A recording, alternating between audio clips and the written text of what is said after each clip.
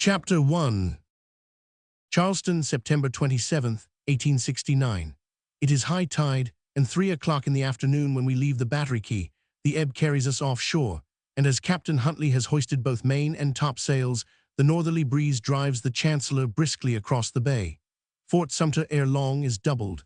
The sweeping batteries of the mainland on our left are soon past, and by 4 o'clock the rapid current of the ebbing tide has carried us through the harbor mouth. But as yet we have not reached the open sea. We have still to thread our way through the narrow channels which the surge has hollowed out amongst the sandbanks. The captain takes a southwest course, rounding the lighthouse at the corner of the fort. The sails are closely trimmed, the last sandy point is safely coasted, and at length, at 7 o'clock in the evening, we are out free upon the wide Atlantic.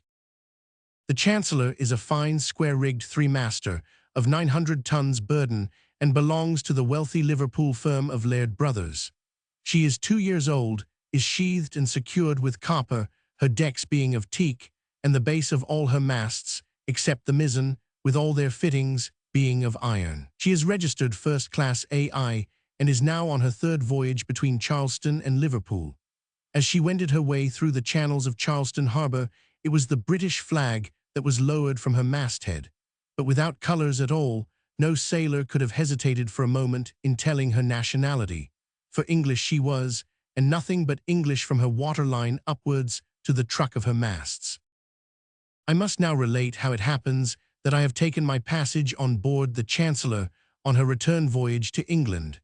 At present, there is no direct steamship service between South Carolina and Great Britain, and all who wish to cross must go either northwards to New York or southwards to New Orleans. It is quite true that if I had chosen to start from New York, I might have found plenty of vessels belonging to English, French, or Hamburg lines, any of which would have conveyed me by a rapid voyage to my destination.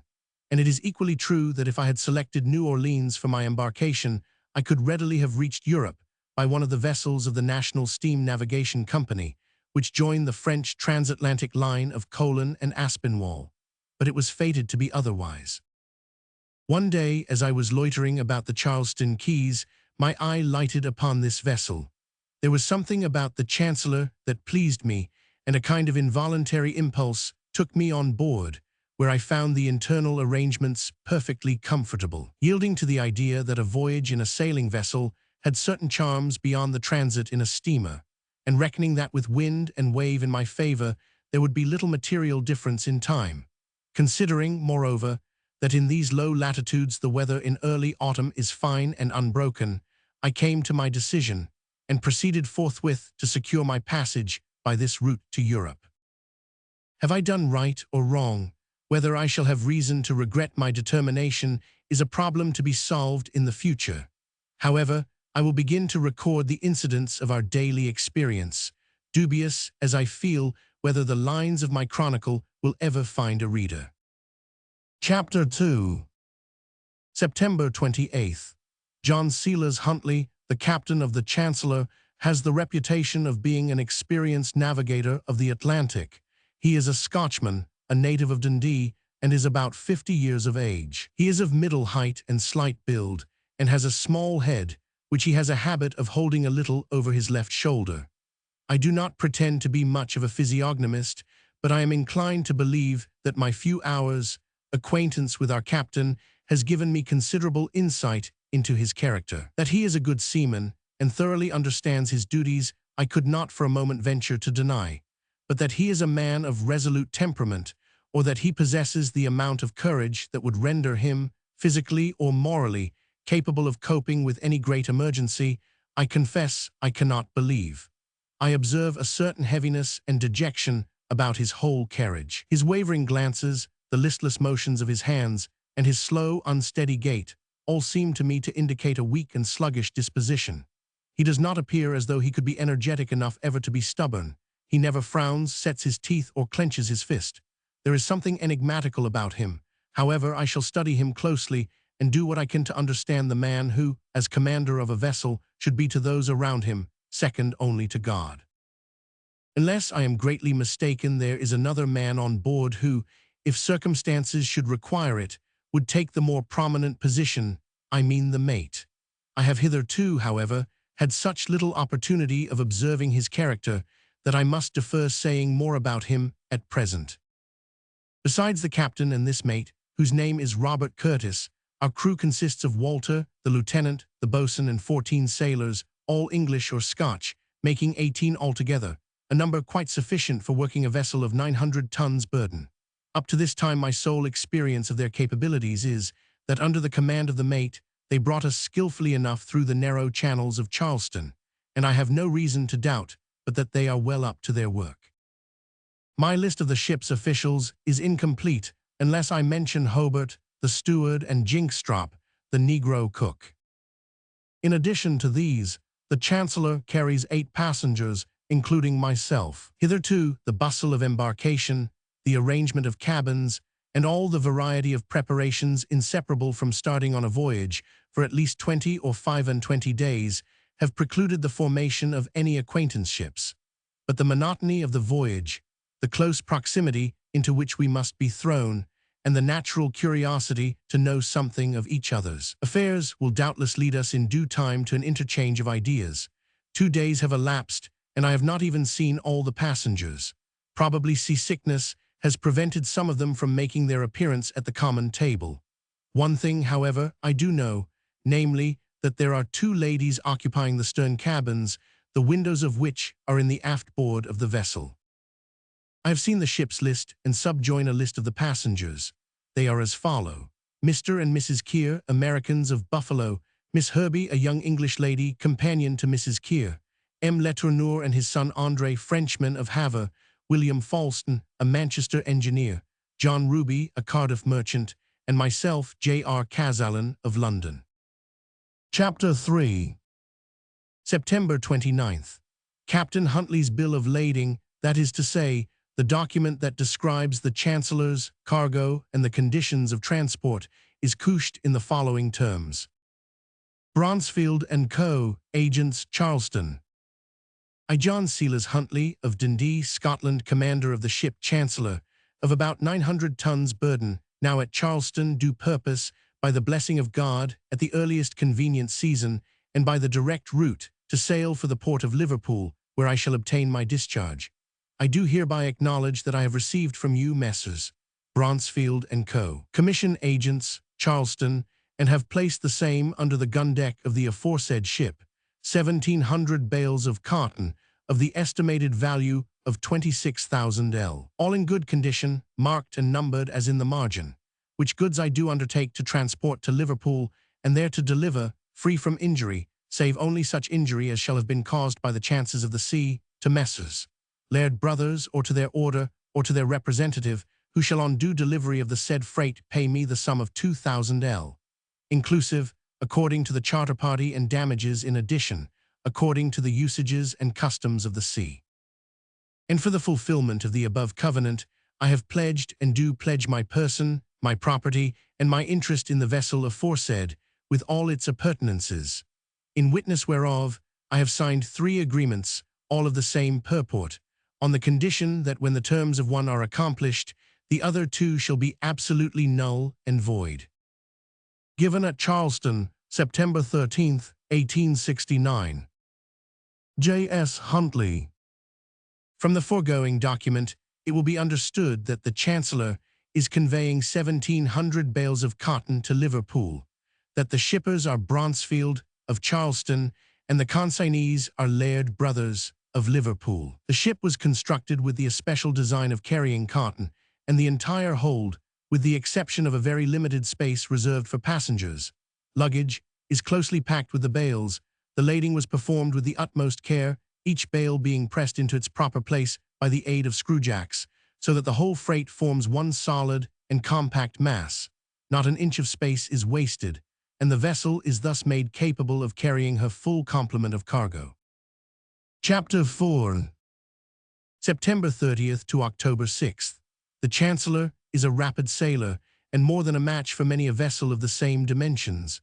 She scuds along merrily in the freshening breeze, leaving in her wake, far as the eye can reach, a long white line of foam as well defined as a delicate strip of lace stretched upon an azure ground.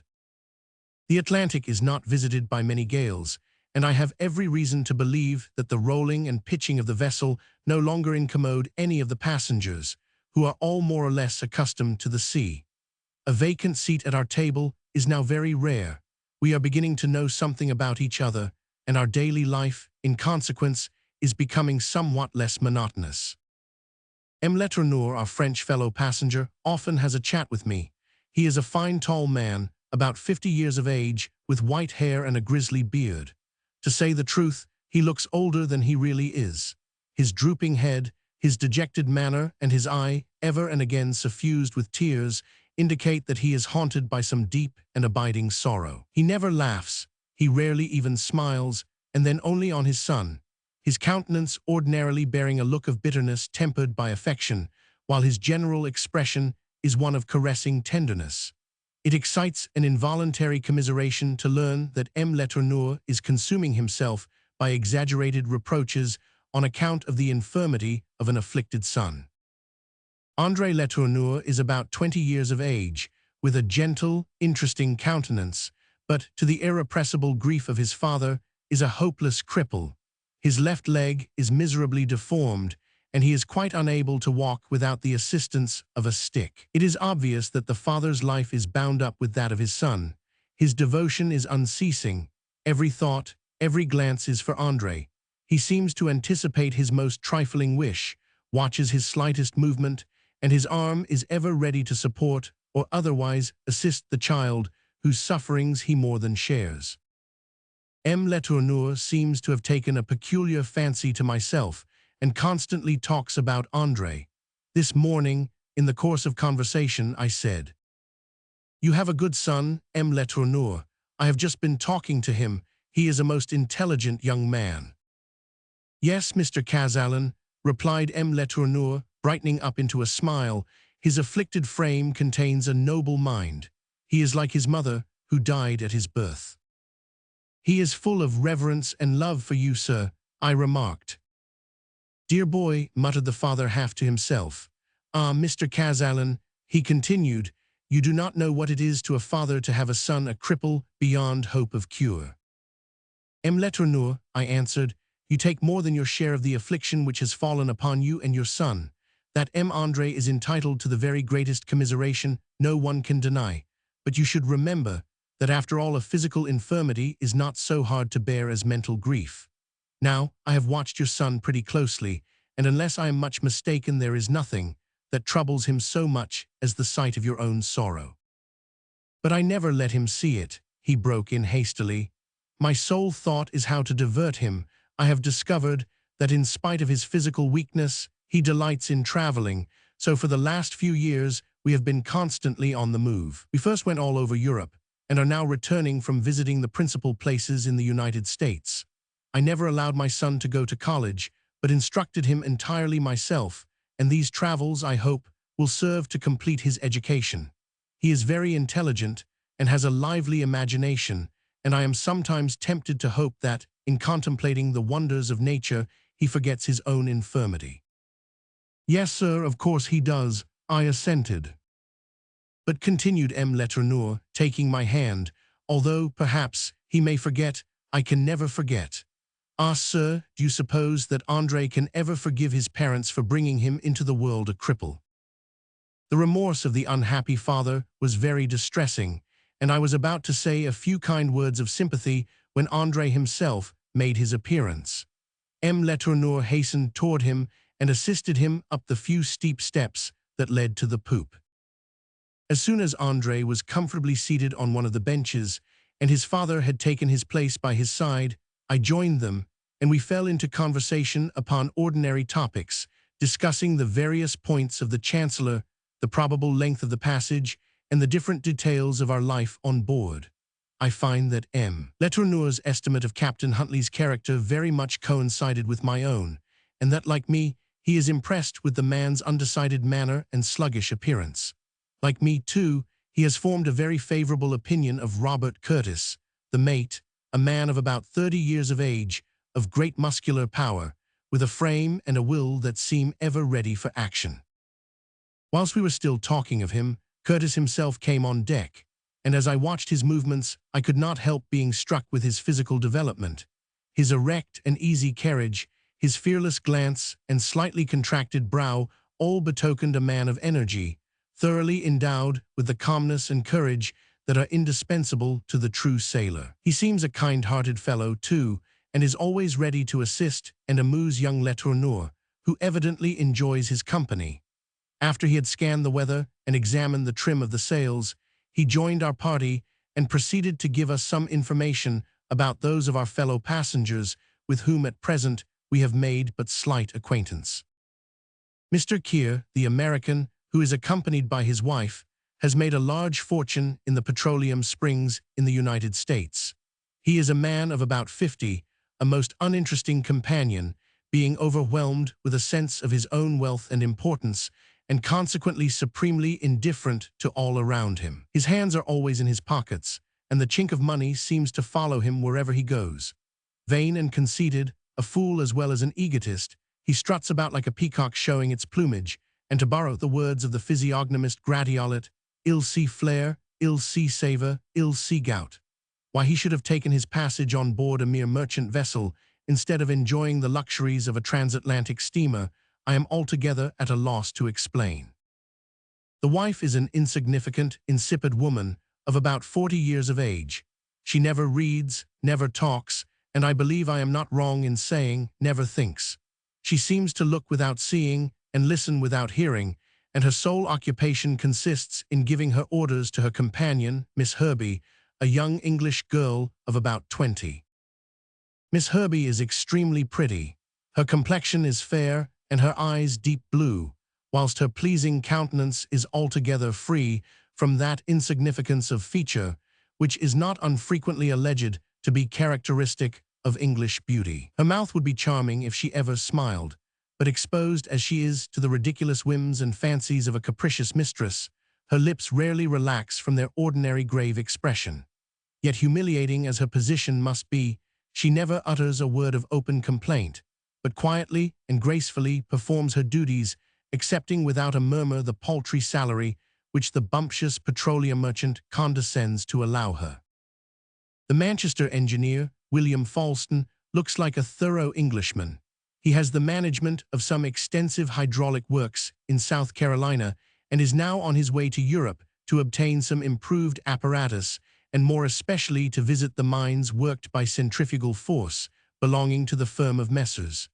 Cale. He is 45 years of age, with all his interests so entirely absorbed by his machinery that he seems to have neither a thought nor a care beyond his mechanical calculations. Once let him engage you in conversation, and there is no chance of escape. You have no help for it, but to listen as patiently as you can until he has completed the explanation of his designs. The last of our fellow passengers, Mr. Ruby, is the type of a vulgar tradesman. Without any originality or magnanimity in his composition, he has spent 20 years of his life in mere buying and selling, and as he has generally contrived to do business at a profit, he has realized a considerable fortune. What he is going to do with the money, he does not seem able to say. His ideas do not go beyond retail trade, his mind having been so long closed to all other impressions that it appears incapable of thought or reflection on any subject besides. Pascal says, 50 ham est visiblement fate pour penser, 100 est tout sa dignite et tout son mérite, but to Mr. Ruby the phrase seems altogether inapplicable. Chapter 5. October 7th. This is the 10th day since we left Charleston, and I should think our progress has been very rapid. Robert Curtis, the mate, with whom I continue to have many a friendly chat, informed me that we could not be far off Cape Hatteras in the Bermudas. The ship's bearings, he said, were lat. 32 deg, 20 min, N and long, 64 deg, 50 min, W, so that he had every reason to believe that we should sight St. George's Island before night. The Bermudas, I exclaimed. But how is it we are off the Bermudas? I should have thought that a vessel sailing from Charleston to Liverpool would have kept northwards and have followed the track of the Gulf Stream. Yes, indeed, sir, replied Curtis, that is the usual course, but you see that this time the captain hasn't chosen to take it. But why not? I persisted. That's not for me to say, sir. He ordered us eastwards, and eastwards we go. Haven't you called his attention to it? I inquired. Curtis acknowledged that he had already pointed out what an unusual route they were taking, but that the captain had said that he was quite aware what he was about. The mate made no further remark, but the knit of his brow, as he passed his hand mechanically across his forehead, made me fancy that he was inclined to speak out more strongly. "All very well, Curtis," I said, "but I don't know what to think about trying new routes. Here we are at the 7th of October, and if we are to reach Europe before the bad weather sets in, I should suppose there is not a day to be lost." "Right, sir, quite right. There is not a day to be lost." Struck by his manner, I ventured to add, "Do you mind, Mr. Curtis, giving me your honest opinion of Captain Huntley?" He hesitated a moment, and then replied shortly, "He is my captain, sir." This evasive answer, of course, put an end to any further interrogation on my part, but it only set me thinking the more. Curtis was not mistaken. At about 3 o'clock, the lookout man sung out that there was land to windward, and descried what seemed as if it might be a line of smoke in the northeast horizon. At 6, I went on deck with M. Letourneur and his son, and we could then distinctly make out the low group of the Bermudas, encircled by their formidable chain of breakers.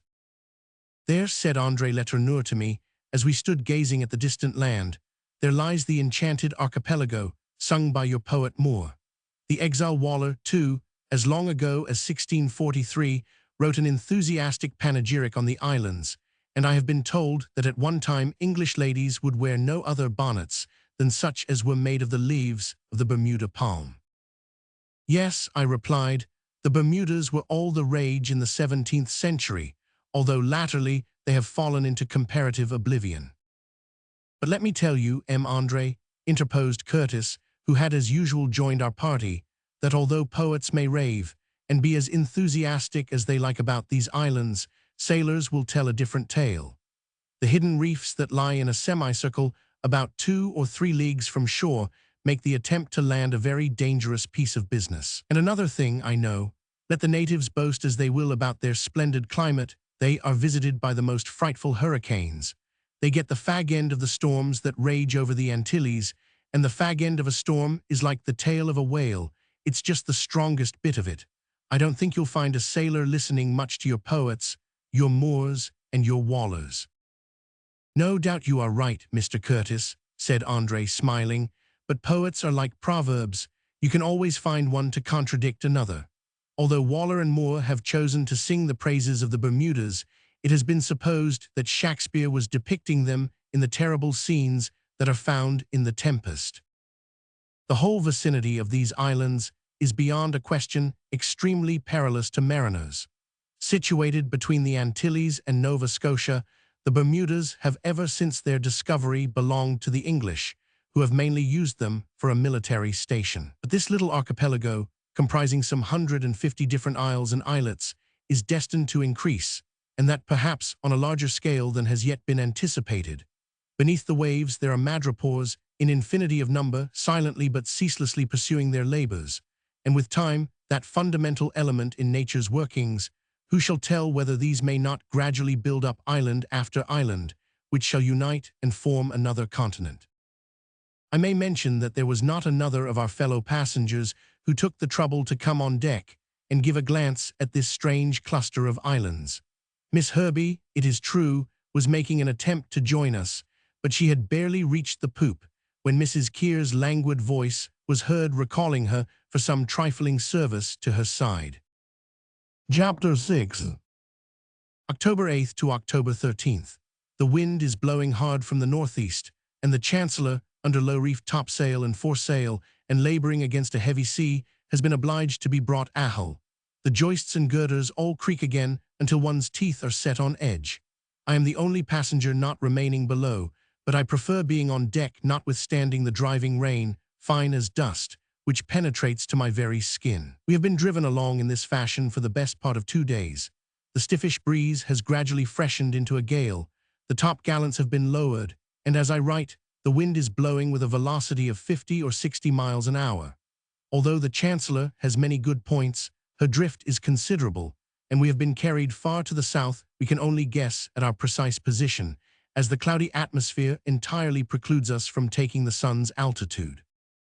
All along throughout this period, my fellow passengers are totally ignorant of the extraordinary course that we are taking. England lies to the northeast, yet we are sailing directly southeast, and Robert Curtis owns that he is quite bewildered.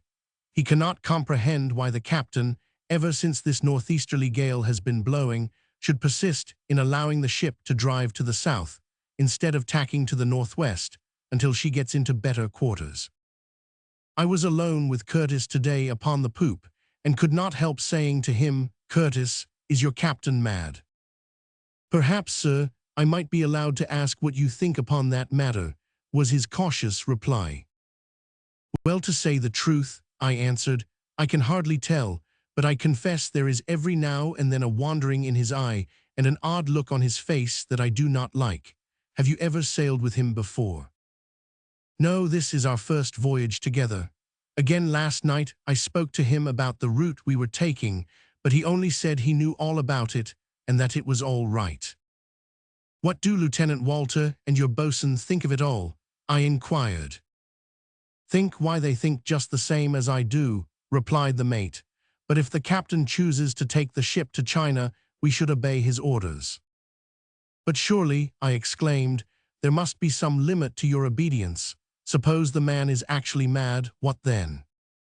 "If he should be mad enough, Mr. Kazallon, to bring the vessel into any real danger, I shall know what to do." With this assurance I am forced to be content. Matters, however, have taken a different turn to what I bargained for when I took my passage on board the Chancellor. The weather has become worse and worse.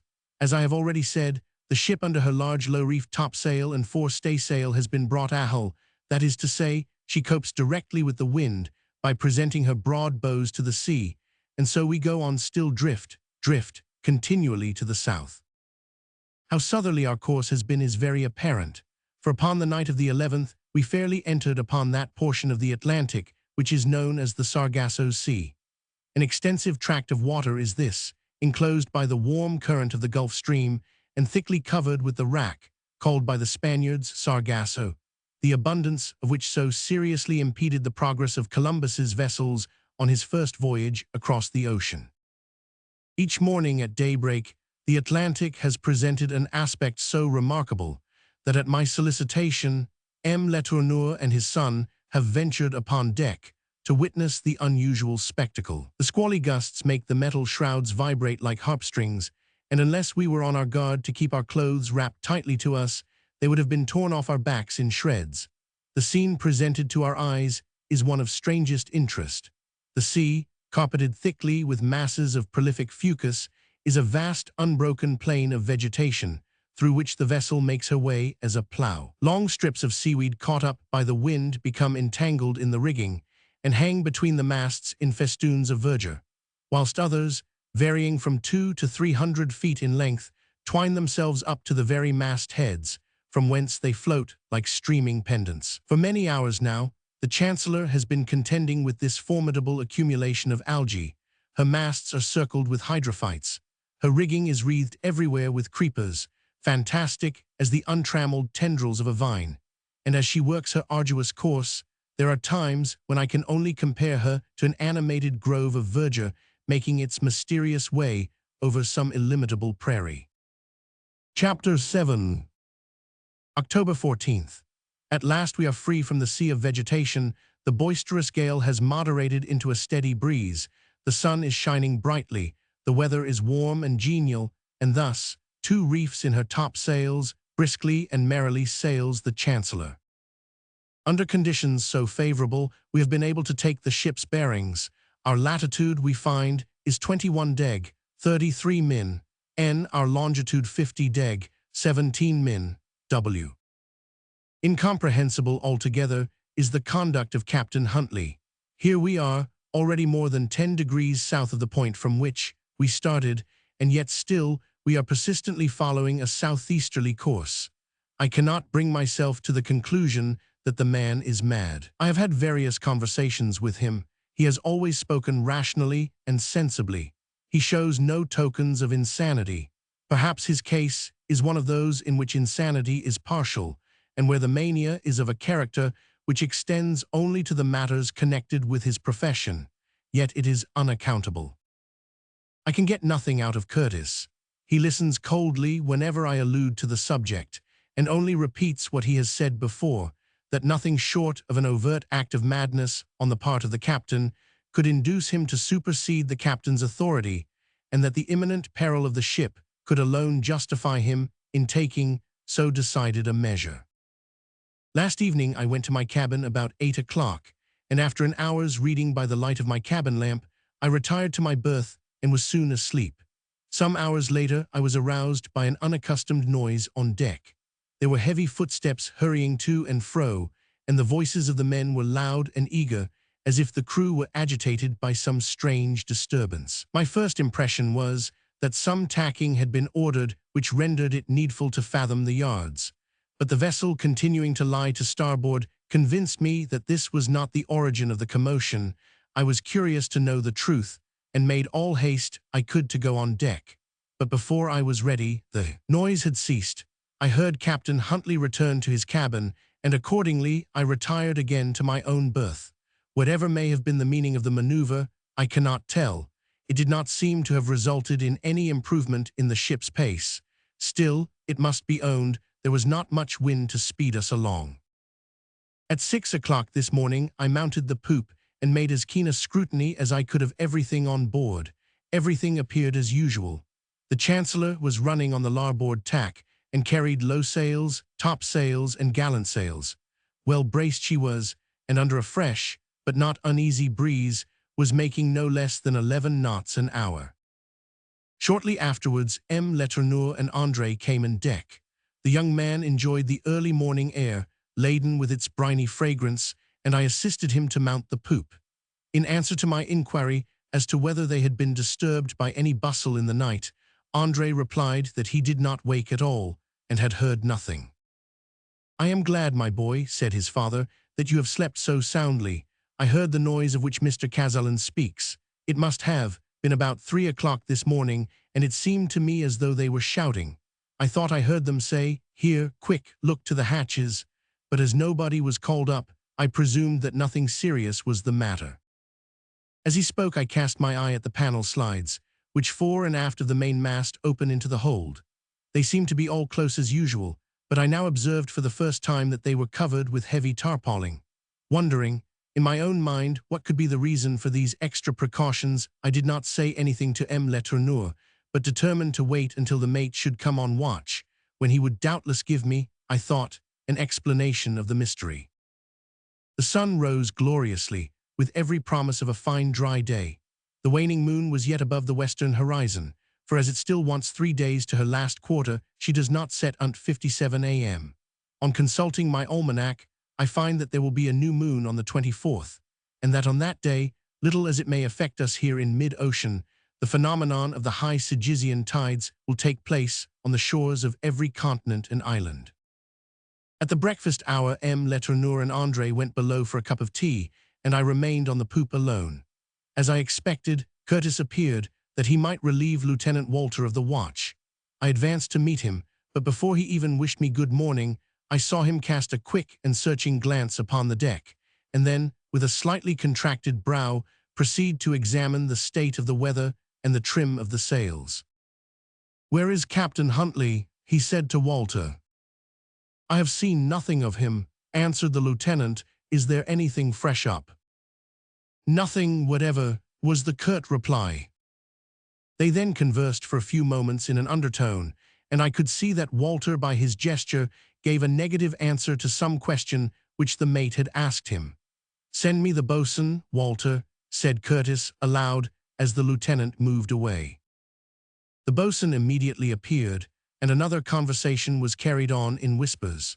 The man repeatedly shook his head as he replied to Curtis's inquiries, and then, in obedience to orders, called the men who were on watch, and made them plentifully water the tarpauling that covered the great hatchway. Curious to fathom the mystery, I went up to Curtis and began to talk to him upon ordinary topics, hoping that he would himself introduce the subject that was uppermost in my mind. Finding, however, that he did not allude to it, I asked him point blank, "What was the matter in the night, Curtis?" He looked at me steadily, but made no reply. "What was it?" I repeated. Letourneur and myself were both of us disturbed by a very unusual commotion overhead. "Oh, a mere nothing," he said at length. "The man at the helm had made a false move, and we had to pipe hands to brace the ship a bit, but it was soon all put to rights.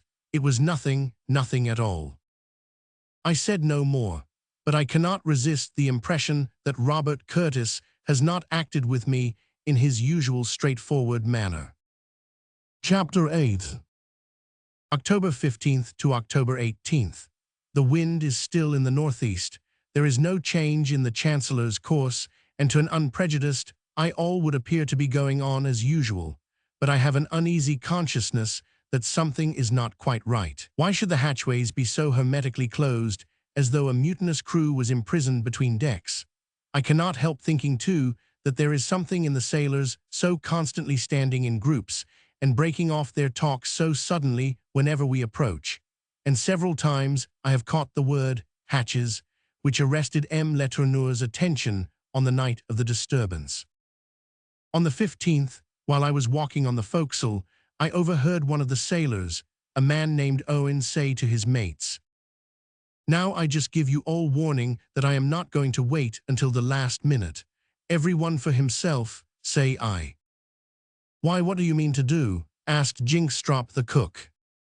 "Pshaw," said Owen, "do you suppose that longboats were only made for porpoises?"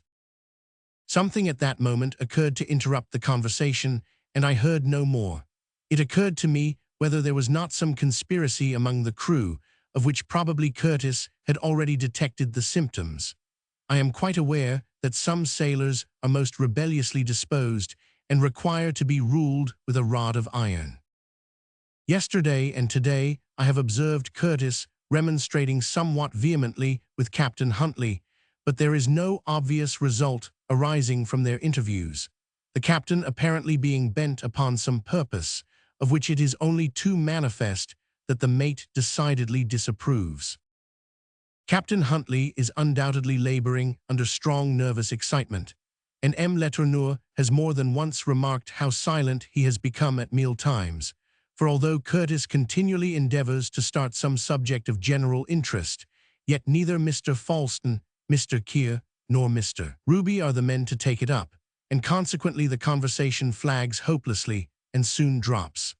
The passengers, too, are now, with good cause, beginning to murmur at the length of the voyage, and Mr. Keir, who considers that the very elements ought to yield to his convenience, lets the captain know by his consequential and haughty manner that he holds him responsible for the delay.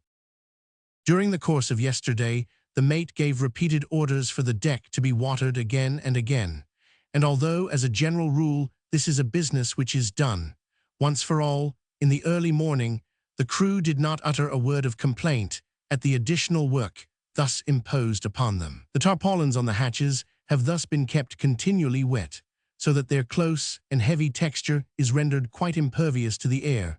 The Chancellor's pumps afford a copious supply of water, so that I should not suppose that even the daintiest and most luxurious craft belonging to an aristocratic yacht club was ever subject to a more thorough scouring. I tried to reconcile myself to the belief that it was the high temperature of the tropical regions upon which we are entering that rendered such extra sousings a necessity, and recalled to my recollection how, during the night of the 13th, I had found the atmosphere below deck so stifling that in spite of the heavy swell, I was obliged to open the porthole of my cabin, on the starboard side, to get a breath of air.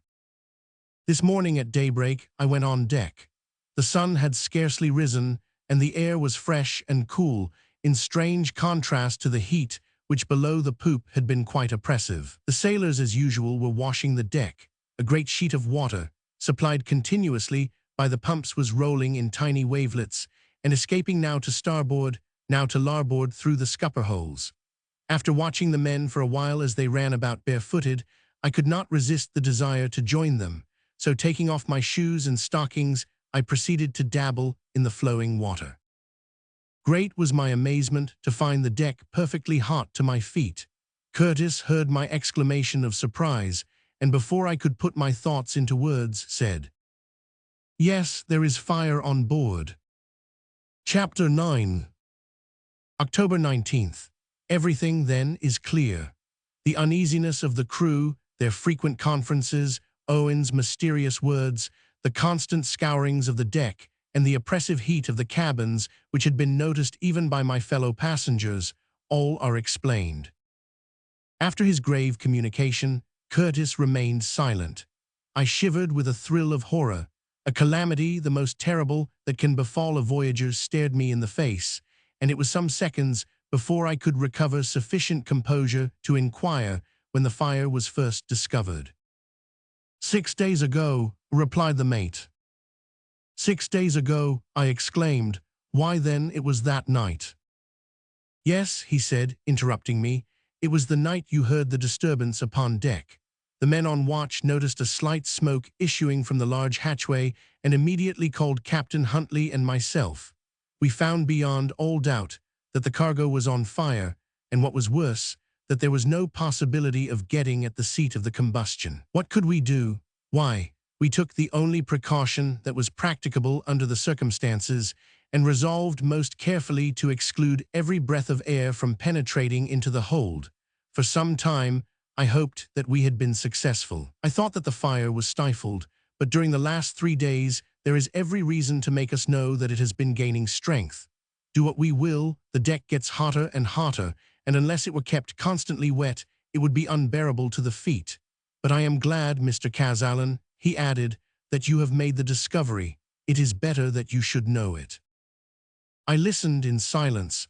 I was now fully aroused to the gravity of the situation and thoroughly comprehended how we were in the very face of a calamity which it seemed that no human power could avert. Do you know what has caused the fire? I presently inquired. It probably arose, he answered, from the spontaneous combustion of the cotton. The case is rare, but it is far from unknown. Unless the cotton is perfectly dry when it is shipped, its confinement in a damp or ill-ventilated hold will sometimes cause it to ignite, and I have no doubt it is this that has brought about our misfortune. But after all, I said, the cause matters very little. Is there no remedy? Is there nothing to be done? Nothing, Mr. Kazallon, he said.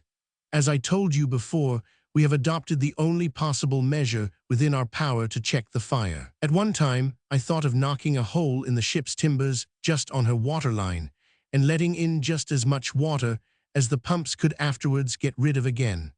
But we found the combustion was right in the middle of the cargo, and that we should be obliged to flood the entire hold before we could get at the right place. That scheme consequently was no good.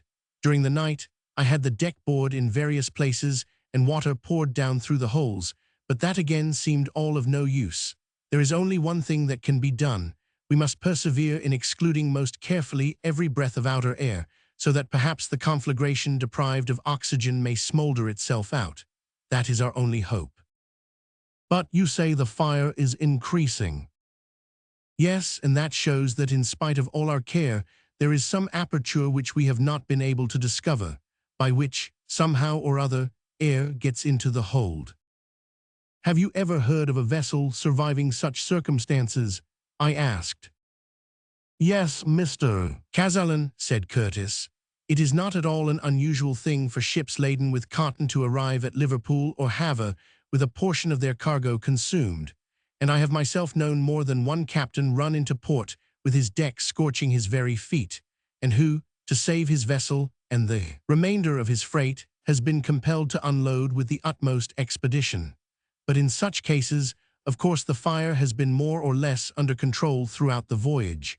With us, it is increasing day by day, and I tell you I am convinced there is an aperture somewhere which has escaped our notice. But would it not be advisable for us to retrace our course and make for the nearest land? Perhaps it would, he answered. Walter and I and the boatswain are going to talk the matter over seriously with the captain today, but between ourselves, I have taken the responsibility upon myself. I have already changed the tack to the southwest. We are now straight before the wind, and consequently we are sailing towards the coast. I need hardly ask, I added, whether any of the other passengers are at all aware of the imminent danger in which we are placed. None of them, he said, not in the least, and I hope you will not enlighten them. We don't want terrified women and cowardly men to add to our embarrassment. The crew are under orders to keep a strict silence on the subject. Silence is indispensable. I promised to keep the matter a profound secret, as I fully entered into Curtis's views as to the absolute necessity for concealment. Chapter 10. October 20th. Anst. The Chancellor is now crowded with all the canvas she can carry, and at times her topmasts threaten to snap with the pressure. But Curtis is ever on the alert. He never leaves his post beside the man at the helm, and without compromising the safety of the vessel, he contrives by tacking to the breeze to urge her on at her utmost speed. All day long on the 20th, the passengers were assembled on the poop. Evidently, they found the heat of the cabins painfully oppressive, and most of them lay stretched upon benches and quietly enjoyed the gentle rolling of the vessel. The increasing heat of the deck did not reveal itself to their well-shod feet, and the constant scouring of the boards did not excite any suspicion in their torpid minds.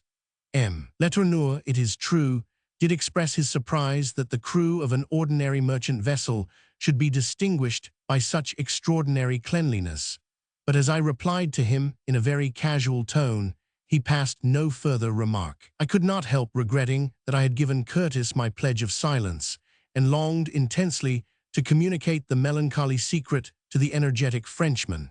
For at times, when I reflect upon the 8 and 20 victims who may probably, only too soon, be a prey to the relentless flames, my heart seems ready to burst. The important consultation between captain, mate, lieutenant, and boatswain has taken place. Curtis has confided the result to me. He says that Huntley, the captain, is completely demoralized. He has lost all power and energy, and practically leaves the command of the ship to him. It is now certain the fire is beyond control, and that sooner or later it will burst out in full violence. The temperature of the crew's quarters has already become almost unbearable. One solitary hope remained. It is that we may reach the shore before the final catastrophe occurs. The Lesser Antilles are the nearest land, and although they are some 500 or 600 miles away, if the wind remains northeast there is yet a chance of reaching them in time.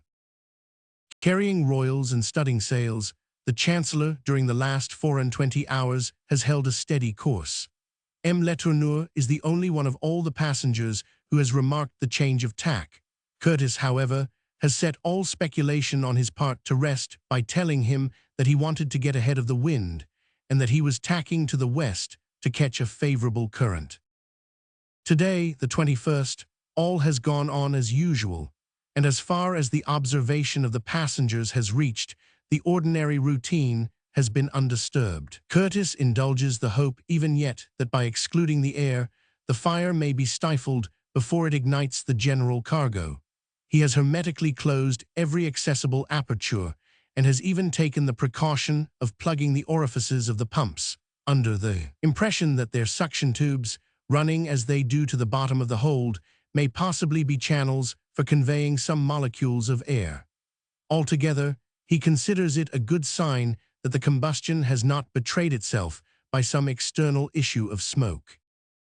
The day would have passed without any incident worth recording if I had not chanced to overhear a fragment of a conversation which demonstrated that our situation, hitherto precarious enough, had now become most appalling. As I was sitting on the poop, two of my fellow passengers, Falston, the engineer, and Ruby, the merchant whom I had observed to be often in company, were engaged in conversation almost close to me. What they said was evidently not intended for my hearing, but my attention was directed towards them by some very emphatic gestures of dissatisfaction on the part of Falston, and I could not forbear listening to what followed. "Preposterous, shameful," exclaimed Falston, "nothing could be more imprudent." "Pooh, pooh," replied Ruby, "it's all right, it is not the first time I have done it." "But don't you know that any shock at any time might cause an explosion?" "Oh, it's all properly secured," said Ruby, "tight enough. I have no fears on that score, Mr. Falston." "But why," asked Falston, "did you not inform the captain?" just because if I had informed him, he would not have taken the case on board. The wind dropped for a few seconds, and for a brief interval I could not catch what passed, but I could see that Falston continued to remonstrate, whilst Ruby answered by shrugging his shoulders. At length I heard Falston say, "Well, at any rate the captain must be informed of this, and the package shall be thrown overboard. I don't want to be blown up." I started. To what could the engineer be alluding? Evidently he had not the remotest suspicion that the cargo was already on fire. In another moment, the words picrate of potash brought me to my feet, and with an involuntary impulse, I rushed up to Ruby and seized him by the shoulder. "Is there picrate of potash on board?" I almost shrieked. "Yes," said Falston, "a case containing 30 pounds. "Where is it?" I cried. "Down in the hold, with the cargo." Chapter 11. What my feelings were I cannot describe, but it was hardly in terror so much as with a kind of resignation that I made my way to Curtis on the forecastle, and made him aware that the alarming character of our situation was now complete, as there was enough explosive matter on board to blow up a mountain. Curtis received the information as coolly as it was delivered, and after I had made him acquainted with all the particulars said, "Not a word of this must be mentioned to anyone else. Mr. Kazallon, where is Ruby now?" "On the poop," I said. "Will you then come with me, sir?" Ruby and Falston were sitting just as I had left them. Curtis walked straight up to Ruby and asked him whether what he had been told was true. "Yes, quite true," said Ruby, complacently, thinking that the worst that could befall him would be that he might be convicted of a little smuggling. I observed that Curtis was obliged for a moment or two to clasp his hands tightly together behind his back to prevent himself from seizing the unfortunate passenger by the throat, but suppressing his indignation, he proceeded quietly, though sternly, to interrogate him about the facts of the case. Ruby only confirmed what I had already told him. With characteristic Anglo-Saxon incautiousness, he had brought on board with the rest of his baggage a case containing no less than 30 pounds of picrate, and had allowed the explosive matter to be stowed in the hold with as little compunction as a Frenchman would feel in smuggling a single bottle of wine. He had not informed the captain of the dangerous nature of the contents of the package, because he was perfectly aware that he would have been refused permission to bring the package on board. "Anyway," he said, with a shrug of his shoulders, "you can't hang me for it, and if the package gives you so much concern, you are quite at liberty to throw it into the sea. My luggage is insured." I was beside myself with fury, and not being endowed with Curtis's reticence and self-control, before he could interfere to stop me, I cried out, "You fool, don't you know that there is fire on board?" In an instant I regretted my words. Most earnestly I wished them unuttered, but it was too late. Their effect upon Ruby was electrical. He was paralyzed with terror, his limbs stiffened convulsively, his eye was dilated, he gasped for breath and was speechless. All of a sudden he threw up his arms, and as though he momentarily expected an explosion, he darted down from the poop and paced frantically up and down the deck, gesticulating like a madman and shouting, "Fire on board! Fire's fire!" On hearing the outcry, all the crew, supposing that the fire had now in reality broken out, rushed on deck. The rest of the passengers soon joined them, and the scene that ensued was one of the utmost confusion. Mrs. Keir fell down senseless on the deck, and her husband, occupied in looking after himself, left her to the tender mercies of Miss Herbey. Curtis endeavored to silence Ruby's ravings, whilst I, in as few words as I could, made M. Letourneur aware of the extent to which the cargo was on fire. The father's first thought was for André, but the young man preserved an admirable composure, and begged his father not to be alarmed, as the danger was not immediate. Meanwhile the sailors had loosened all the tacklings of the longboat, and were preparing to launch it, when Curtis's voice was heard peremptorily bidding them to desist. He assured them that the fire had made no further progress, that Mr. Ruby had been unduly excited and not conscious of what he had said, and he pledged his word that when the right moment should arrive, he would allow them all to leave the ship. But that moment, he said, had not yet come. At the sound of a voice which they had learned to honor and respect, the crew paused in their operations, and the longboat remained suspended in its place. Fortunately, even Ruby himself, in the midst of his ravings, had not dropped a word about the pickrate that had been deposited in the hold. For although the mate had a power over the sailors that Captain Huntley had never possessed, I feel certain that if the true state of the case had been known, nothing on earth would have prevented some of them, in their consternation, from effecting an escape. As it was, only Curtis, Falston, and myself were cognizant of the terrible secret. As soon as order was restored, the mate and I joined Falston on the poop, where he had remained throughout the panic, and where we found him with folded arms, deep in thought, as it might be, solving some hard mechanical problem. He promised, at my request, that he would reveal nothing of the new danger to which we were exposed through Ruby's imprudence. Curtis himself took the responsibility of informing Captain Huntley of our critical situation. In order to ensure complete secrecy, it was necessary to secure the person of the unhappy Ruby, who, quite beside himself, continued to rave up and down the deck, with the incessant cry of "Fire! Fire!" Accordingly, Curtis gave orders to some of his men to seize him and gag him, and before he could make any resistance, the miserable man was captured and safely lodged in confinement in his own cabin. Chapter 12. October 22nd. Curtis has told the captain everything, for he persists in ostensibly recognizing him as his superior officer and refuses to conceal from him our true situation. Captain Huntley received the communication in perfect silence and merely passing his hand across his forehead as though to banish some distressing thought, re-entered his cabin without a word. Curtis, Lieutenant Walter, Falston, and myself have been discussing the chances of our safety, and I am surprised to find with how much composure we can all survey our anxious predicament. "There is no doubt," said Curtis, "that we must abandon all hope of arresting the fire. The heat towards the bow has already become well nigh unbearable, and the time must come when the flames will find a vent through the deck. If the sea is calm enough for us to make use of the boats, well and good. We shall of course get quit of the ship as quietly as we can. If on the other hand the weather should be adverse or the wind be boisterous, we must stick to our place and contend with the flames to the very last. Perhaps, after all, we shall fare better with the fire as a declared enemy than as a hidden one."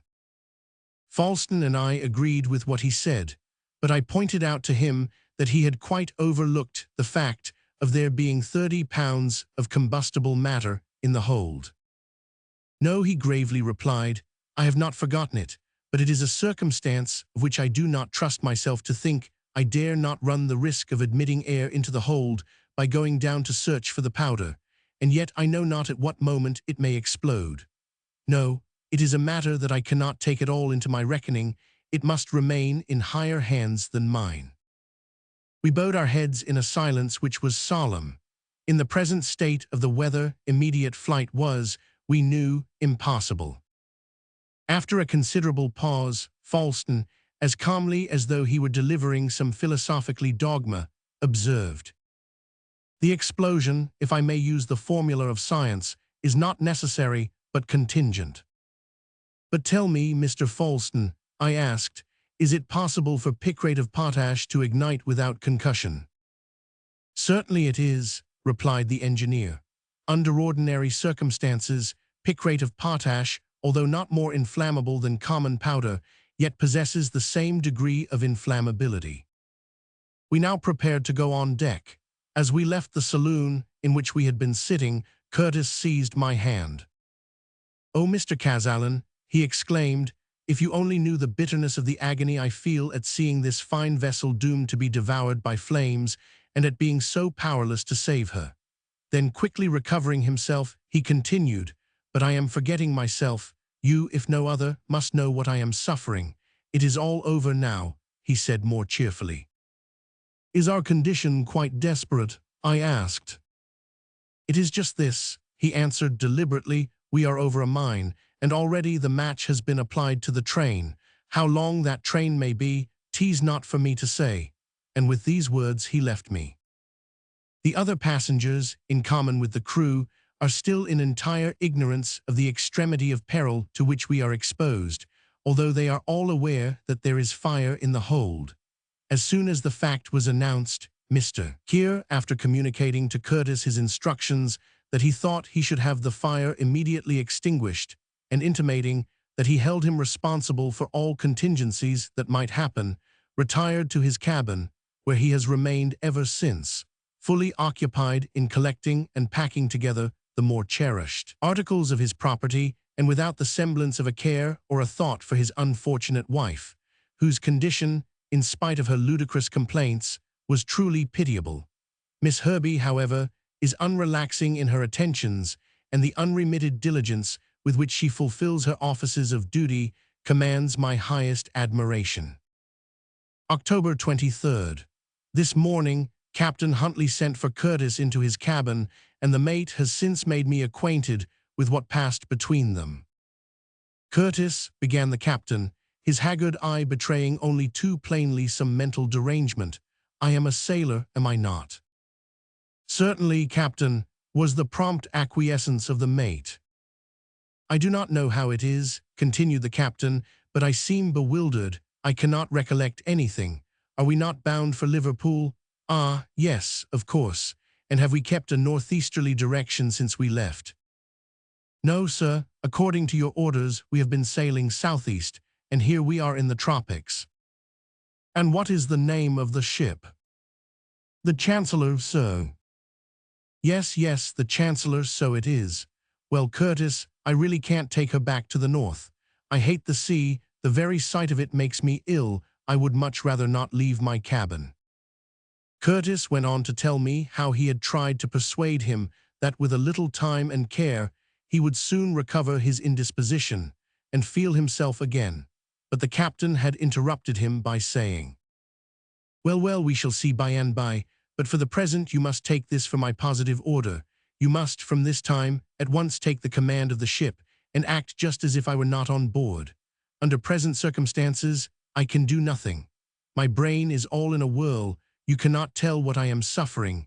And the unfortunate man pressed both his hands convulsively against his forehead. "I weighed the matter carefully for a moment," added Curtis, "and seeing what his condition too truly was, I acquiesced in all that he required and withdrew, promising him that all his orders should be obeyed."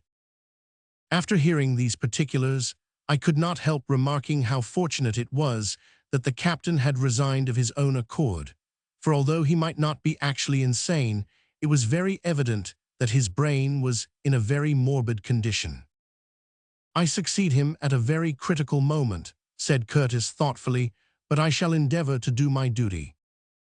A short time afterwards he sent for the boatswain and ordered him to assemble the crew at the foot of the mainmast. As soon as the men were together, he addressed them very calmly, but very firmly.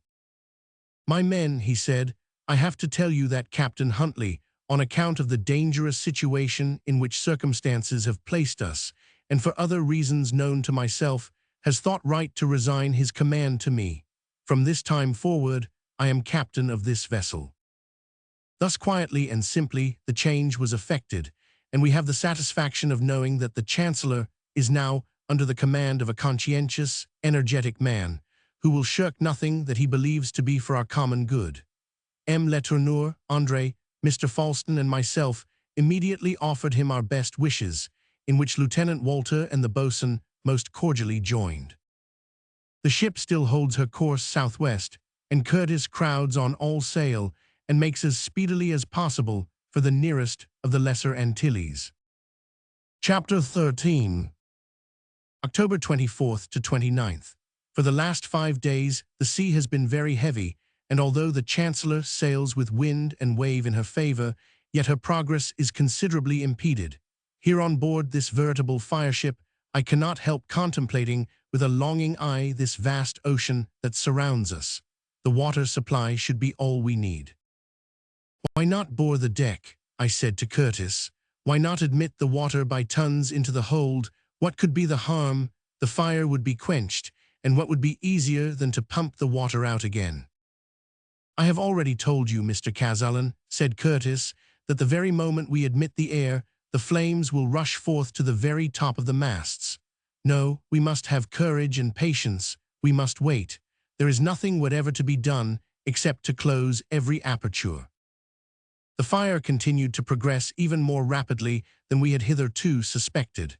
The heat gradually drove the passengers nearly all on deck, and the two stern cabins, lighted, as I said, by their windows in the aftboard, were the only quarters below that were inhabitable.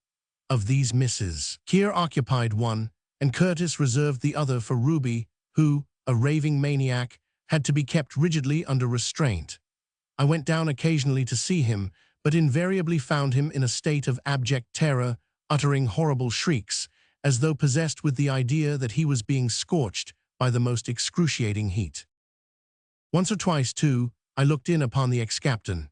He was always calm and spoke quite rationally upon any subject except his own profession, but in connection with that, he prated away the merest nonsense. He suffered greatly, but steadily declined all my offers of attention and pertinaciously refused to leave his cabin. Today, an acrid, nauseating smoke made its way through the panelings that partition off the quarters of the crew.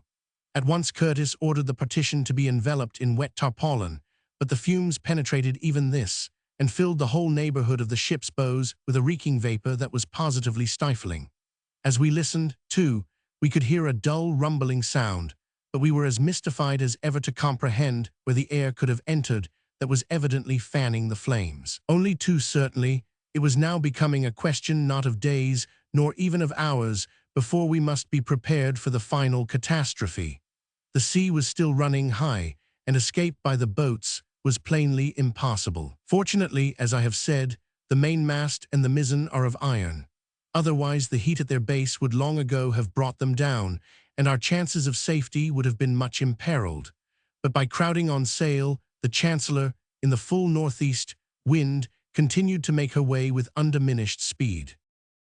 It is now a fortnight since the fire was first discovered, and the proper working of the ship has gradually become a more and more difficult matter. Even with thick shoes, any attempt to walk upon deck up to the forecastle was soon impracticable, and the poop, simply because its door is elevated somewhat above the level of the hold, is now the only available standing place. Water began to lose its effect upon the scorched and shriveling planks. The resin oozed out from the knots in the wood, the seams burst open, and the tar, melted by the heat, followed the rollings of the vessel and formed fantastic patterns about the deck. Then, to complete our perplexity, the wind shifted suddenly round to the northwest, whence it blew a perfect hurricane. To no purpose did Curtis do everything in his power to bring the ship ahull. Every effort was vain.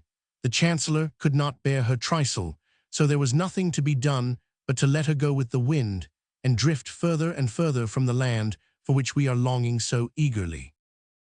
Today, the 29th, the tempest seemed to reach its height. The waves appeared to us mountains high and dashed the spray most violently across the deck. A boat could not live for a moment in such a sea. Our situation is terrible. We all wait in silence, some few on the forecastle, the great proportion of us on the poop. As for the pick rate, for the time we have quite forgotten its existence. Indeed, it might almost seem as though its explosion would come as a relief, for no catastrophe, however terrible, could far exceed the torture of our suspense. While he had still the remaining chance, Curtis rescued from the storeroom such few provisions as the heat of the compartment allowed him to obtain, and a lot of cases of salt meat and biscuits, a cask of brandy, some barrels of fresh water, together with some sails and rafts. A compass and other instruments are now lying packed in a mass, all ready for prompt removal to the boats, whenever we shall be obliged to leave the ship. About 8 o'clock in the evening, a noise is heard, distinct even above the raging of the hurricane. The panels of the deck are upheaved, and volumes of black smoke issue upwards as if from a safety valve. And universal consternation seizes one and all. We must leave the volcano which is about to burst beneath our feet. The crew run to Curtis for orders. He hesitates, looks first at the huge and threatening waves, looks then at the boats. The longboat is there, suspended right along the center of the deck, but it is impossible to approach it now. The yawl, however, hoisted on the starboard side, and the whaleboat suspended aft are still available. The sailors make frantically for the yawl. "Stop, stop," shouts Curtis. "Do you mean to cut off our last and only chance of safety? would you launch a boat in such a sea as this? A few of them, with Owen at their head, give no heed to what he says. Rushing to the poop and seizing a cutlass, Curtis shouts again. Touch the tackling of the davit, one of you, only touch it, and I'll cleave your skull. Awed by his determined manner, the men retire, some clambering into the shrouds, whilst others mount to the very top of the masts. At 11 o'clock, several loud reports are heard, caused by the bursting asunder of the partitions of the hold. Clouds of smoke issue from the front, followed by a long tongue of lambent flame that seems to encircle the mizzenmast. The fire now reaches to the cabin occupied by Mrs. Keir, who, shrieking wildly, is brought on deck by Miss Herbie. A moment more, and Silas Huntley makes his appearance, his face all blackened with the grimy smoke. He bows to Curtis as he passes, and then proceeds in the calmest manner to mount the aft shrouds and installs himself at the very top of the mizzen. The sight of Huntley recalls to my recollection the prisoner still below, and my first impulse is to rush to the staircase and do what I can to set him free. But the maniac has already eluded his confinement, and with singed hair and his clothes already alight, rushes upon deck. Like a salamander, he passes across the burning deck with unscathed feet and glides through the stifling smoke with unchoked breath. Not a sound escapes his lips. Another loud report. The longboat is shivered into fragments. The middle panel bursts the tarpaulin that covered it, and a stream of fire, free at length from the restraint that had held it, rises half-mast high. The pick rate, shrieks the madman, we shall all be blown up, the pick rate will blow us all up. And in an instant, before we can get near him, he has hurled himself through the open hatchway down into the fiery furnace below. Chapter 14. October 29th, night. The scene, as night came on, was terrible indeed. Notwithstanding the desperateness of our situation, however, there was not one of us so paralyzed by fear, but that we fully realized the horror of it all. Poor Ruby, indeed, is lost and gone, but his last words were productive of serious consequences. The sailors caught his cry of pick rate, and being thus for the first time made aware of the true nature of their peril, they resolved at every hazard to accomplish their escape. Beside themselves with terror, they either did not or would not see that no boat could brave the tremendous waves that were raging around, and accordingly they made a frantic rush towards the yawl. Curtis again made a vigorous endeavor to prevent them, but this time all in vain. Owen urged them on, and already the tackling was loosened so that the boat was swung over to the ship's side. For a moment it hung suspended in midair, and then, with a final effort from the sailors, it was quickly lowered into the sea. But scarcely had it touched the water, when it was caught by an enormous wave which, recoiling with resistless violence, dashed it to atoms against the Chancellor's side. The men stood aghast, they were dumbfounded. Longboat and yawl both gone, there was nothing now remaining to us but a small whaleboat. Not a word was spoken, not a sound was heard but the hoarse whistling of the wind and the mournful roaring of the flames. From the center of the ship, which was hollowed out like a furnace, there issued a column of sooty vapor that ascended to the sky. All the passengers and several of the crew took refuge in the aft quarters of the poop. Mrs. Keir was lying senseless on one of the hen coops, with Miss Herbie sitting passively at her side. M. Letourneur held his son tightly clasped to his bosom. I saw Falston calmly consult his watch and note down the time in his memorandum book, but I was far from sharing his composure, for I was overcome by a nervous agitation that I could not suppress. As far as we knew, Lieutenant Walter, the boatswain, and such of the crew as were not with us, were safe in the bow. But it was impossible to tell how they were faring, because the sheet of fire intervened like a curtain and cut off all communication between stem and stern. I broke the dismal silence, saying, "All over now, Curtis?" "No, sir, not yet," he replied. "Now that the panel is open we will set to work, and pour water with all our might down into the furnace, and may be we shall put it out even yet." "But how can you work your pumps while the deck is burning, and how can you get at your men beyond that sheet of flame?" He made no answer to my impetuous questions, and finding that he had nothing more to say, I repeated that it was all over now. After a pause he said, As long as a plank of the ship remains to stand on, Mr. Kazallon, I shall not give up my hope." But the conflagration raged with redoubled fury. The sea around us was lighted with a crimson glow, and the clouds above shone with a lurid glare. Long jets of fire darted across the hatchways, and we were forced to take refuge on the taffrail at the extreme end of the poop. Mrs. Keir was laid in the whaleboat that hung from the stern, Miss Herbie persisting to the last in retaining her post by her side. No pen could adequately portray the horrors of this fearful night. The Chancellor, under bare poles, was driven, like a gigantic fireship, with frightful velocity across the raging ocean, her very speed, as it were, making common cause with the hurricane to fan the fire that was consuming her. Soon there could be no alternative between throwing ourselves into the sea or perishing in the flames. But where all this time was the pick rate? Perhaps, after all, Ruby had deceived us and there was no volcano, such as we dreaded, below our feet.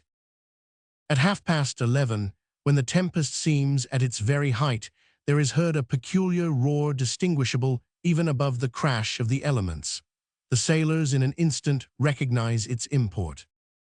"Breakers to starboard," is the cry. Curtis leaps on to the netting, casts a rapid glance at the snow-white billows, and turning to the helmsman shouts with all his might, "Starboard the helm." But it is too late.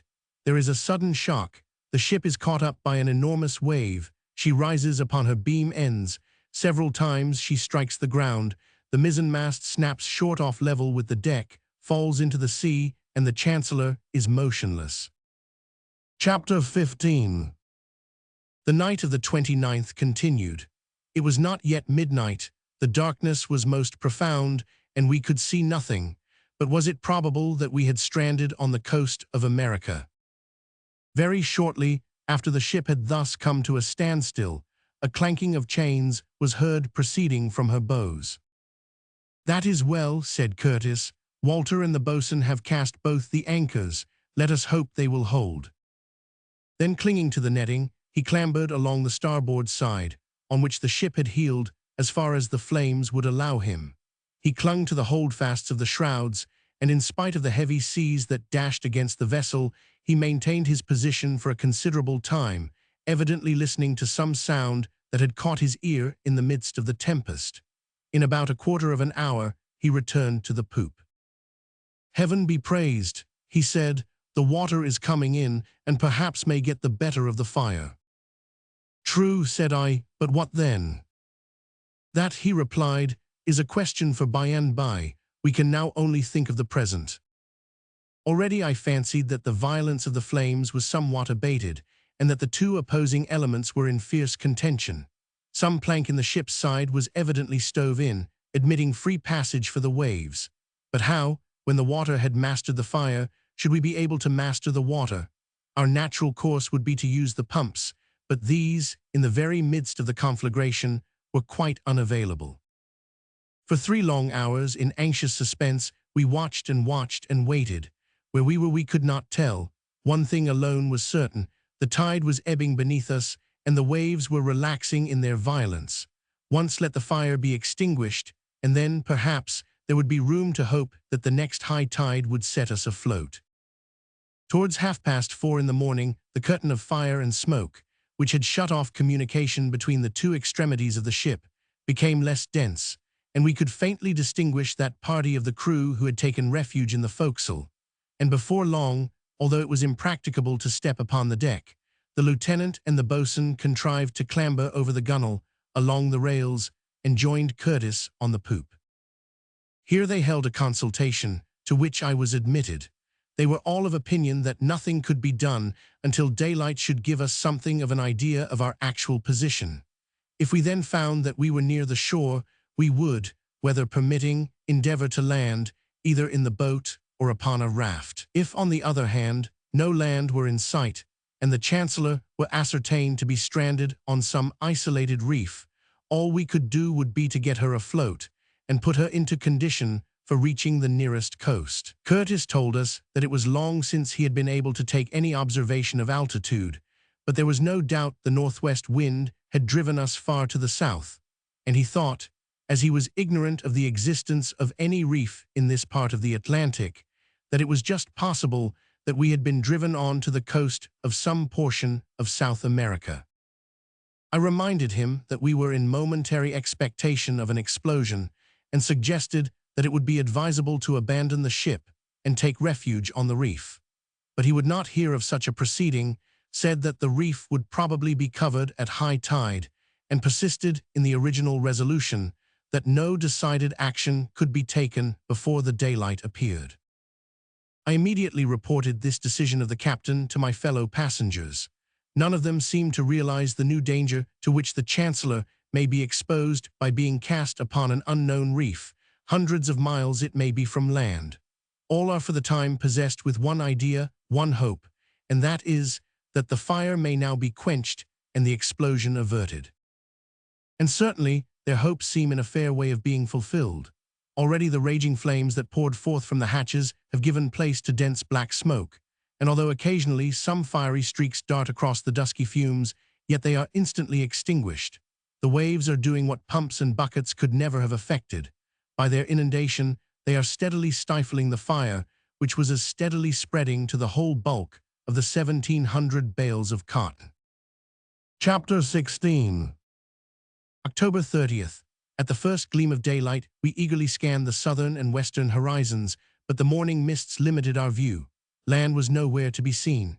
The tide was now almost at its lowest ebb, and the color of the few peaks of rock that jutted up around us showed that the reef on which we had stranded was of basaltic formation.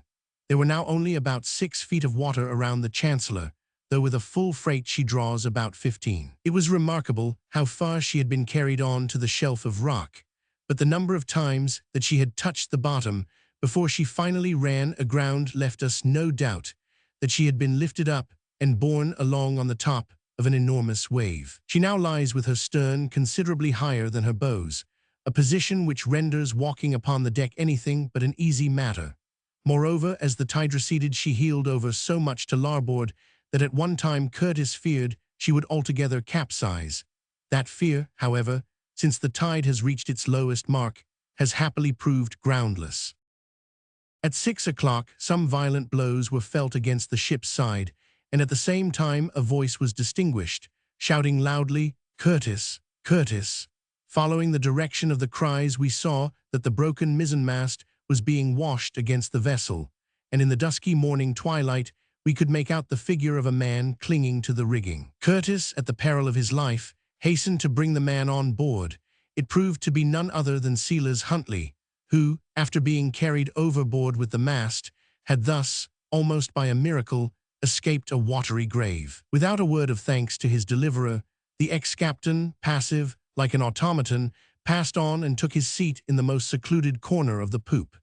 The broken mizzen may, perhaps, be of service to us at some future time, and with that idea it has been rescued from the waves and lashed securely to the stern.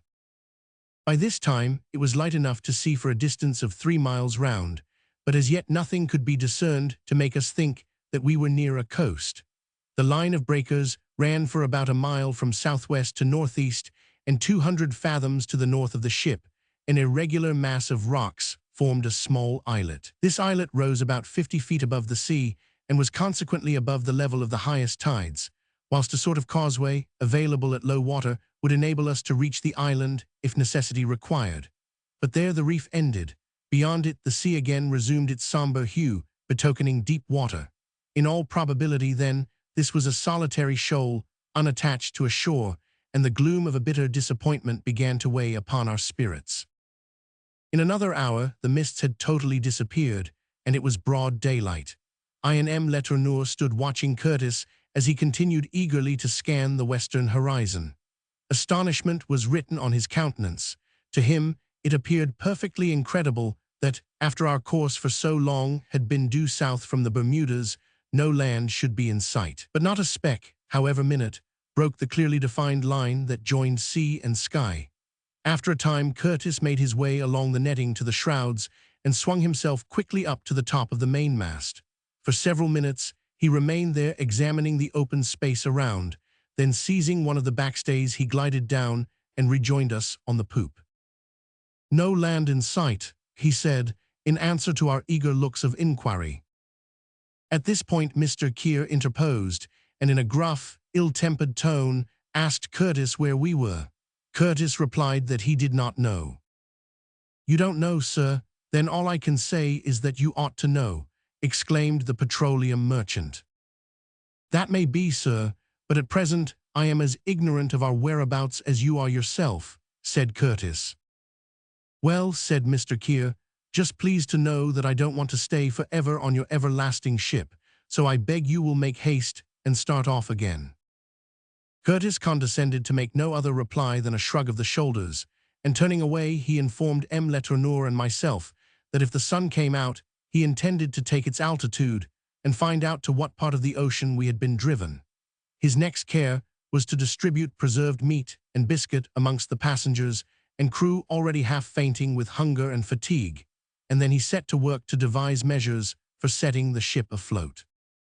The conflagration was greatly abated, no flames now appeared, and although some black smoke still issued from the interior, yet its volume was far less than before. The first step was to discover how much water had entered the hold. The deck was still too hot to walk upon, but after 2 hours' irrigation, the boards became sufficiently cool for the boatswain to proceed to take some soundings, and he shortly afterwards announced that there were 5 feet of water below. This, the captain determined, should not be pumped out at present, as he wanted it thoroughly to do its duty before he got rid of it. The next subject for consideration was whether it would be advisable to abandon the vessel and to take refuge on the reef. Curtis thought not, and the lieutenant and the boatswain agreed with him. The chances of an explosion were greatly diminished, as it had been ascertained that the water had reached that part of the hold in which Ruby's luggage had been deposited, while on the other hand, in the event of rough weather, our position even upon the most elevated points of rock might be very critical. It was accordingly resolved that both passengers and crew were safest on board. Acting upon this decision, we proceeded to make a kind of encampment on the poop, and the few mattresses that were rescued uninjured have been given up for the use of the 2 ladies.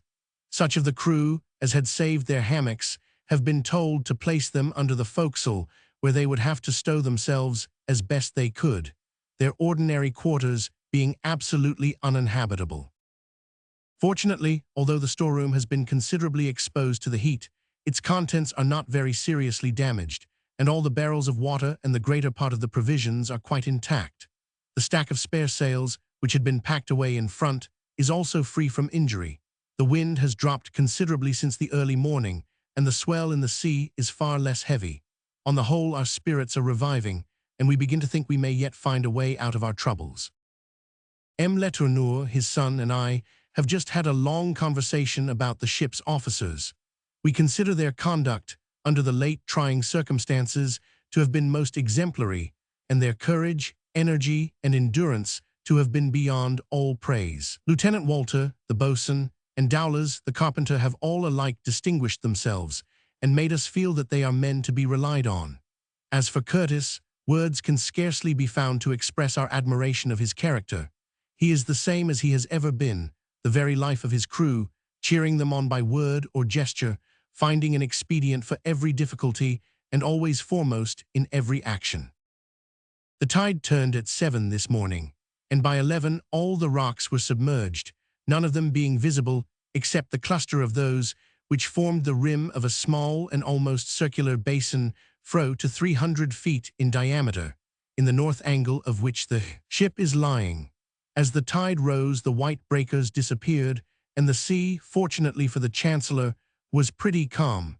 Otherwise, the dashing of the waves against her sides, as she lies motionless, might have been attended by serious consequences. As might be supposed, the height of the water in the hold increased with the tide from 5 feet to 9, but this was rather a matter for congratulation, inasmuch as it sufficed to inundate another layer of cotton. At 11:30 the sun, which had been behind the clouds since 10 o'clock, broke forth brightly. The captain, who had already in the morning been able to calculate an horary angle, now prepared to take the meridian altitude, and succeeded at midday in making his observation most satisfactorily. After retiring for a short time to calculate the result, he returned to the poop and announced that we are in lat. 18 deg, 5 min, n and long, 45 deg, 53 min, w. But that the reef on which we are aground is not marked upon the charts. The only explanation that can be given for the omission is that the islet must be of recent formation and has been caused by some subterranean volcanic disturbance. But whatever may be the solution of the mystery, here we are 800 miles from land. For such, on consulting the map, we find to be the actual distance to the coast of Guyana, which is the nearest shore. Such is the position to which we have been brought, in the first place, by Huntley's senseless obstinacy, and secondly, by the furious northwest gale. Yet after all, the captain's communication does not dishearten us. As I said before, our spirits are reviving. We have escaped the peril of fire. The fear of explosion is past and gone, and oblivious of the fact that the ship with a hold full of water is only too likely to founder when she puts out to sea, we feel a confidence in the future that forbids us to despond. Meanwhile, Curtis prepares to do all that common sense demands. He proposes, when the fire is quite extinguished, to throw overboard the whole or the greater portion of the cargo, including, of course, the pick rate. He will next plug up the leak, and then, with a lightened ship, he will take advantage of the first high tide to quit the reef as speedily as possible. Chapter 17. October 30th. Once again, I talked to M. Letourneur about our situation and endeavored to animate him with the hope that we should not be detained for long in our present predicament, but he could not be brought to take a very sanguine view of our prospects. But surely, I protested, it will not be difficult to throw overboard a few hundred bales of cotton. 2 or 3 days at most will suffice for that. Likely enough, he replied, when the business is once begun. But you must remember, Mr. Kazallon, that the very heart of the cargo is still smoldering, and that it will still be several days before anyone will be able to venture into the hold. Then the leak, too, that has to be caulked, and unless it is stopped up very effectually, we shall be only doomed most certainly to perish at sea. Don't then be deceiving yourself. It must be 3 weeks at least before you can expect to put out to sea.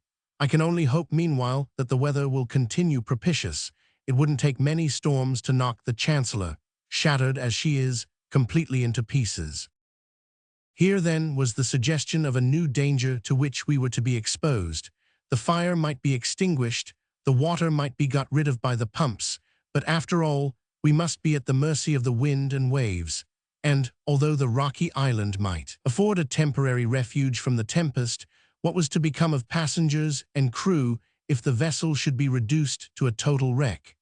I made no remonstrance, however, to this view of our case, but merely asked M. Letourneur if he had confidence in Robert Curtis. Perfect confidence, he answered, and I acknowledge it most gratefully as a providential circumstance that Captain Huntley had given him the command in time. Whatever man can do, I know that Curtis will not leave undone to extricate us from our dilemma. Prompted by this conversation with M. Letourneur, I took the first opportunity of trying to ascertain from Curtis himself how long he reckoned we should be obliged to remain upon the reef, but he merely replied that it must depend upon circumstances and that he hoped the weather would continue favorable.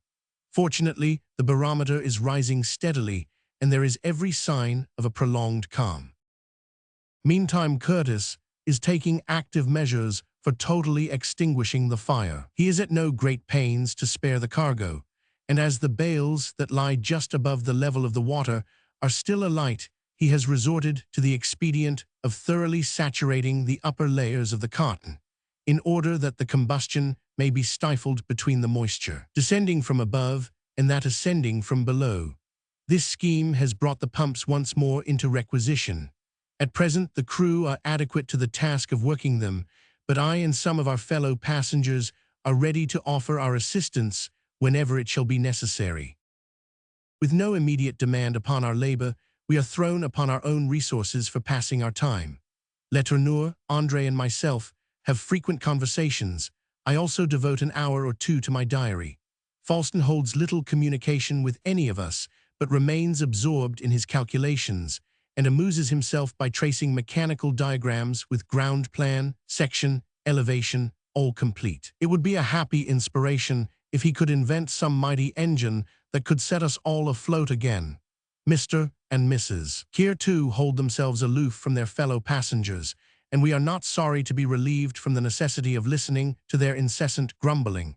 Unfortunately, however, they carry off Miss Herbie with them, so that we enjoy little or nothing of the young lady's society. As for Silas Huntley, he has become a complete nonentity. He exists, it is true, but merely, it would seem, to vegetate. Hobart, the steward, an obsequious, sly sort of fellow, goes through his routine of duties just as though the vessel were pursuing her ordinary course, and as usual is continually falling out with Jinkstrop, the cook, an impudent, ill-favored Negro, who interferes with the other sailors in a manner which, I think, ought not to be allowed. Since it appears likely that we shall have abundance of time on our hands, I have proposed to M. Letourneur and his son that we shall together explore the reef on which we are stranded. It is not very probable that we shall be able to discover much about the origin of this strange accumulation of rock, yet the attempt will at least occupy us for some hours, and will relieve us from the monotony of our confinement on board. Besides, as the reef is not marked in any of the maps, I could not but believe that it would be rendering a service to hydrography if we were to take an accurate plan of the rocks, of which Curtis could afterwards verify the true position by a second observation made with a closer precision than the one he has already taken. M. Letourneur agrees to my proposal. Curtis has promised to let us have the boat and some sounding lines, and to allow one of the sailors to accompany us. So tomorrow morning, we hope to make our little voyage of investigation. Chapter 18. October 31st to November 5th. Our first proceeding on the morning of the 31st was to make the proposed tour of the reef, which is about 1/4 of a mile long. With the aid of our sounding lines, we found that the water was deep, right up to the very rocks, and that no shelving shores prevented us coasting along them. There was not a shadow of doubt as to the rock being of purely volcanic origin, upheaved by some mighty subterranean convulsion. It is formed of blocks of basalt, arranged in perfect order, of which the regular prisms give the whole mass the effect of being one gigantic crystal, and the remarkable transparency of the sea enabled us plainly to observe the curious shafts of the prismatic columns that support the marvelous substructure. "This is indeed a singular island," said M. Letourneur. "Evidently, it is of quite a recent origin." "Yes, father," said André, "and I should think it has been caused by a phenomenon similar to those which produced the Julia Island off the coast of Sicily or the group of the Santorini in the Grecian archipelago. One could almost fancy that it had been created expressly for the Chancellor to stand upon." "It is very certain," I observed, "that some upheaving has lately taken place. This is by no means an unfrequented part of the Atlantic, so that it is not at all likely that it could have escaped the notice of sailors if it had been always in existence. Yet it is not marked even in the most modern charts. We must try and explore it thoroughly and give future navigators the benefit of our observations." "But perhaps it will disappear as it came," said André. "You are no doubt aware, Mr. Kazallon, that these volcanic islands sometimes have a very transitory existence. Not impossibly, by the time it gets marked upon the maps, it may no longer be here." "Never mind, my boy," answered his father. "It is better to give warning of a danger that does not exist than overlook one that does. I dare say the sailors will not grumble much if they don't find a reef where we have marked one." "No, I dare say not, father," said André, "and after all this island is very likely as firm as a continent. However, if it is to disappear, I expect Captain Curtis would be glad to see it take its departure as soon as possible after he has finished his repairs. It would save him a world of trouble in getting his ship afloat." "Why, what a fellow you are, André," I said, laughing. "I believe you would like to rule nature with a magic wand. First of all, you would call up a reef from the depth of the ocean to give the Chancellor time to extinguish her flames, and then you would make it disappear just that the ship might be free again." André smiled. Then, in a more serious tone, he expressed his gratitude for the timely help that had been vouchsafed us in our hour of need. The more we examined the rocks that formed the base of the little island, the more we became convinced that its formation was quite recent. Not a mollusk, not a tuft of seaweed was found clinging to the sides of the rocks. Not a germ had the wind carried to its surface. Not a bird had taken refuge amidst the crags upon its summits. To a lover of natural history, the spot did not yield a single point of interest. The geologist alone would find subject of study in the basaltic mass. When we reached the southern point of the island, I proposed that we should disembark. My companions readily assented, young Letourneur jocosely observing that if the little island was destined to vanish, it was quite right that it should first be visited by human beings. The boat was accordingly brought alongside, and we set foot upon the reef and began to ascend the gradual slope that leads to its highest elevation. The walking was not very rough, and as André could get along tolerably well without the assistance of an arm, he led the way, his father and I following close behind. A quarter of an hour sufficed to bring us to the loftiest point in the islet, when we seated ourselves on the basaltic prism that crowned its summit. André took a sketchbook from his pocket and proceeded to make a drawing of the reef. Scarcely had he completed the outline when his father exclaimed, "Why, André, you have drawn a ham." "Something uncommonly like it, I confess," replied André. "I think we had better ask Captain Curtis to let us call our island Ham Rock." "Good," said I, "though sailors will need to keep it at a respectful distance, for they will scarcely find that their teeth are strong enough to tackle with it." Letourneur was quite correct. The outline of the reef, as it stood clearly defined against the deep green water, resembled nothing so much as a fine York ham, of which the little creek, where the Chancellor had been stranded, corresponded to the hollow place above the knuckle. The tide at this time was low, and the ship now lay heeled over very much to the starboard side. The few points of rock that emerged in the extreme south of the reef, plainly marking the narrow passage through which she had been forced before she finally ran aground. As soon as André had finished his sketch, we descended by a slope as gradual as that by which we had come up, and made our way towards the west. We had not gone very far when a beautiful grotto, perfect as an architectural structure, arrested our attention. Letourneur and André, who have visited the Hebrides, pronounced it to be a Fingal's cave in miniature, a Gothic chapel that might form a fit vestibule for the cathedral cave of Staffa. The basaltic rocks had cooled down into the same regular concentric prisms.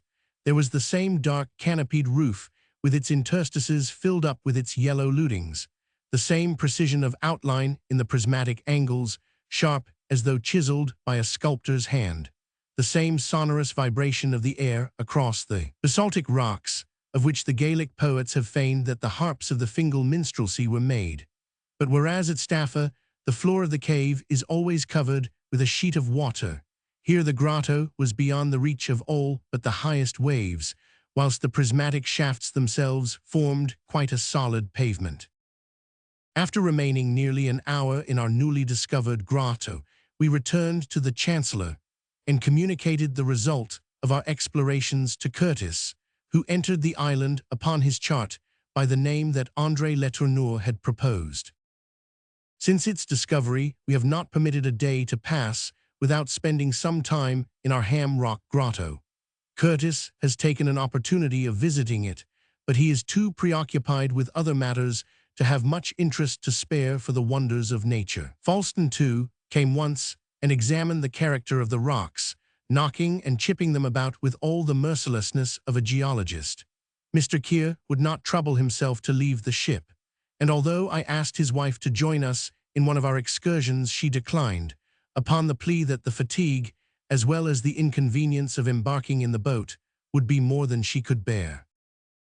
Miss Herbey, only too thankful to escape even for an hour from her capricious mistress, eagerly accepted Letourneur's invitation to pay a visit to the reef, but to her great disappointment, Mrs. Keir at first refused point-blank to allow her to leave the ship. I felt intensely annoyed, and resolved to intercede in Miss Herbey's favor, and as I had already rendered that self-indulgent lady sundry services which she thought she might probably be glad again to accept, I gained my point, and Miss Herbey has several times been permitted to accompany us across the rocks, where the young girl's delight at her freedom has been a pleasure to behold. Sometimes we fish along the shore, and then enjoy a luncheon in the grotto, whilst the basalt columns vibrate like harps to the breeze. This arid reef, little as it is, compared with the cramped limits of the Chancellor's deck, is like some vast domain. Soon there will be scarcely a stone with which we are not familiar, scarcely a portion of its surface which we have not merrily trodden, and I am sure that when the hour of departure arrives, we shall leave it with regret. In the course of conversation, André Letourneur one day happened to say that he believed the island of Staffa belonged to the MacDonald family, who let it for the small sum of £12 a year. "I suppose, then," said Miss Herbey, "that we should hardly get more than £half a crown a year for our pet little island." "I don't think you would get a penny for it, Miss Herbey, but are you thinking of taking a lease?" I said, laughing. "Not at present," she said, then added, with a half-suppressed sigh, "and yet it is a place where I have seemed to know what it is to be really happy." André murmured some expression of assent, and we all felt that there was something touching in the words of the orphaned, friendless girl who had found her long-lost sense of happiness on a lonely rock in the Atlantic. Chapter 19. November 6th to November 15th. For the first 5 days after the Chancellor had run aground, there was a dense black smoke continually rising from the hold, but it gradually diminished until the 6th of November, when we might consider that the fire was extinguished. Curtis, nevertheless, deemed it prudent to persevere in working the pumps, which he did until the entire hull of the ship, right up to the deck, had been completely inundated. The rapidity, however, with which the water, at every retreat of the tide, drained off to the level of the sea, was an indication that the leak must be of considerable magnitude, and such, on investigation, proved to be the case. One of the sailors, named Flapple, dived one day at low water to examine the extent of the damage, and found that the hole was not much less than 4 feet square, and was situated 30 feet 4 of the helm, and 2 feet above the rider of the keel. 3 planks had been stoved in by a sharp point of rock, and it was only a wonder that the violence with which the heavily laden vessel had been thrown ashore did not result in the smashing in of many parts besides. As it would be a couple of days or more before the hold would be in a condition for the bales of cotton to be removed for the carpenter to examine the damage from the interior of the ship, Curtis employed the interval in having the broken mizzenmast repaired. Dowlers, the carpenter, with considerable skill, contrived to mortise it into its former stump, and made the junction thoroughly secure by strong iron belts and bolts. The shrouds, the stays and backstays were then carefully refitted, some of the sails were changed, and the whole of the running rigging was renewed. Injury, to some extent, had been done to the poop and to the crew's lockers in the front, but time and labor were all that were wanted to make them good, and with such a will did every one set to work that it was not long before all the cabins were again available for use. On the 8th, the unlading of the ship commenced. Pulleys and tackling were put over the hatches, and passengers and crew together proceeded to haul up the heavy bales which had been deluged so frequently by water that the cotton was all but spoiled. One by one, the sodden bales were placed in the boat to be transported to the reef. After the first layer of cotton had been removed, it became necessary to drain off part of the water that filled the hold. For this purpose, the leak in the side had somehow or other to be stopped, and this was an operation which was cleverly accomplished by Dowlers and Flapple, who contrived to dive at low tide and nail a sheet of copper over the entire hole. This, however, of itself would have been utterly inadequate to sustain the pressure that would arise from the action of the pumps, so Curtis ordered that a number of the bales should be piled up inside against the broken planks. The scheme succeeded very well, and as the water got lower and lower in the hold, the men were enabled to resume their task of unlading. Curtis thinks it quite probable that the lakes may be mended from the interior. By far the best way of repairing the damage would be to careen the ship and to shift the planking, but the appliances are wanting for such an undertaking. Moreover, any bad weather which might occur while the ship was on her flank would only too certainly be fatal to her altogether. But the captain has very little doubt that by some device or other he shall manage to patch up the hole in such a way as will ensure our reaching land in safety. After 2 days' toil, the water was entirely reduced, and without further difficulty, the unlading was completed. All of us, including even André Letourneur, have been taking our turn at the pumps, for the work is so extremely fatiguing that the crew require some occasional respite. Arms and back soon become strained and weary with the incessant swing of the handles, and I can well understand the dislike which sailors always express to the labor. One thing there is which is much in our favor. The ship lies on a firm and solid bottom, and we have the satisfaction of knowing that we are not contending with a flood that encroaches faster than it can be resisted. Heaven grant that we may not be called to make like efforts, and to make them hopelessly for a foundering ship. Chapter 20. November 15th to 20th. The examination of the hold has at last been made. Amongst the first things that were found was the case of pickrate, perfectly intact, having neither been injured by the water nor of course reached by the flames. Why it was not at once pitched into the sea I cannot say, but it was merely conveyed to the extremity of the island, and there it remains. While they were below, Curtis and Dowlers made themselves acquainted with the full extent of the mischief that had been done by the conflagration. They found that the deck and the crossbeams that supported it had been much less injured than they expected, and the thick, heavy planks had only been scorched very superficially. But the action of the fire on the flanks of the ship had been of a much more serious character. A long portion of the inside boarding had been burnt away, and the very ribs of the vessel were considerably damaged. The oakum caulkings had all started away from the butt ends and seams, so much so that it was little short of a miracle that the whole ship had not long since gaped completely open. The captain and the carpenter returned to the deck with anxious faces. Curtis lost no time in assembling passengers and crew and announcing to them the facts of the case. "My friends," he said, "I am here to tell you that the Chancellor has sustained far greater injuries than we suspected, and that her hull is very seriously damaged. If we had been stranded anywhere else than on a barren reef that may at any time be overwhelmed by a tempestuous sea, I should not have hesitated to take the ship to pieces and construct a smaller vessel that might have carried us safely to land. But I dare not run the risk of remaining here. We are now 800 miles from the coast of Paramaribo, the nearest portion of Dutch Guiana, and in 10 or 12 days, if the weather should be favorable, I believe we could reach the shore. What I now propose to do is to stop the leak by the best means we can command, and make at once for the nearest port." As no better plan seemed to suggest itself, Curtis's proposal was unanimously accepted. Dowlers and his assistants immediately set to work to repair the charred framework of the ribs and to stop the leak. They took care thoroughly to caulk from the outside all the seams that were above low water. Mark lower than that they were unable to work, and had to content themselves with such repairs as they could effect in the interior. But after all the pains, there is no doubt the Chancellor is not fit for a long voyage, and would be condemned as unseaworthy at any port at which we might put in.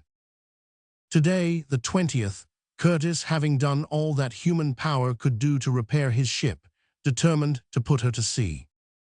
Ever since the Chancellor had been relieved of her cargo and of the water in her hold, she had been able to float in the little natural basin into which she had been driven. The basin was enclosed on either hand by rocks that remained uncovered even at high water, but was sufficiently wide to allow the vessel to turn quite round at its broadest part, and by means of hawsers fastened on the reef to be brought with her bows towards the south, while to prevent her being carried back onto the reef, she has been anchored fore and aft.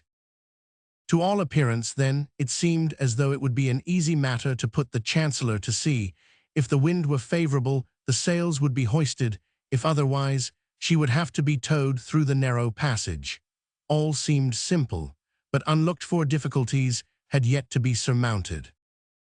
The mouth of the passage is guarded by a kind of ridge of basalt, which at high tide we knew was barely covered with sufficient water to float the Chancellor, even when entirely unfreighted. To be sure, she had been carried over the obstacle once before, but then, as I have already said, she had been caught up by an enormous wave, and might have been said to be lifted over the barrier into her present position. Besides, on that ever-memorable night, there had not only been the ordinary springtide, but an equinoctial tide, such a one as could not be expected to occur again for many months.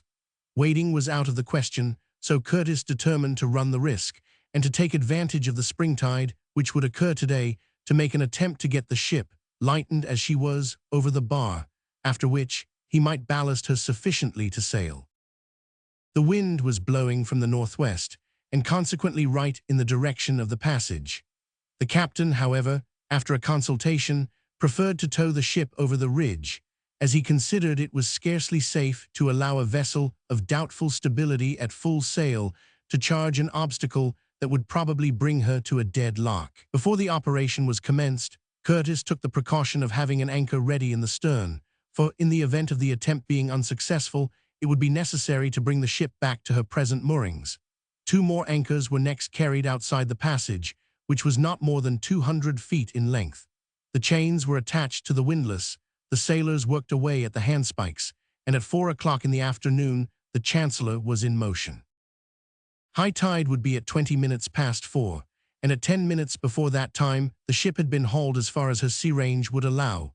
Her keel grazed the ridge, and her progress was arrested. When the lowest part of her stern, however, just cleared the obstruction, Curtis deemed that there was no longer any reason why the mechanical action of the wind should not be brought to bear and contribute its assistance. Without delay, all sails were unfurled and trimmed to the wind. The tide was exactly at its height. Passengers and crew together were at the windlass, M. Letourneur, André Falston, and myself being at the starboard bar. Curtis stood upon the poop, giving his chief attention to the sails. The lieutenant was on the forecastle, the boatswain by the helm. The sea seemed propitiously calm, and as it swelled gently to and fro, lifted the ship several times. "Now, my boys," said Curtis in his calm, clear voice, "all together, off." Round went the windlass. Click, click, clanked the chains as link by link they were forced through the hawse holes. The breeze freshened, and the masts gave to the pressure of the sails, but round and round we went, keeping time in regular monotony to the sing-song tune hummed by one of the sailors.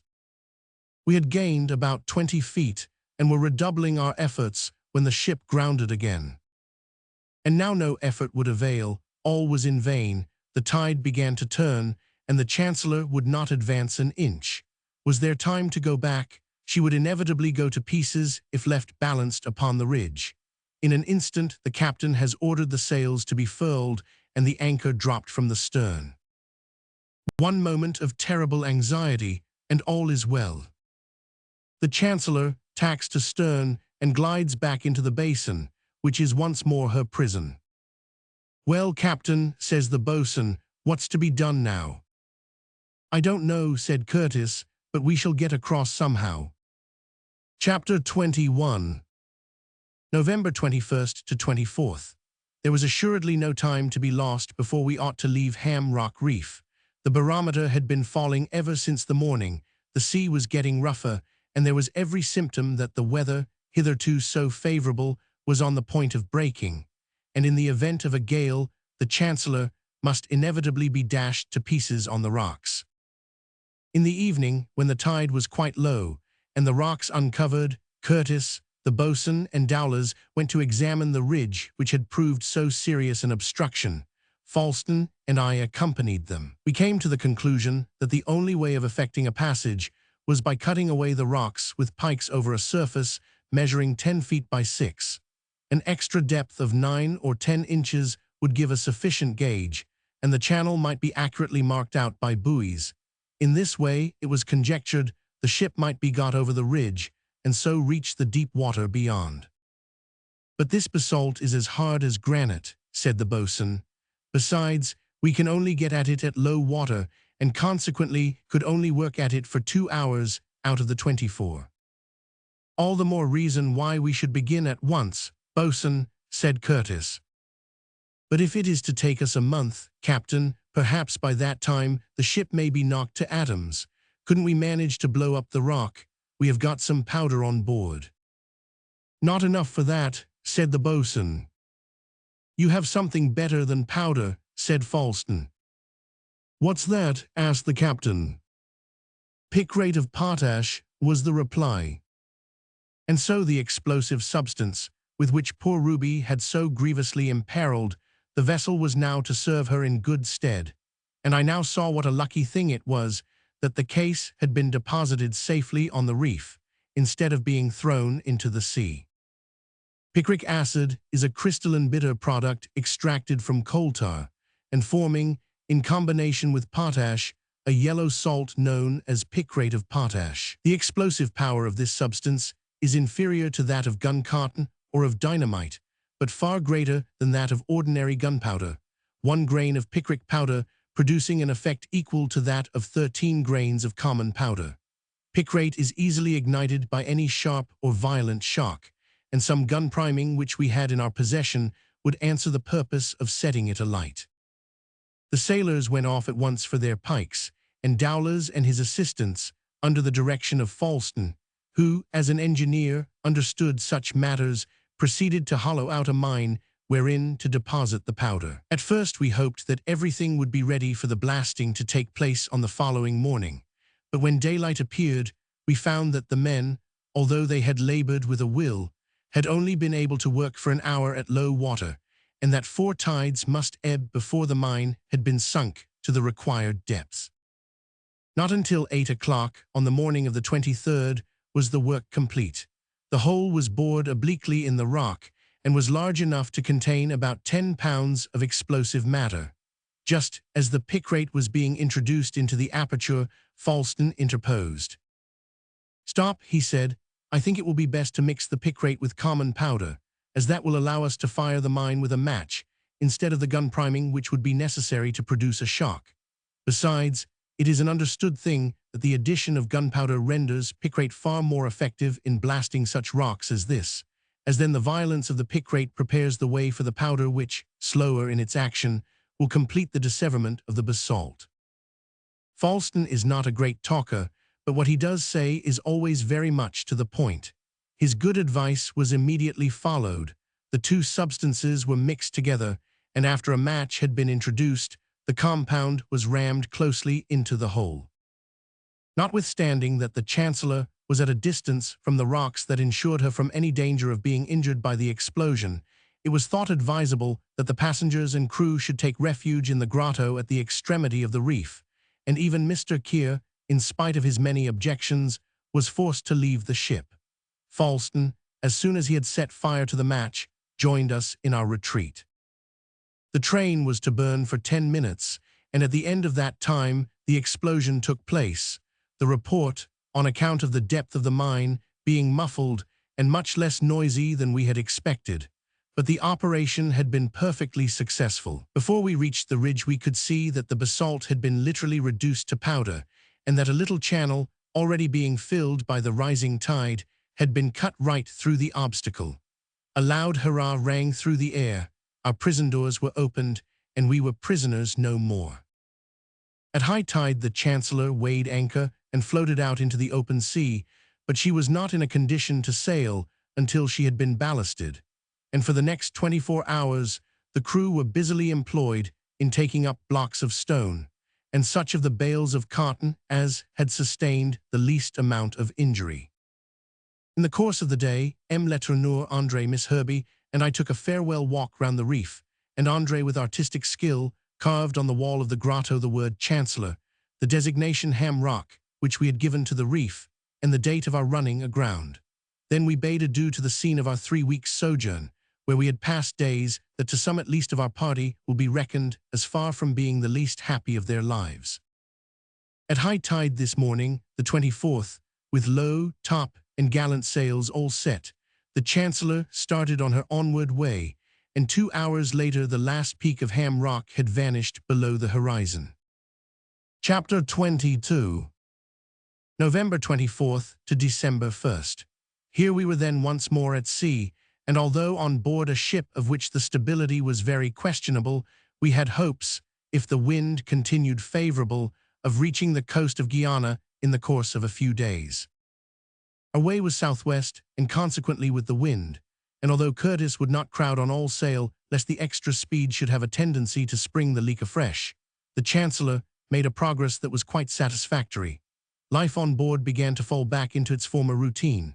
The feeling of insecurity and the consciousness that we were merely retracing our path, doing much, however, to destroy the animated intercourse that would otherwise go on between passenger and passenger. The first few days passed without any incident worth recording. Then on the 29th, the wind shifted to the north, and it became necessary to brace the yards, trim the sails, and take a starboard tack. This made the ship lurch very much on one side, and as Curtis felt that she was laboring far too heavily, he clewed up the top gallants, prudently reckoning that, under the circumstances, caution was far more important than speed. The night came on dark and foggy. The breeze freshened considerably and, unfortunately for us, hailed from the northwest. Although we carried no topsails at all, the ship seemed to heel over more than ever. Most of the passengers had retired to their cabins, but all the crew remained on deck, whilst Curtis never quitted his post upon the poop. Towards 2 o'clock in the morning, I was myself preparing to go to my cabin, when Burke, one of the sailors who had been down into the hold, came on deck with the ominous cry, 2 feet of water below. In an instant Curtis and the boatswain had descended the ladder. The startling news was only too true. The seawater was entering the hold, but whether the leak had sprung afresh, or whether the caulking in some of the seams was insufficient, it was then impossible to determine. All that could be done was to let the ship go with the wind and wait for day. At daybreak they sounded again. 3 feet of water was the report. I glanced at Curtis. His lips were white, but he had not lost his self-possession. He quietly informed such of the passengers as were already on deck of the new danger that threatened us. It was better that they should know the worst, and the fact could not be long concealed. I told him Letourneur that I could not help hoping that there might yet be time to reach the land before the last crisis came. Falston was about to give vent to an expression of despair, but he was soon silenced by Miss Herbey asserting her confidence that all would yet be well. Curtis at once divided the crew into 2 sets and made them work incessantly, turn and turn about at the pumps. The men applied themselves to their task with resignation rather than with ardor. The labor was hard and scarcely repaid them. The pumps were constantly getting out of order, the valves being choked up by the ashes and bits of cotton that were floating about in the hold, while every moment that was spent in cleaning or repairing them was so much time lost. Slowly but surely, the water continued to rise, and on the following morning the soundings gave 5 feet for its depth. I noticed that Curtis's brow contracted each time that the boatswain or the lieutenant brought him their report. There was no doubt it was only a question of time, and not for an instant must the efforts for keeping down the level be relaxed. Already the ship had sunk a foot lower in the water, and as her weight increased, she no longer rose buoyantly with the waves, but pitched and rolled considerably. All yesterday and last night the pumping continued, but still the sea gained upon us. The crew are weary and discouraged, but the second officer and the boatswain set them a fine example of endurance, and the passengers have now begun to take their turn at the pumps. But all are conscious of toiling almost against hope. We are no longer secured firmly to the solid soil of the Ham Rock Reef, but we are floating over an abyss which daily, nay hourly, threatens to swallow us into its depths. Chapter 23. December 2nd, Anad. For 4 hours, we have succeeded in keeping the water in the hold to one level. Now, however, it is very evident that the time cannot be far distant when the pumps will be quite unequal to their task. Yesterday Curtis, who does not allow himself a minute's rest, made a personal inspection of the hold. I, with the boatswain and carpenter, accompanied him.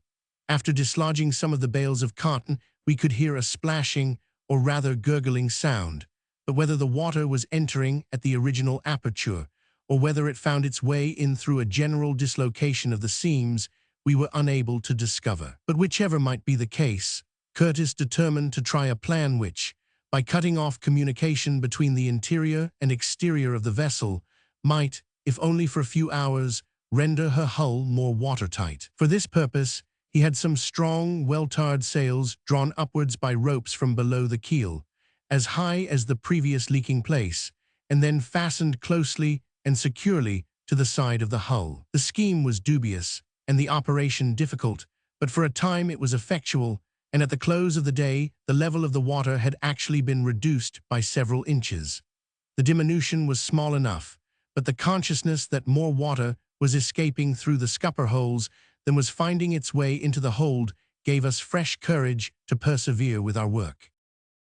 The night was dark, but the captain carried all the sail he could, eager to take every possible advantage of the wind, which was freshening considerably. If he could have sighted a ship, he would have made signals of distress, and would not have hesitated to transfer the passengers, and even have allowed the crew to follow if they were ready to forsake him. For himself, his mind was made up. He should remain on board the Chancellor until she foundered beneath his feet. No sail, however, hove in sight. Consequently, escape by such means was out of our power. During the night, the canvas covering yielded to the pressure of the waves, and this morning, after taking the sounding, the boatswain could not suppress an oath when he announced 6 feet of water in the hold. The ship, then, was filling once again, and already had sunk considerably below her previous waterline. With aching arms and bleeding hands, we worked harder than ever at the pumps, and Curtis makes those who are not pumping form a line and pass buckets, with all the speed they can, from hand to hand.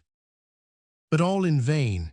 At 8:30 more water is reported in the hold, and some of the sailors, overcome by despair, refuse to work 1 minute longer. The first to abandon his post was Owen, a man whom I have mentioned before as exhibiting something of a mutinous spirit. He is about 40 years of age, and altogether unprepossessing in appearance. His face is bare, with the exception of a reddish beard, which terminates in a point.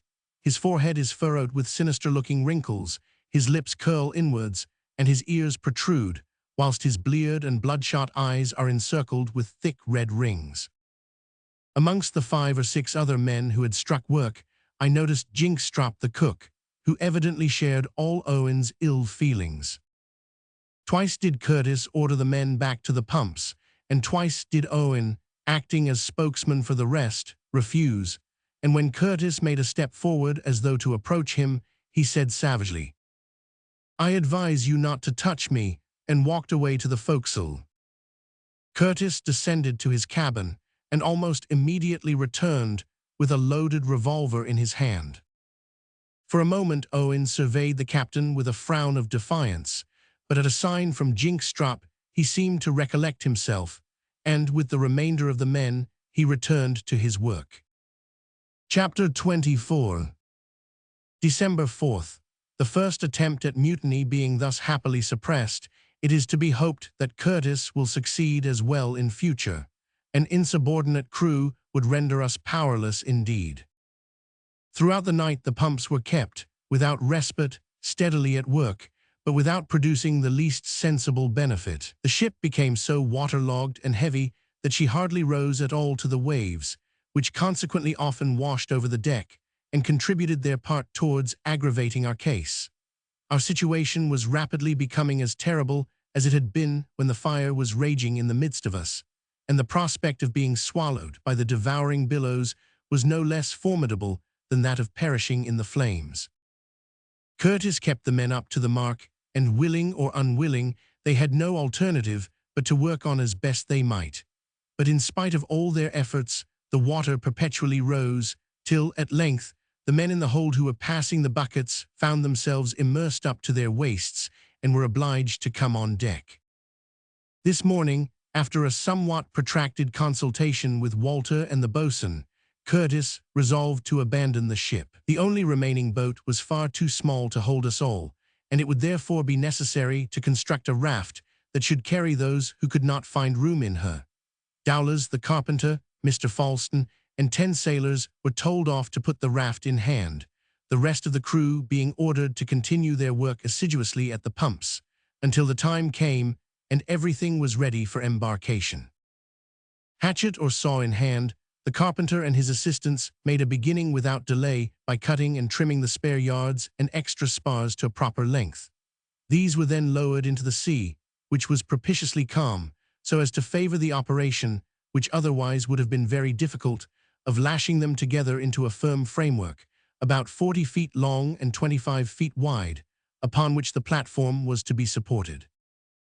I kept my own place steadily at the pumps, and André Letourneur worked at my side. I often noticed his father glance at him sorrowfully, as though he wondered what would become of him if he had to struggle with waves to which even the strongest man could hardly fail to succumb.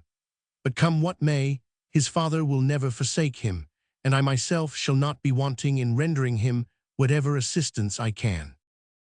Mrs. Keir, who had been for some time in a state of drowsy unconsciousness, was not informed of the immediate danger, but when Miss Herbey, looking somewhat pale with fatigue, paid one of her flying visits to the deck, I warned her to take every precaution for herself and to be ready for any emergency. "Thank you, Doctor, I am always ready," she cheerfully replied, and returned to her duties below. I saw André follow the young girl with his eyes, and a look of melancholy interest passed over his countenance. Towards 8 o'clock in the evening, the framework for the raft was almost complete, and the men were lowering empty barrels, which had first been securely bunged, and were lashing them to the woodwork to ensure its floating. 2 hours later, and suddenly there arose the startling cry, "We are sinking, we are sinking." Up to the poop rushed Mr. Keir, followed immediately by Falston and Miss Herbey, who were bearing the inanimate form of Mrs. Keir. Curtis ran to his cabin, instantly returning with a chart, a sextant, and a compass in his hand. The scene that followed will ever be engraven in my memory. The cries of distress, the general confusion, the frantic rush of the sailors towards the raft that was not yet ready to support them, can never be forgotten. The whole period of my life seemed to be concentrated into that terrible moment when the planks bent below my feet and the ocean yawned beneath me. Some of the sailors had taken their delusive refuge in the shrouds, and I was preparing to follow them when a hand was laid upon my shoulder. Turning round, I beheld M. Letourneur, with tears in his eyes, pointing towards his son. "Yes, my friend," I said, pressing his hand, "we will save him if possible." But Curtis had already caught hold of the young man and was hurrying him to the mainmast shrouds, when the Chancellor, which had been scudding along rapidly with the wind, stopped suddenly with a violent shock and began to settle. The sea rose over my ankles, and almost instinctively I clutched at the nearest rope. All at once, when it seemed all over, the ship ceased to sink and hung motionless in mid-ocean. Chapter 25. Night of December 4th. Curtis caught young Letourneur again in his arms, and running with him across the flooded deck, deposited him safely in the starboard shrouds, whither his father and I climbed up beside him. I now had time to look about me.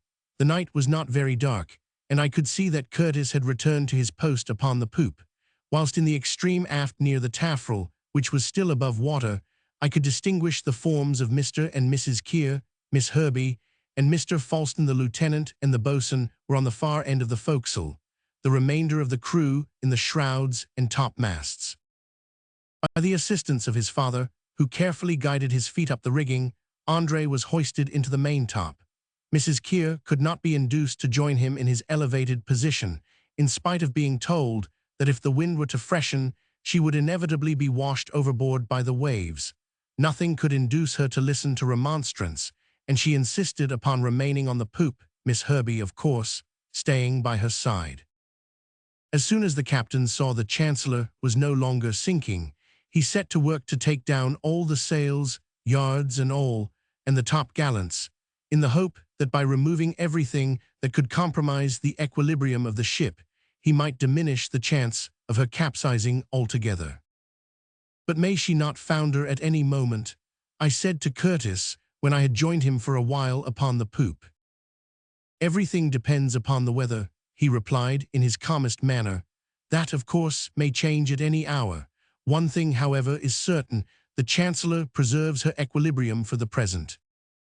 "But do you mean to say," I further asked, "that she can sail with 2 feet of water over her deck?"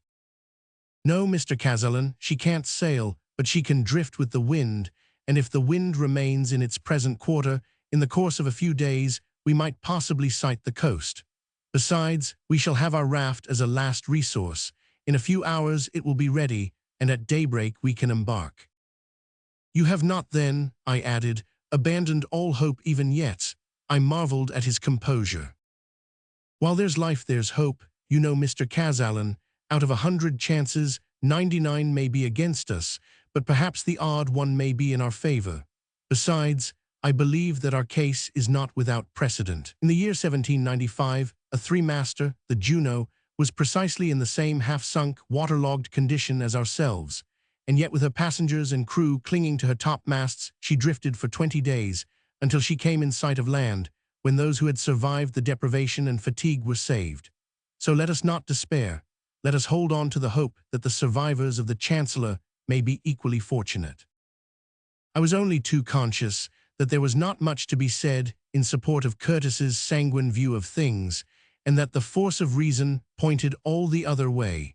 But I said nothing, deriving what comfort I could from the fact that the captain did not yet despond of an ultimate rescue. As it was necessary to be prepared to abandon the ship almost at a moment's notice, Dowlers was making every exertion to hurry on the construction of the raft. A little before midnight, he was on the point of conveying some planks for this purpose, when, to his astonishment and horror, he found that the framework had totally disappeared. The ropes that had attached it to the vessel had snapped as she became vertically displaced, and probably it had been adrift for more than an hour. The crew were frantic at this new misfortune and shouting overboard with the masts. They began to cut down the rigging preparatory to taking possession of the masts for a new raft. But here Curtis interposed. "Back to your places, my men, back to your places. The ship will not sink yet, so don't touch a rope until I give you leave." The firmness of the captain's voice brought the men to their senses, and although some of them could ill disguise their reluctance, all returned to their posts. When daylight had sufficiently advanced, Curtis mounted the mast and looked around for the missing raft, but it was nowhere to be seen. The sea was far too rough for the men to venture to take out the whaleboat in search of it, and there was no choice but to set to work and to construct a new raft immediately. Since the sea has become so much rougher, Mrs. Keir has been induced to leave the poop, and has managed to join M. Letourneur and his son on the maintop, where she lies in a state of complete prostration. I need hardly add that Miss Herbie continues in her unwearied attendance. The space to which these four people are limited is necessarily very small, nowhere measuring 12 feet across. To prevent them losing their balance, some spars have been lashed from shroud to shroud, and for the convenience of the two ladies, Curtis has contrived to make a temporary awning of a sail. Mr. Keir has installed himself with Silas Huntley on the foretop. A few cases of preserved meat and biscuit and some barrels of water that floated between the masts after the submersion of the deck have been hoisted to the topmasts and fastened firmly to the stays. These are now our only provisions. Chapter 26. December 5th. The day was very hot. December in latitude 16 deg. N is a summer month, and unless a breeze should rise to temper the burning sun, we might expect to suffer from an oppressive heat.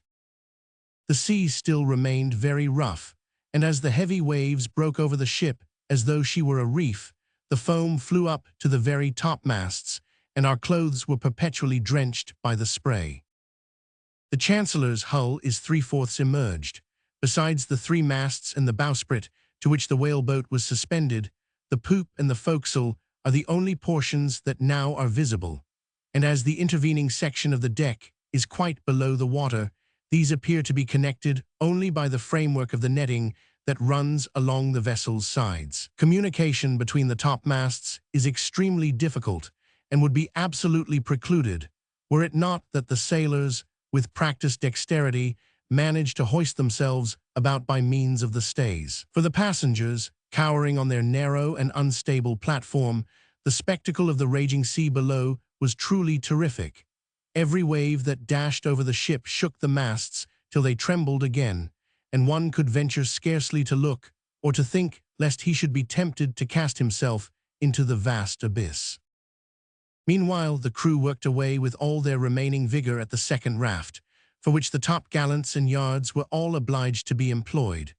The planks, too, which were continually being loosened and broken away by the violence of the waves from the partitions of the ship, were rescued before they had drifted out of reach, and were brought into use. The symptoms of the ship foundering did not appear to be immediate, so that Curtis insisted upon the raft being made with proper care to ensure its strength.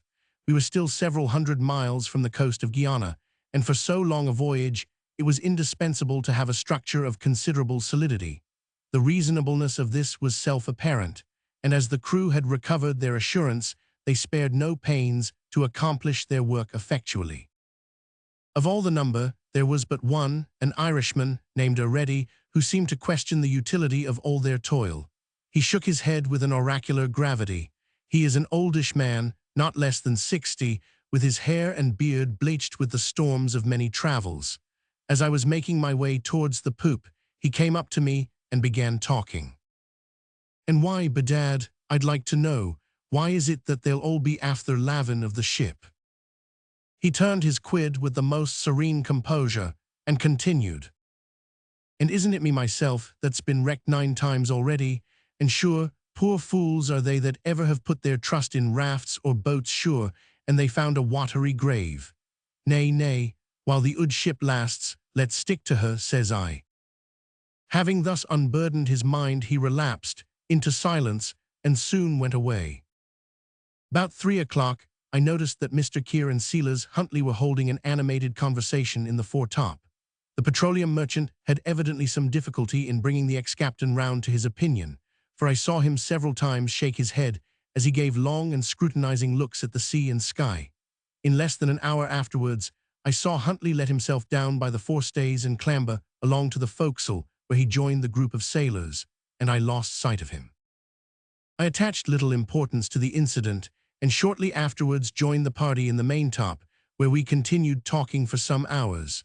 The heat was intense, and if it had not been for the shelter afforded by the sail tent, would have been unbearable. At 5 o'clock, we took as refreshment some dried meat and biscuit, each individual being also allowed half a glass of water.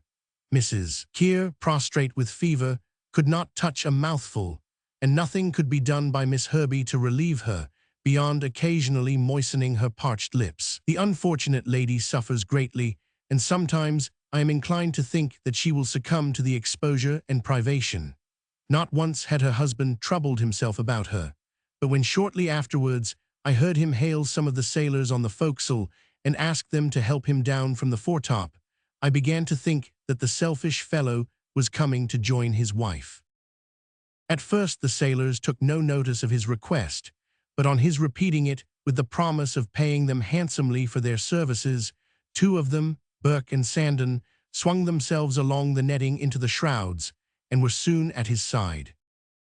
A long discussion ensued. The men evidently were asking more than Mr. Keir was inclined to give, and at one time it seemed as though the negotiation would fall through altogether. But at length the bargain was struck, and I saw Mr. Keir take a bundle of paper dollars from his waistcoat pocket and hand a number of them over to one of the men. The man counted them carefully, and from the time it took him, I should think that he could not have pocketed anything less than $100. The next business was to get Mr. Keir down from the foretop, and Burke and Sandon proceeded to tie a rope round his waist, which they afterwards fastened to the forestay. Then, in a way which provoked shouts of laughter from their mates, they gave the unfortunate man a shove and sent him rolling down like a bundle of dirty clothes onto the forecastle. I was quite mistaken as to his object. Mr. Keir had no intention of looking after his wife, but remained by the side of Silas Huntley until the gathering darkness hid them both from view.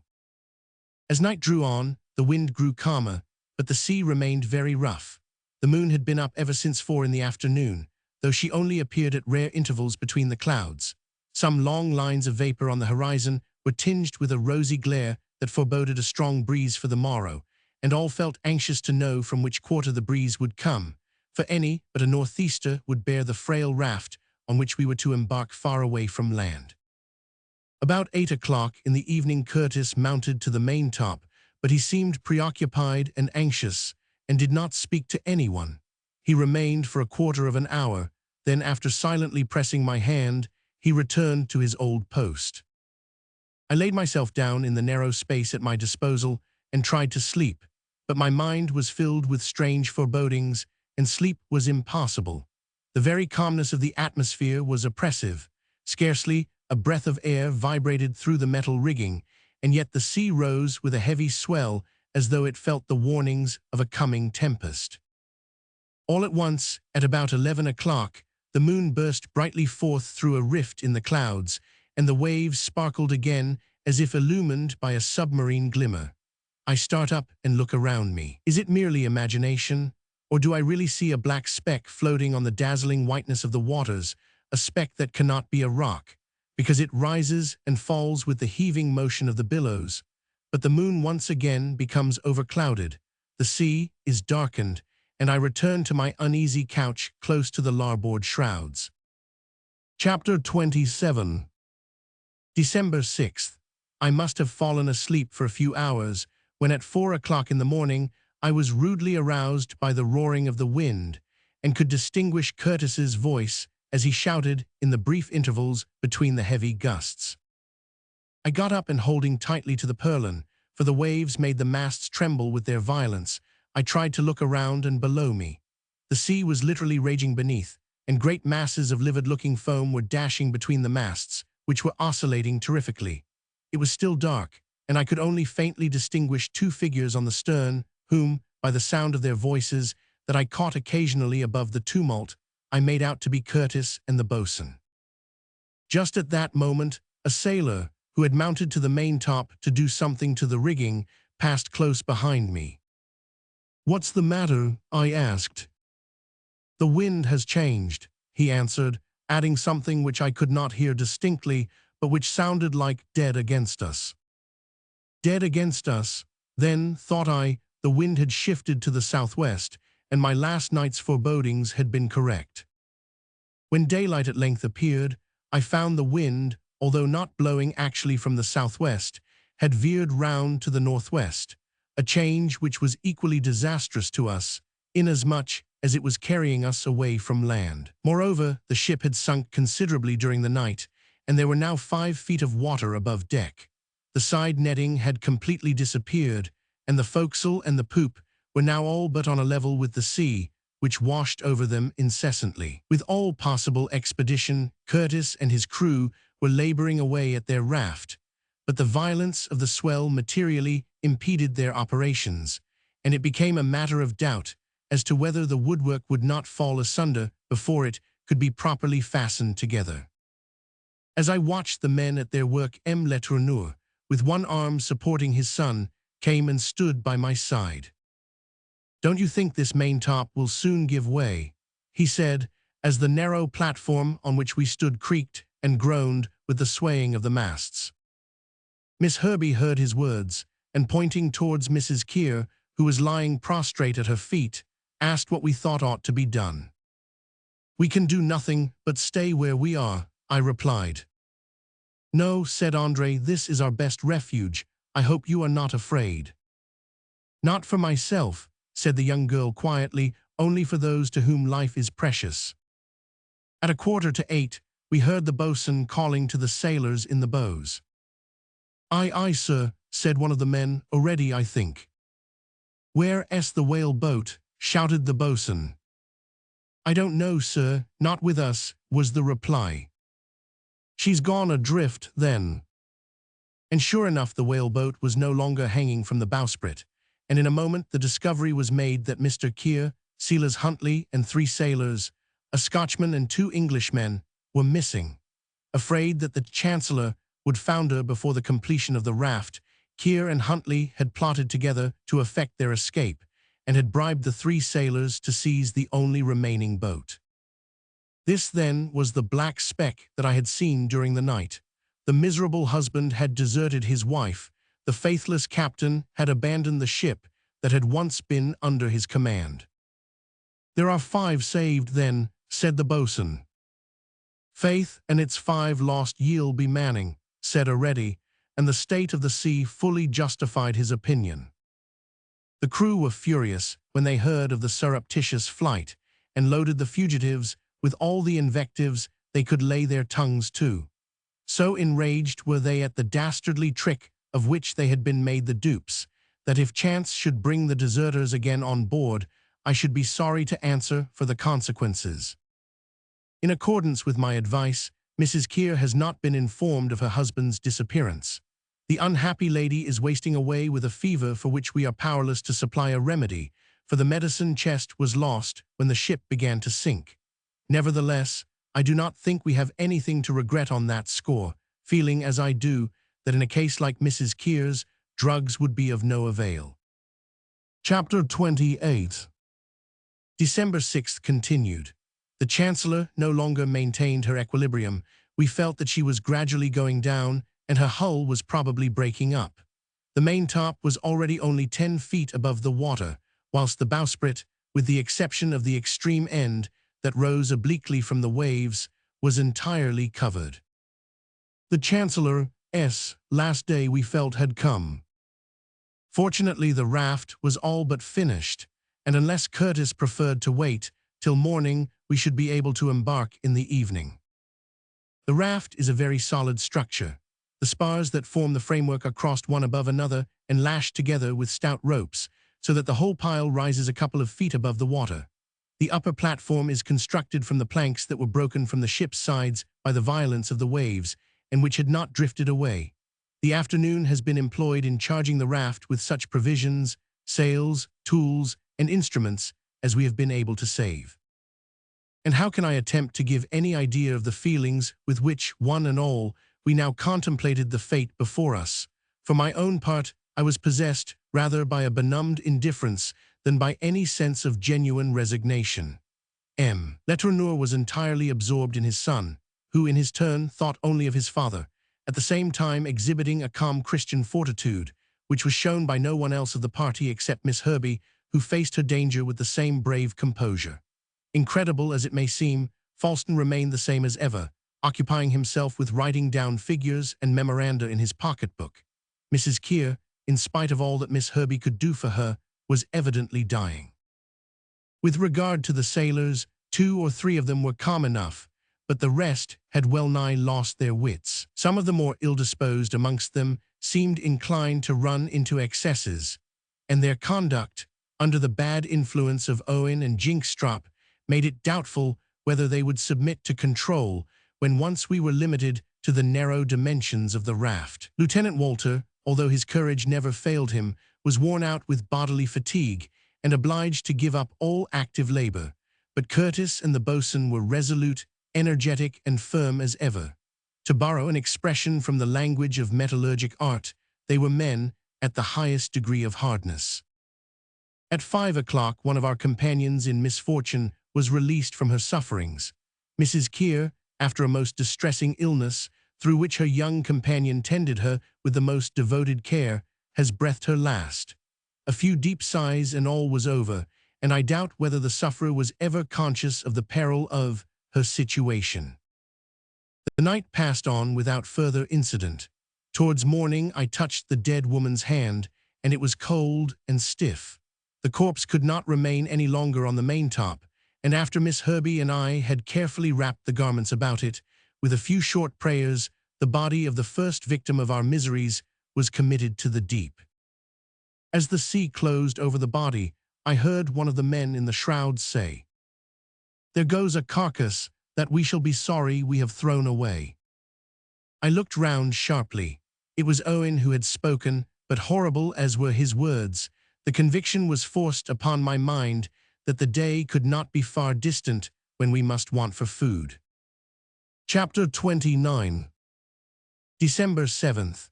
The ship was sinking rapidly, the water had risen to the foretop, the poop and forecastle were completely submerged, the top of the bowsprit had disappeared, and only the 3 mast tops projected from the waves.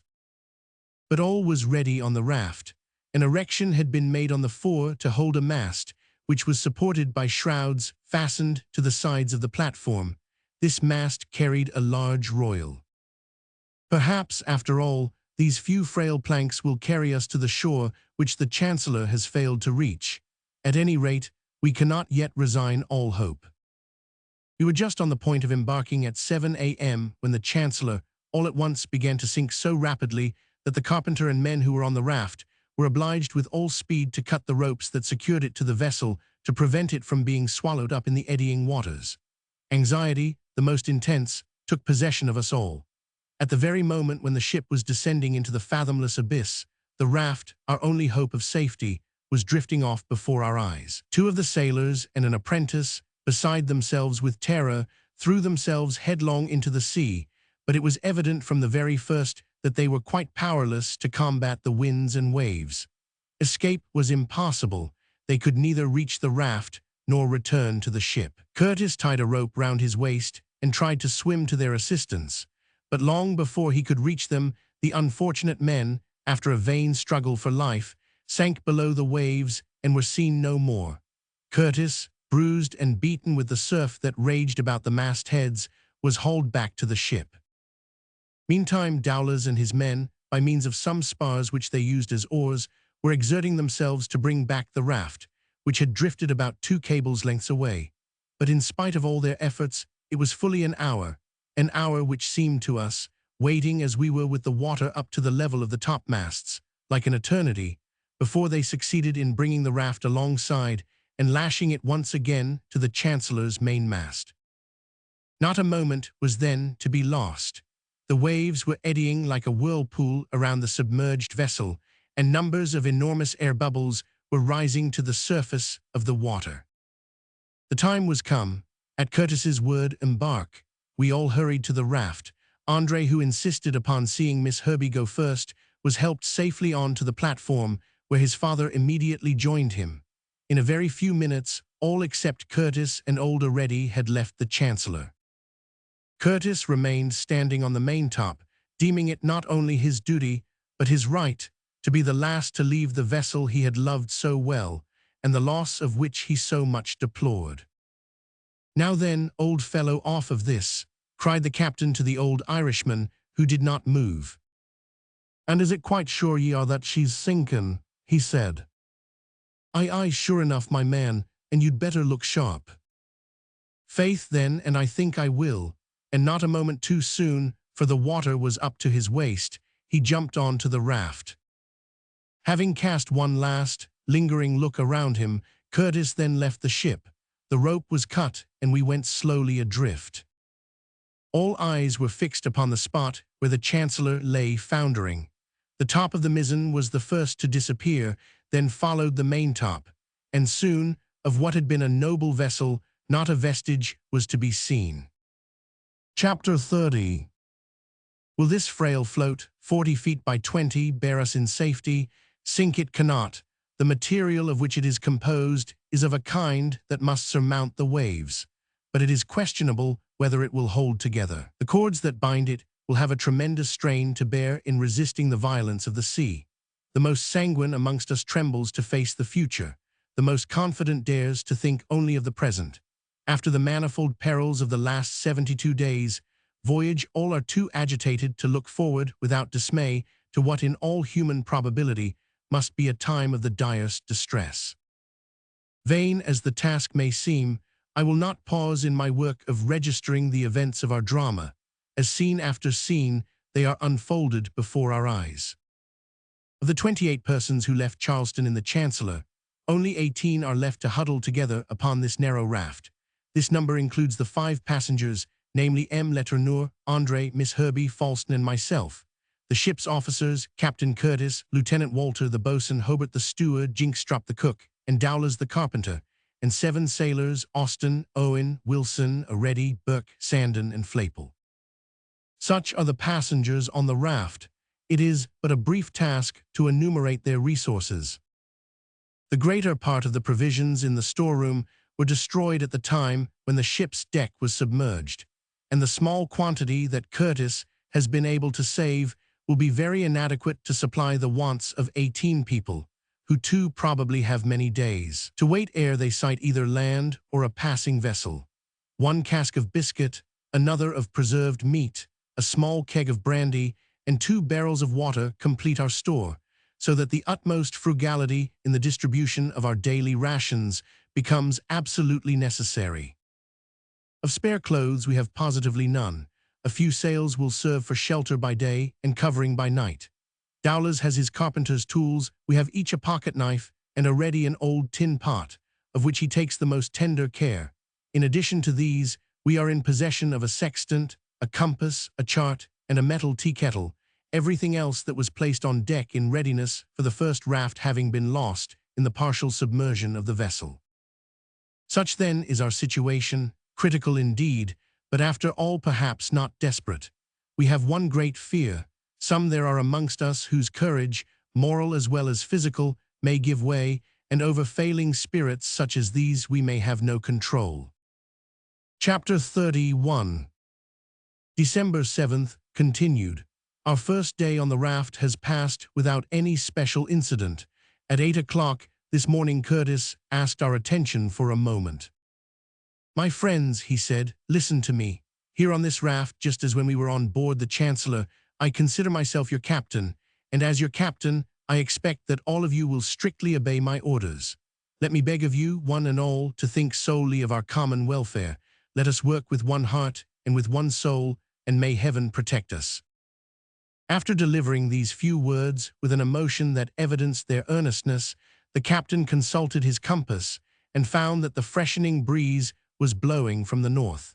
This was fortunate for us, and no time was to be lost in taking advantage of it to speed us on our dubious way. Dowlers was occupied in fixing the mast into the socket that had already been prepared for its reception, and in order to support it more firmly, he placed spurs of wood, forming arched buttresses on either side. While he was thus employed, the boatswain and the other seamen were stretching the large royal sail on the yard that had been reserved for that purpose. By 9:30, the mast was hoisted and held firmly in its place by some shrouds attached securely to the sides of the raft. Then the sail was run up and trimmed to the wind, and the raft began to make a perceptible progress under the brisk breeze.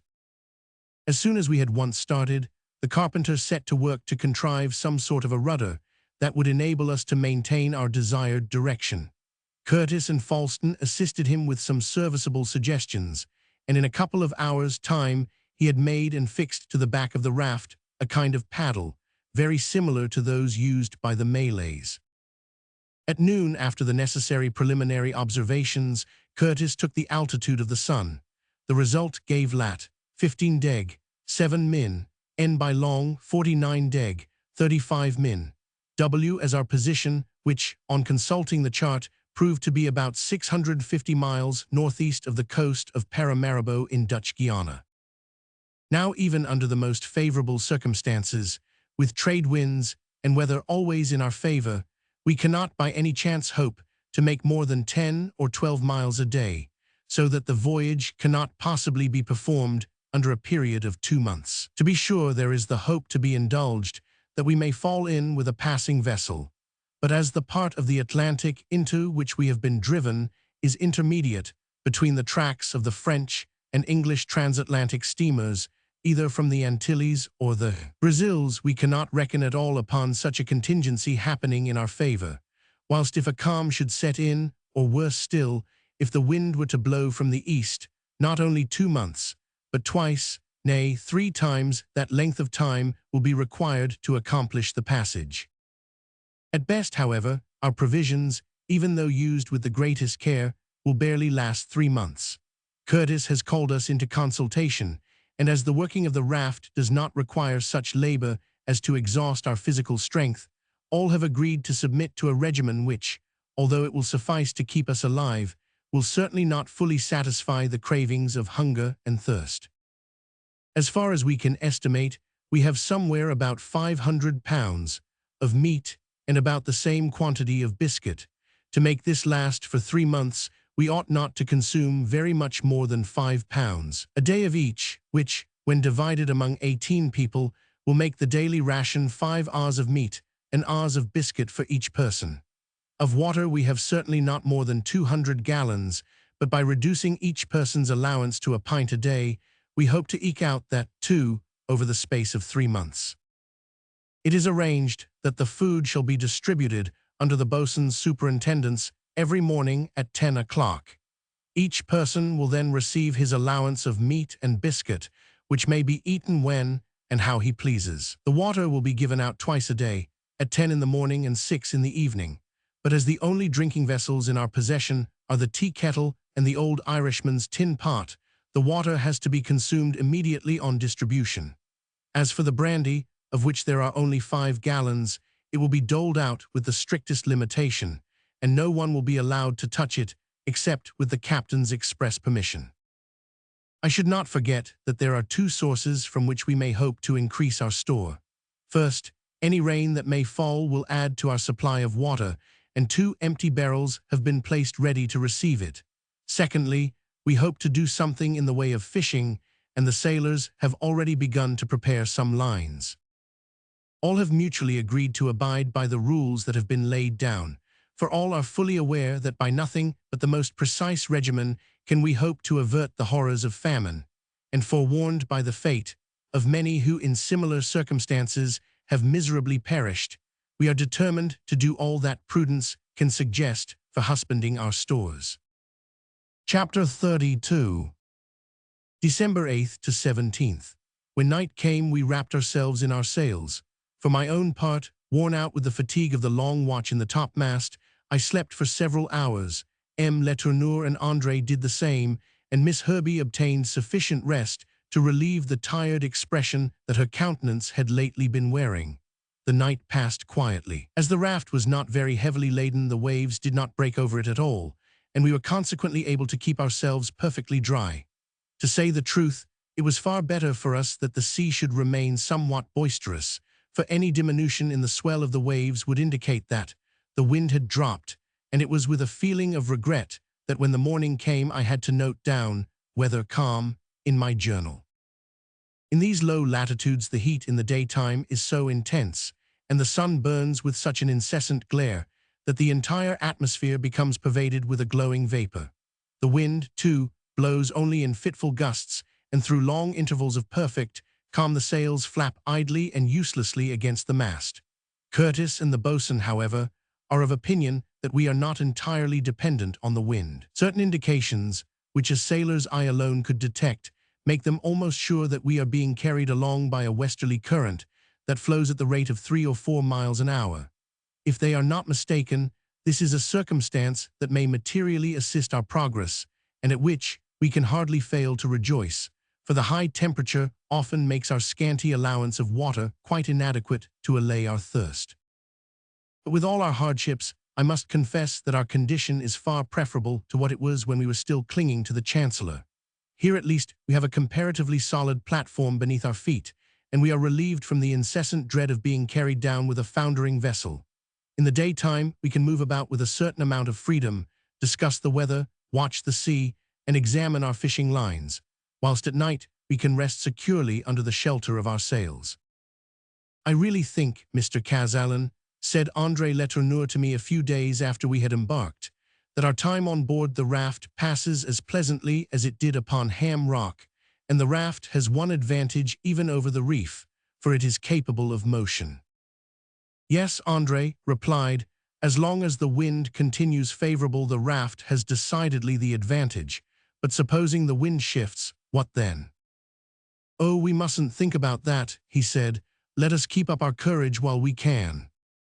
I felt that he was right, and that the dangers we had escaped should make us more hopeful for the future, and I think that nearly all of us are inclined to share his opinion. Whether the captain is equally sanguine, I am unable to say. He holds himself very much aloof, and as he evidently feels that he has the great responsibility of saving other lives than his own, we are reluctant to disturb his silent meditations. Such of the crew as are not on watch spend the greater portion of their time in dozing on the forepart of the raft. The aft, by the captain's orders, has been reserved for the use of us passengers, and by erecting some uprights we have contrived to make a sort of tent, which affords some shelter from the burning sun. On the whole our bill of health is tolerably satisfactory. Lieutenant Walter is the only invalid, and he, in spite of all our careful nursing, seems to get weaker every day. André Letourneur is the life of our party, and I have never appreciated the young man so well. His originality of perception makes his conversation both lively and entertaining, and as he talks, his wan and suffering countenance lights up with an intelligent animation. His father seems to become more devoted to him than ever, and I have seen him sit for an hour at a time, with his hand resting on his son's, listening eagerly to his every word. Miss Herbey occasionally joins in our conversation, But although we all do our best to make her forget that she has lost those who should have been her natural protectors, M. Letourneur is the only one amongst us to whom she speaks without a certain reserve. To him, whose age gives him something of the authority of a father, she has told the history of her life, a life of patience and self-denial, such as not unfrequently falls to the lot of orphans. She had been, she said, 2 years with Mrs. Keir, and although now left alone in the world, homeless and without resources, hope for the future does not fail her.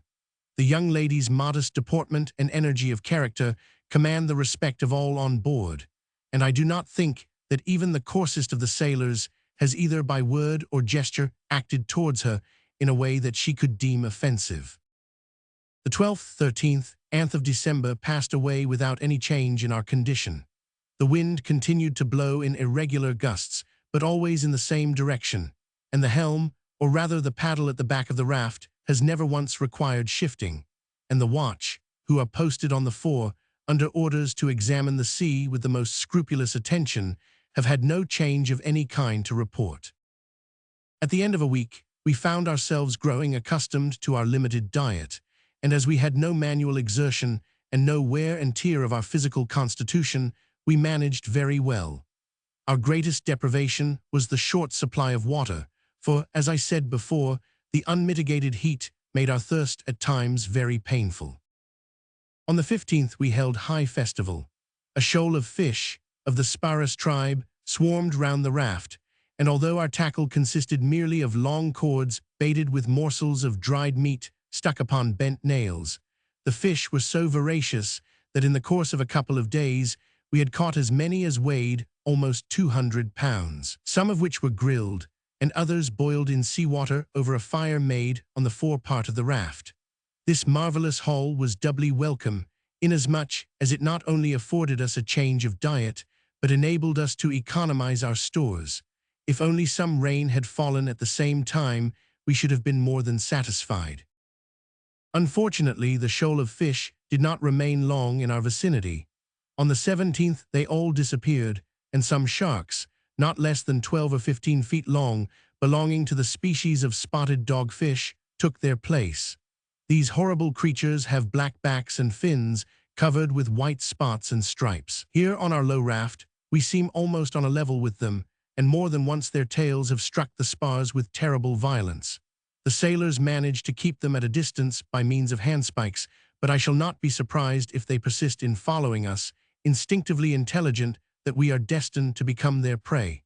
For myself, I confess that they give me a feeling of uneasiness. They seem to me like monsters of ill omen. Chapter 33. December 18th to 20th. On the 18th, the wind freshened a little, but as it blew from the same favorable quarter, we did not complain, and only took the precaution of putting an extra support to the mast, so that it should not snap with the tension of the sail.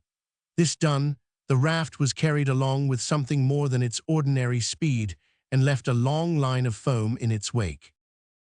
In the afternoon, the sky became slightly overclouded, and the heat consequently somewhat less oppressive. The swell made it more difficult for the raft to keep its balance, and we shipped 2 or 3 heavy seas, but the carpenter managed to make with some planks a kind of wall about a couple of feet high, which protected us from the direct action of the waves. Our casks of food and water were secured to the raft with double ropes, for we dared not run the risk of their being carried overboard, an accident that would at once have reduced us to the direst distress. In the course of the day, the sailors gathered some of the marine plants known by the name of sargassos, very similar to those we saw in such profusion between the Bermudas and Ham Rock. I advised my companions to chew the laminary tangles, which they would find contained a saccharine juice, affording considerable relief to their parched lips and throats. The remainder of the day passed without incident. I should not, however, omit to mention that the frequent conferences held amongst the sailors, especially between Owen, Burke, Flaypole, Wilson, and Jinkstrop, the Negro, aroused some uneasy suspicions in my mind. What was the subject of their conversation I could not discover, for they became silent immediately that a passenger or one of the officers approached them. When I mentioned the matter to Curtis, I found he had already noticed these secret interviews, and that they had given him enough concern to make him determined to keep a strict eye upon Jinkstrop and Owen, who, rascals as they were themselves, were evidently trying to disaffect their mates. On the 19th, the heat was again excessive. The sky was cloudless, and as there was not enough wind to fill the sail, the raft lay motionless upon the surface of the water. Some of the sailors found a transient alleviation for their thirst by plunging into the sea, but as we were fully aware that the water all round was infested with sharks, none of us was rash enough to follow their example, though if, as seems likely, we remain long becalmed, we shall probably in time overcome our fears and feel constrained to indulge ourselves with a bath. The health of Lieutenant Walter continues to cause us grave anxiety, the young man being weakened by attacks of intermittent fever. Except for the loss of the medicine chest, we might have temporarily reduced this by quinine, but it is only too evident that the poor fellow is consumptive, and that hopeless malady is making ravages upon him that no medicine could permanently arrest. His sharp dry cough, his short breathing, his profuse perspirations, more especially in the morning, the pinched-in nose, the hollow cheeks, of which the general pallor is only relieved by a hectic flush, the contracted lips, the too brilliant eye and wasted form, all bear witness to a slow but sure decay. Today, the 20th, the temperature is as high as ever, and the raft still motionless. The rays of the sun penetrate even through the shelter of our tent, where we sit literally gasping with the heat. The impatience with which we awaited the moment when the boatswain should dole out our meager allowance of water, and the eagerness with which those lukewarm drops were swallowed, can only be realized by those who for themselves have endured the agonies of thirst. Lieutenant Walter suffers more than any of us from the scarcity of water, and I noticed that Miss Herbie reserved almost the whole of her own share for his use. Kind and compassionate as ever, the young girl does all that lies in her power to relieve the poor fellow's sufferings. "Mr. Kazallon," she said to me this morning, "that young man gets manifestly weaker every day." "Yes, Miss Herbie," I replied, "and how sorrowful it is that we can do nothing for him, absolutely nothing." "Hush," she said, with her wonted consideration, "perhaps he will hear what we are saying."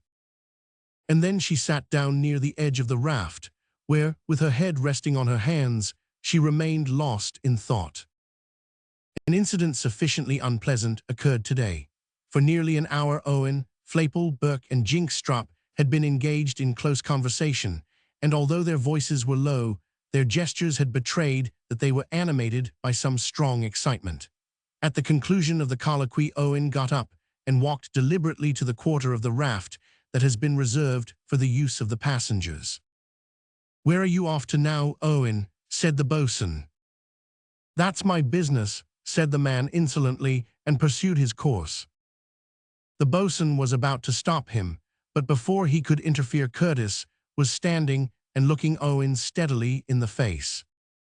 "Ah, Captain, I've got a word from my mates to say to you," he said, with all the effrontery imaginable. "Say on, then," said the captain coolly. "We should like to know about that little keg of brandy. Is it being kept for the porpoises or the officers?" Finding that he obtained no reply, he went on. "Look here, Captain, what we want is to have our grog served out every morning as usual." "Then you certainly will not," said the captain. What?" exclaimed Owen. "Don't you mean to let us have our grog? Once and for all, no." For a moment, with a malicious grin upon his lips, Owen stood confronting the captain. Then, as though thinking better of himself, he turned round and rejoined his companions, who were still talking together in an undertone. When I was afterwards discussing the matter with Curtis, I asked him whether he was sure he had done right in refusing the brandy. "Right," he cried, "to be sure I have. Allow those men to have brandy, I would throw it all overboard first." Chapter 34. December 21st. No further disturbance has taken place amongst the men. For a few hours the fish appeared again, and we caught a great many of them and stored them away in an empty barrel. This addition to our stock of provisions makes us hope that food, at least, will not fail us. Usually the nights in the tropics are cool, but today, as evening drew on, the wonted freshness did not return, but the air remained stifling and oppressive, whilst heavy masses of vapor hung over the water. There was no moonlight. There would be a new moon at 1:30 in the morning, but the night was singularly dark, except for dazzling flashes of summer lightning that from time to time illumined the horizon far and wide. There was, however, no answering roll of thunder, and the silence of the atmosphere seemed almost awful. For a couple of hours, in the vain hope of catching a breath of air, Miss Herbie, André Letourneur, and I sat watching the imposing struggle of the electric vapors. The clouds appeared like embattled turrets crested with flame, and the very sailors, coarse-minded men as they were, seemed struck with the grandeur of the spectacle, and regarded attentively, though with an anxious eye, the preliminary tokens of a coming storm. Until midnight, we kept our seats upon the stern of the raft, whilst the lightning ever and again shed around us a livid glare similar to that produced by adding salt to lighted alcohol. "Are you afraid of a storm, Miss Herbie?" said André to the girl. "No, Mr. André, my feelings are always rather those of awe than of fear," she replied. "I consider a storm one of the sublimest phenomena that we can behold. Don't you think so too?" "Yes, and especially when the thunder is pealing," he said. "That majestic rolling, far different to the sharp crash of artillery, rises and falls like the long-drawn notes of the grandest music. And I can safely say that the tones of the most accomplished artiste have never moved me like that incomparable voice of nature." "Rather a deep bass, though," I said, laughing. "That may be," he answered, "but I wish we might hear it now, for this silent lightning is somewhat unexpressive." "Never mind that, André," I said. "Enjoy a storm when it comes, if you like, but pray don't wish for it." "And why not?" said he. "A storm will bring us wind, you know." "And water, too," added Miss Herbie, "the water of which we are so seriously in need." The young people evidently wished to regard the storm from their own point of view, and although I could have opposed plenty of common sense to their poetical sentiments, I said no more, but let them talk on as they pleased for fully an hour. Meantime the sky was becoming quite overclouded, and after the zodiacal constellations had disappeared in the mists that hung round the horizon, one by one, the stars above our heads were veiled in dark rolling masses of vapor, from which every instant there issued forth sheets of electricity that formed a vivid background to the dark gray fragments of cloud that floated beneath. As the reservoir of electricity was confined to the higher strata of the atmosphere, the lightning was still unaccompanied by thunder, but the dryness of the air made it a weak conductor. Evidently, the fluid could only escape by terrible shocks, and the storm must ere long burst forth with fearful violence. This was the opinion of Curtis and the boatswain.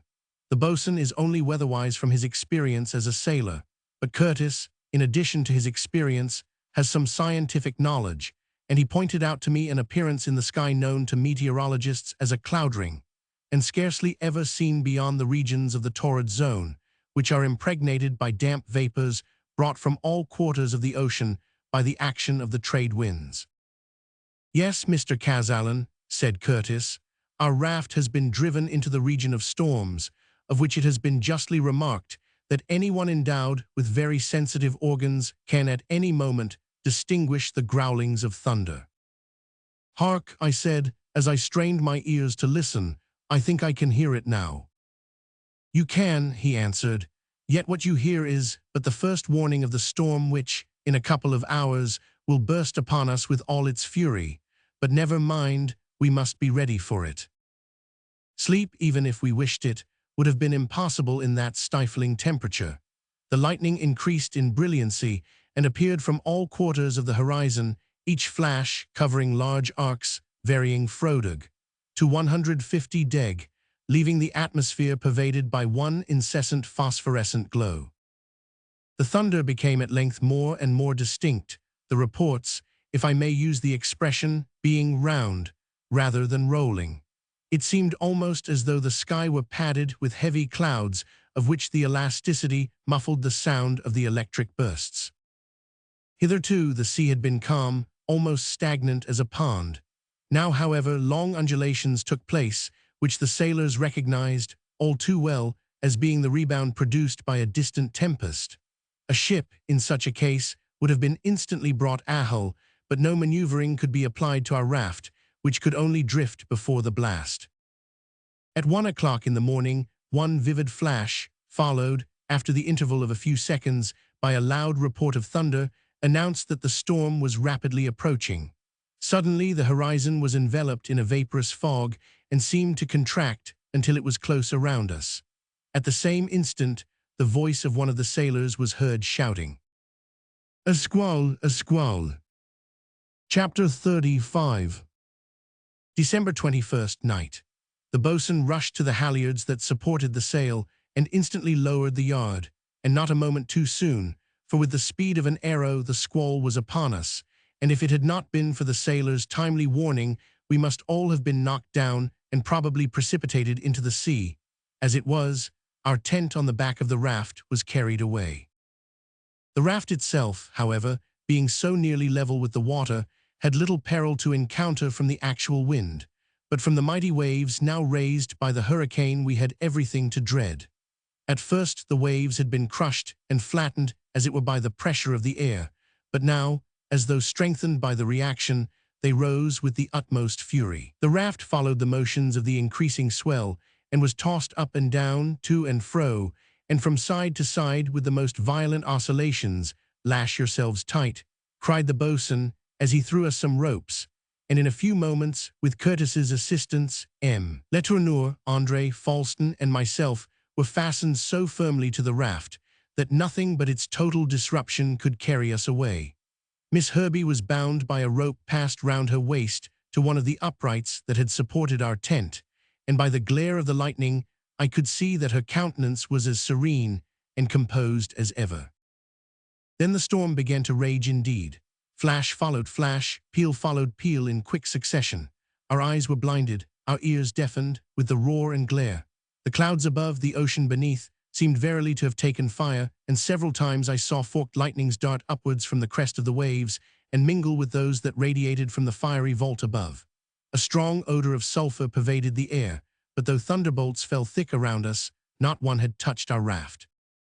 By 2 o'clock the storm had reached its height. The hurricane had increased, and the heavy waves, heated to a strange heat by the general temperature, dashed over us until we were drenched to the skin. Curtis, Dowlers, the boatswain, and the sailors did what they could to strengthen the raft with additional ropes. Letourneur placed himself in front of André to shelter him from the waves. Miss Herbey stood upright and motionless as a statue. Soon dense masses of lurid clouds came rolling up, and a crackling, like the rattle of musketry, resounded through the air. This was produced by a series of electrical concussions, in which volleys of hailstones were discharged from the cloud batteries above. In fact, as the storm sheet came in contact with a current of cold air, hail was formed with great rapidity, and hailstones, large as nuts, came pelting down, making the platform of the raft re-echo with a metallic ring. For about half an hour, the meteoric shower continued to descend, and during that time, the wind slightly abated in violence. But after having shifted from quarter to quarter, it once more blew with all its former fury. The shrouds were broken, but happily the mast, already bending almost double, was removed by the men from its socket before it should be snapped short off. One gust caught away the tiller, which went adrift beyond all power of recovery, and the same blast blew down several of the planks that formed the low parapet on the larboard side, so that the waves dashed in without hindrance through the breach.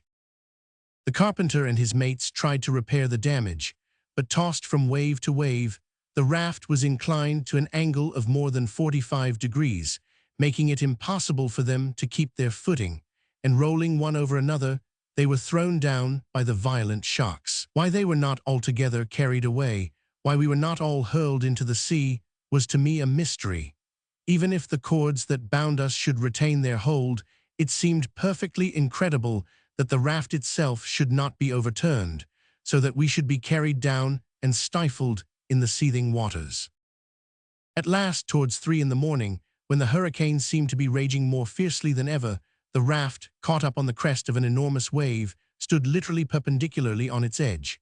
For an instant, by the illumination of the lightning, we beheld ourselves raised to an incomprehensible height above the foaming breakers. Cries of terror escaped our lips. All must be over now.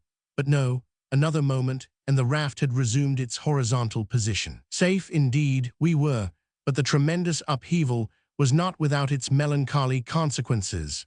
The cords that secured the cases of provisions had burst asunder. One case rolled overboard, and the side of one of the water barrels was staved in, so that the water which it contained was rapidly escaping. Two of the sailors rushed forward to rescue the case of preserved meat, but one of them caught his foot between the planks of the platform, and unable to disengage it, the poor fellow stood uttering cries of distress. I tried to go to his assistance, and had already untied the cord that was round me, but I was too late. Another heavy sea dashed over us, and by the light of a dazzling flash, I saw the unhappy man, although he had managed without assistance to disengage his foot, washed overboard before it was in my power to get near him. His companion had also disappeared. The same ponderous wave laid me prostrate on the platform, and as my head came in collision with the corner of a spar, for a time I lost all consciousness. Chapter 36. December 22nd. Daylight came at length, and the sun broke through and dispersed the clouds that the storm had left behind. The struggle of the elements, while it lasted, had been terrific, but the swoon into which I was thrown by my fall prevented me from observing the final incidents of the visitation. All that I know is that shortly after we had shipped the heavy sea that I have mentioned, a shower of rain had the effect of calming the severity of the hurricane and tended to diminish the electric tension of the atmosphere.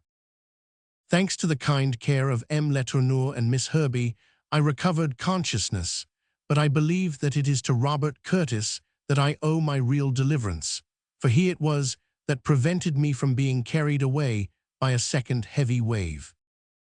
The tempest, fierce as it was, did not last more than a few hours, but even in that short space of time, what an irreparable loss we have sustained, and what a load of misery seems stored up for us in the future.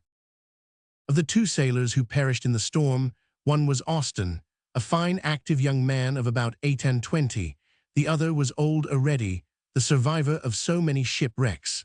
Our party is thus reduced to 16 souls, leaving a total barely exceeding half the number of those who embarked on board the Chancellor at Charleston.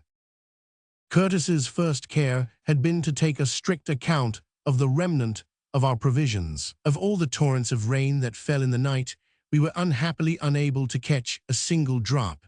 But water will not fail us yet, for about 14 gallons still remain in the bottom of the broken barrel, whilst the second barrel has not yet been touched. But of food we have next to nothing. The cases containing the dried meat and the fish that we had preserved have both been washed away, and all that now remains to us is about 60 pounds of biscuit. 60 pounds of biscuit between 16 persons, 8 days, with half a pound a day apiece, will consume it all. The day has passed away in silence. A general depression has fallen upon all. The spectre of famine has appeared amongst us, and each has remained wrapped in his own gloomy meditations, though each has doubtless but one idea dominant in his mind. Once, as I passed near the group of sailors lying on the forepart of the raft, I heard Flaypole say with a sneer, "Those who are going to die had better make haste about it." "Yes," said Owen, "leave their share of food to others." At the regular hour, each person received his half-pound of biscuit. Some, I noticed, swallowed it ravenously, others reserved it for another time. Falston divided his ration into several portions, corresponding, I believe, to the number of meals to which he was ordinarily accustomed. What prudence he shows! If anyone survives this misery, I think it will be he. Chapter 37. December 23rd to 30th. After the storm, the wind settled back into its old quarter, blowing pretty briskly from the northeast. As the breeze was all in our favor, it was important to make the most of it, and after Dowlers had carefully readjusted the mast, the sail was once more hoisted, and we were carried along at the rate of 2 or 2.5 knots an hour. A new rudder, formed of a spar and a good-sized plank, has been fitted in the place of the one we lost. but with the wind in its present quarter, it is in little requisition. The platform of the raft has been repaired, the disjointed planks have been closed by means of ropes and wedges, and that portion of the parapet that was washed away has been replaced, so that we are no longer wetted by the waves. In fact, nothing has been left undone to ensure the solidity of our raft, and to render it capable of resisting the wear and tear of the wind and waves. But the dangers of wind and waves are not those which we have most to dread. Together with the unclouded sky came a return of the tropical heat, which during the preceding days had caused us such serious inconvenience. Fortunately, on the 23rd, the excessive warmth was somewhat tempered by the breeze, and as the tent was once again put up, we were able to find shelter under it by turns. But the want of food was beginning to tell upon us sadly, and our sunken cheeks and wasted forms were visible tokens of what we were enduring. With most of us, hunger seemed to attack the entire nervous system, and the constriction of the stomach produced an acute sensation of pain. A narcotic, such as opium or tobacco, might have availed to soothe, if not to cure, the gnawing agony, but of sedatives we had none, so the pain must be endured. One alone there was amongst us who did not feel the pangs of hunger. Lieutenant Walter seemed as it were to feed upon the fever that raged within him. But then he was the victim of the most torturing thirst. Miss Herbie, besides reserving for him a portion of her own insufficient allowance, obtained from the captain a small extra supply of water with which every quarter of an hour she moistened the parched lips of the young man who, almost too weak to speak, could only express his thanks by a grateful smile. Poor fellow, all our care cannot avail to save him now. He is doomed, most surely doomed to die. On the 23rd, he seemed to be conscious of his condition, for he made a sign to me to sit down by his side, and then summoning up all his strength to speak, he asked me in a few broken words how long I thought he had to live. Slight as my hesitation was, Walter noticed it immediately. "The truth," he said, "tell me the plain truth." "My dear fellow, I am not a doctor, you know," I began, "and I can scarcely judge." "Never mind," he interrupted, "tell me just what you think." I looked at him attentively for some moments, then laid my ear against his chest. In the last few days, his malady had made fearfully rapid strides, and it was only too evident that one lung had already ceased to act, whilst the other was scarcely capable of performing the work of respiration. The young man was now suffering from the fever, which is the sure symptom of the approaching end in all tuberculous complaints. The lieutenant kept his eye fixed upon me with a look of eager inquiry. I knew not what to say, and sought to evade his question. "My dear boy," I said, "in our present circumstances, not one of us can tell how long he has to live. Not one of us knows what may happen in the course of the next 8 days." "The next 8 days," he murmured as he looked eagerly into my face. And then, turning away his head, he seemed to fall into a sort of doze. The 24th, 25th, th passed without any alteration in our circumstances, and strange, nay, incredible as it may sound, we began to get accustomed to our condition of starvation. Often, when reading the histories of shipwrecks, I have suspected the accounts to be greatly exaggerated, but now I fully realize their truth, and marvel when I find on how little nutriment it is possible to exist for so long a time. To our daily half-pound of biscuit, the captain has thought to add a few drops of brandy, and the stimulant helps considerably to sustain our strength. If we had the same provisions for 2 months, or even for 1, there might be room for hope, but our supplies diminish rapidly, and the time is fast approaching when of food and drink there will be none. The sea had furnished us with food once, and difficult as the task of fishing had now become, at all hazards the attempt must be made again. Accordingly, the carpenter and the boatswain set to work, and made lines out of some untwisted hemp, to which they fixed some nails that they pulled out of the flooring of the raft, and bent into proper shape. The boatswain regarded his device with evident satisfaction. "I don't mean to say," said he to me, "that these nails are first-rate fish-hooks, but one thing I do know, and that is, with proper bait they will act as well as the best. But this biscuit is no good at all. Let me but just get hold of one fish, and I shall know fast enough how to use it to catch some more." And the true difficulty was how to catch the first fish. It was evident that fish were not abundant in these waters, nevertheless the lines were cast. But the biscuit with which they were baited dissolved at once in the water, and we did not get a single bite. For 2 days the attempt was made in vain, and as it only involved what seemed a lavish waste of our only means of subsistence, it was given up in despair. Today, the 30th, as a last resource, the boatswain tried what a piece of colored rag might do by way of attracting some voracious fish, and having obtained from Miss Herbie a little piece of the red shawl she wears, he fastened it to his hook. But still no success, for when, after several hours, he examined his lines, the crimson shred was still hanging intact as he had fixed it. The man was quite discouraged at his failure. "But there will be plenty of bait before long," he said to me in a solemn undertone. "What do you mean?" said I, struck by his significant manner. "You'll know soon enough," he answered. What did he insinuate? The words, coming from a man usually so reserved, have haunted me all night. Chapter 38. January 1st to 5th. More than 3 months had elapsed since we left Charleston in the Chancellor, and for no less than 20 days had we now been borne along on our raft at the mercy of the wind and waves. Whether we were approaching the American coast, or whether we were drifting farther and farther to sea, it was now impossible to determine, for, in addition to the other disasters caused by the hurricane, the captain's instruments had been hopelessly smashed, and Curtis had no longer any compass by which to direct his course, nor a sextant by which he might make an observation.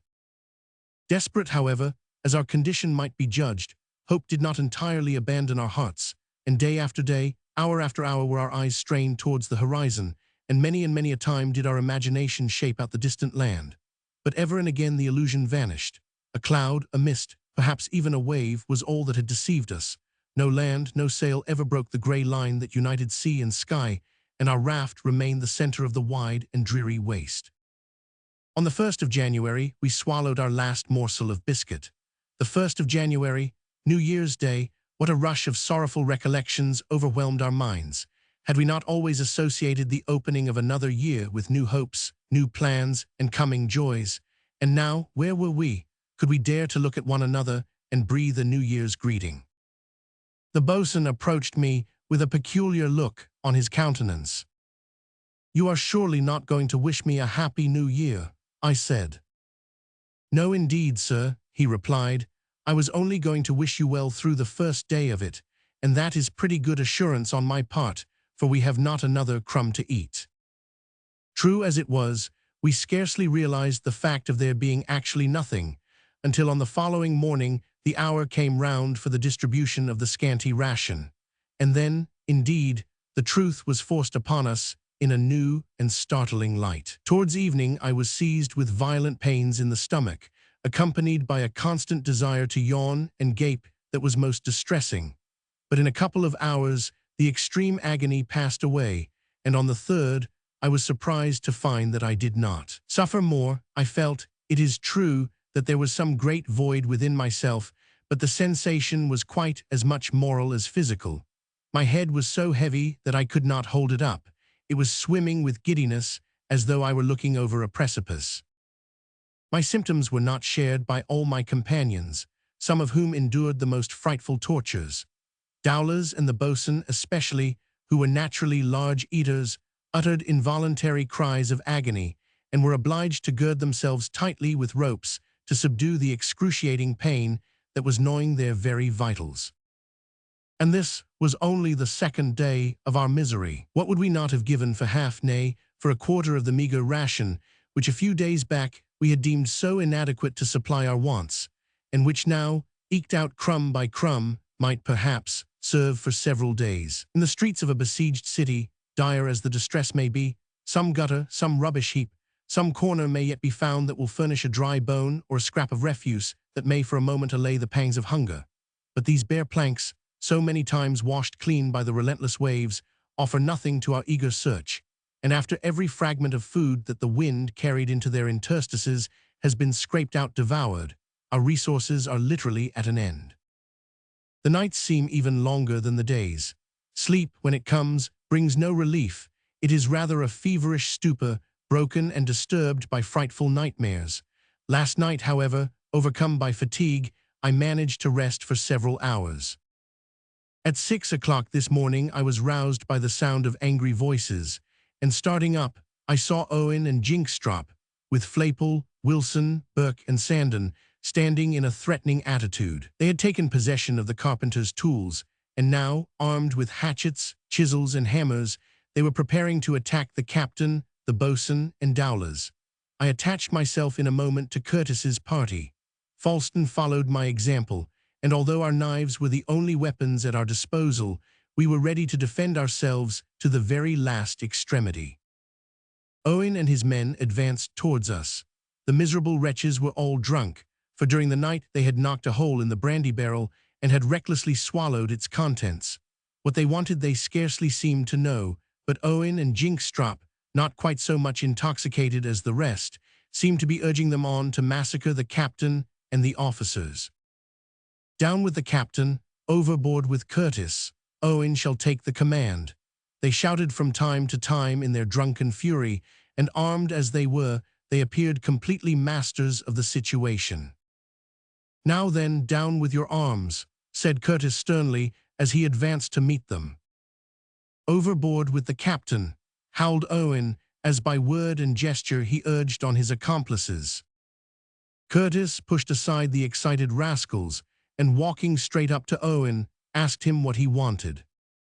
"What do we want? Why, we want no more captains, we are all equals now." Poor stupid fool, as though misery and privation had not already reduced us all to the same level.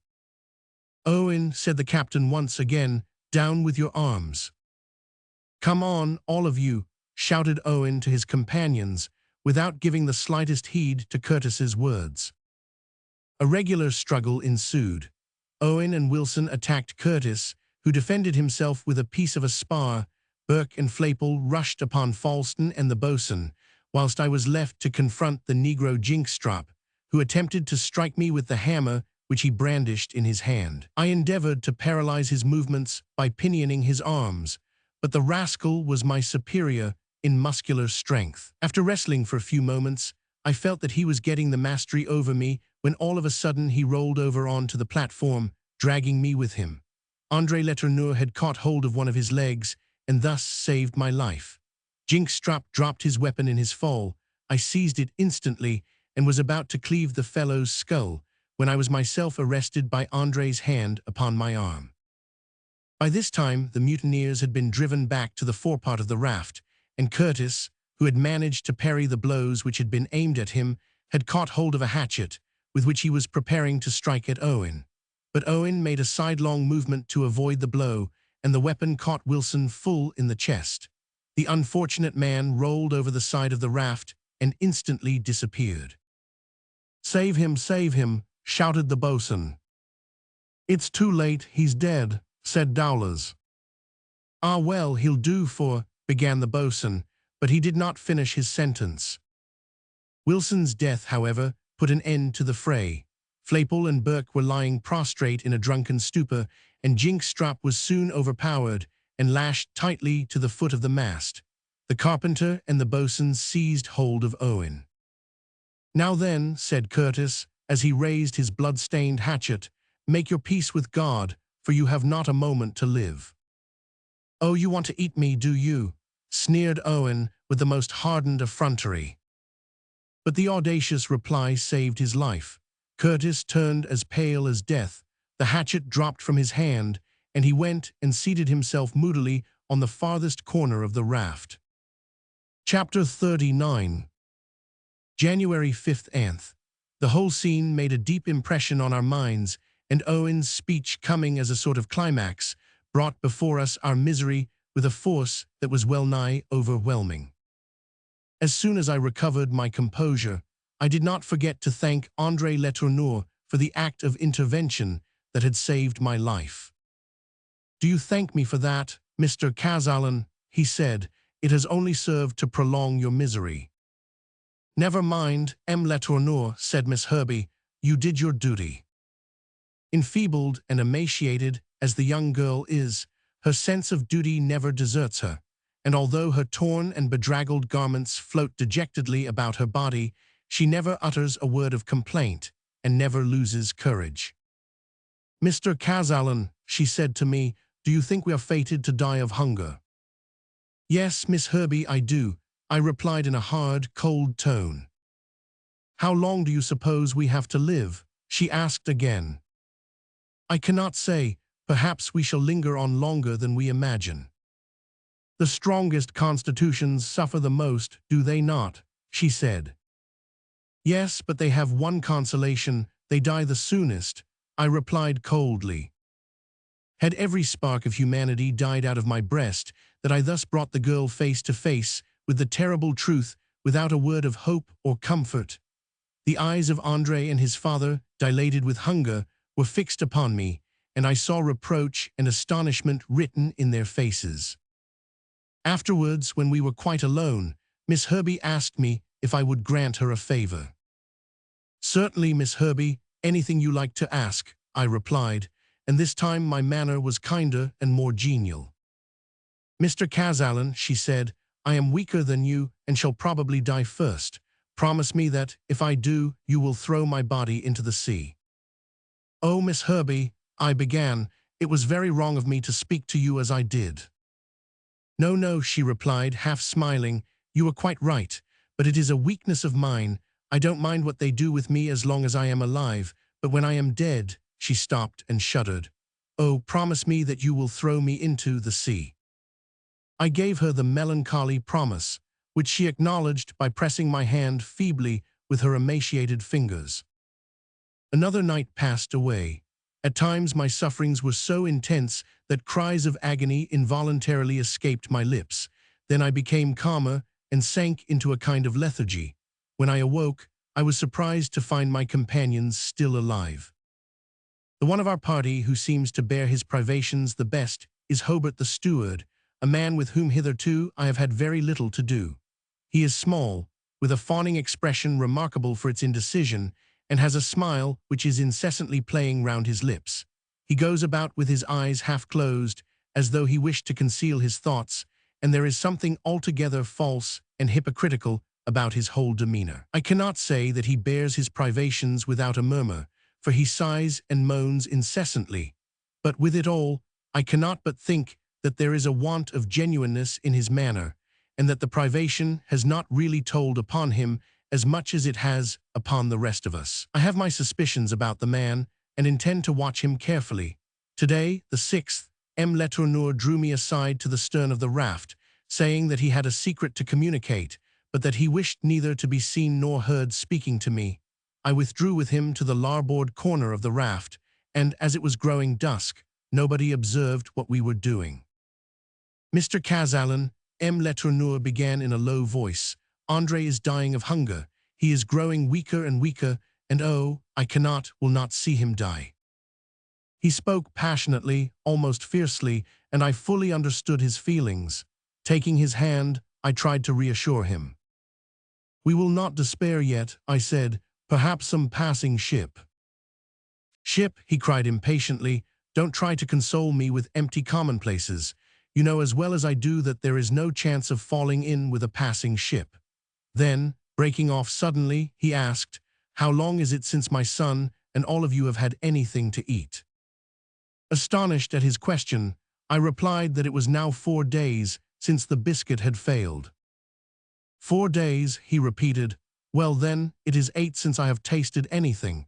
I have been saving my share for my son." Tears rushed to my eyes. For a few moments, I was unable to speak, and could only once more grasp his hand in silence. "What do you want me to do?" I asked at length. "Hush, not so loud, someone will hear us," he said, lowering his voice. "I want you to offer it to André as though it came from yourself. He would not accept it from me. He would think I had been depriving myself for him. Let me implore you to do me this service, and for your trouble," and here he gently stroked my hand, "for your trouble you shall have a morsel for yourself." I trembled like a child as I listened to the poor father's words, and my heart was ready to burst when I felt a tiny piece of biscuit slipped into my hand. "Give it him," M. Letourneur went on under his breath. Give it him, but do not let anyone see you. The monsters would murder you if they knew it. This is only for today. I will give you some more tomorrow." The poor fellow did not trust me, and well he might not, for I had the greatest difficulty to withstand the temptation to carry the biscuit to my mouth, but I resisted the impulse, and those alone who have suffered like me can know what the effort was. Night came on with the rapidity peculiar to these low latitudes, and I glided gently up to André and slipped the piece of biscuit into his hand as a present from myself. The young man clutched at it eagerly. "But my father," he said inquiringly. I assured him that his father and I had each had our share, and that he must eat this now, and perhaps I should be able to bring him some more another time. André asked no more questions and eagerly devoured the morsel of food. So this evening at least, notwithstanding M. Letourneur's offer, I have tasted nothing. Chapter 40. January 7th. During the last few days since the wind has freshened, the salt water constantly dashing over the raft has terribly punished the feet and legs of some of the sailors. Owen, whom the boatswain ever since the revolt kept bound to the mast, is in a deplorable state, and at our request has been released from his restraint. Sandon and Burke are also suffering from the severe smarting caused in this way, and it is only owing to our more sheltered position on the aft part of the raft that we have not all shared the same inconvenience. Today the boatswain, maddened by starvation, laid hands upon everything that met his voracious eyes, and I could hear the grating of his teeth as he gnawed at fragments of sails and bits of wood, instinctively endeavoring to fill his stomach by putting the mucus into circulation at length.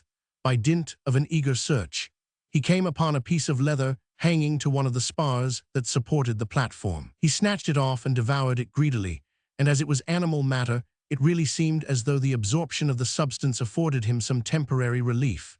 Instantly we all followed his example. A leather hat, the rims of caps, in short, anything that contained any animal matter at all, were gnawed and sucked with the utmost avidity. Never shall I forget the scene. We were no longer human. The impulses and instincts of brute beasts seemed to actuate our every movement. For a moment the pangs of hunger were somewhat allayed, but some of us revolted against the loathsome food, and were seized either with violent nausea or absolute sickness. I must be pardoned for giving these distressing details, but how otherwise can I depict the misery, moral and physical, which we are enduring? And with it all, I dare not venture to hope that we have reached the climax of our sufferings. The conduct of Hobart during the scene that I have just described has only served to confirm my previous suspicions of him. He took no part in the almost fiendish energy with which we gnawed at our scraps of leather, and although by his conduct and perpetual groanings he might be considered to be dying of inanition, yet to me he has the appearance of being singularly exempt from the tortures which we are all enduring. But whether the hypocrite is being sustained by some secret store of food, I have been unable to discover. Whenever the breeze drops, the heat is overpowering, but although our allowance of water is very meager, at present the pangs of hunger far exceed the pain of thirst. It has often been remarked that extreme thirst is far less endurable than extreme hunger. Is it possible that still greater agonies are in store for us? I cannot, dare not, believe it. Fortunately, the broken barrel still contains a few pints of water, and the other one has not yet been opened. But I am glad to say that notwithstanding our diminished numbers, and in spite of some opposition, the captain has thought right to reduce the daily allowance to half a pint for each person. As for the brandy, of which there is only a quart now left, it has been stowed away safely in the stern of the raft. This evening has ended the sufferings of another of our companions, making our number now only 14. My attentions and Miss Herbey's nursing could do nothing for Lieutenant Walter, and about 7:30 he expired in my arms. Before he died, in a few broken words, he thanked Miss Herbey and myself for the kindness we had shown him. A crumpled letter fell from his hand, and in a voice that was scarcely audible from weakness, he said, "It is my mother's letter, the last I had from her. She was expecting me home, but she will never see me more. Oh, put it to my lips, let me kiss it before I die. Mother, mother, oh my God." I placed the letter in his cold hand and raised it to his lips. His eye lighted for a moment. We heard the faint sound of a kiss, and all was over. Chapter 41. January 8th. All night I remained by the side of the poor fellow's corpse, and several times Miss Herbie joined me in my mournful watch. Before daylight dawned, the body was quite cold, and as I knew there must be no delay in throwing it overboard, I asked Curtis to assist me in the sad office. The body was frightfully emaciated, and I had every hope that it would not float. As soon as it was quite light, taking every precaution that no one should see what we were about, Curtis and I proceeded to our melancholy task. We took a few articles from the lieutenant's pockets, which we purposed, if either of us should survive, to remit to his mother. But as we wrapped him in his tattered garments that would have to suffice for his winding sheet, I started back with a thrill of horror. The right foot had gone, leaving the leg a bleeding stump. No doubt that, overcome by fatigue, I must have fallen asleep for an interval during the night, and someone had taken advantage of my slumber to mutilate the corpse. But who could have been guilty of so foul a deed? Curtis looked around with anger flashing in his eye, but all seemed as usual, and the silence was only broken by a few groans of agony.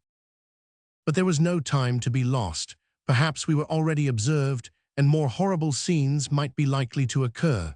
Curtis said a few short prayers, and we cast the body into the sea. It sank immediately. "They are feeding the sharks well, and no mistake," said a voice behind me. I turned round quickly and found that it was Jinkstrop who had spoken.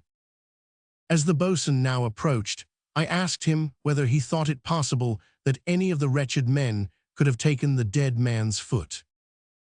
"Oh yes, I dare say," he replied in a significant tone, "and perhaps they thought they were right." "Right, what do you mean?" I exclaimed. "Well, sir," he said coldly, "isn't it better to eat a dead man than a living one?" I was at a loss to comprehend him, and, turning away, laid myself down at the end of the raft. Towards 11 o'clock, a most suspicious incident occurred. The boatswain, who had cast his lines early in the morning, caught 3 large cod, each more than 30 inches long, of the species which, when dried, is known by the name of stockfish.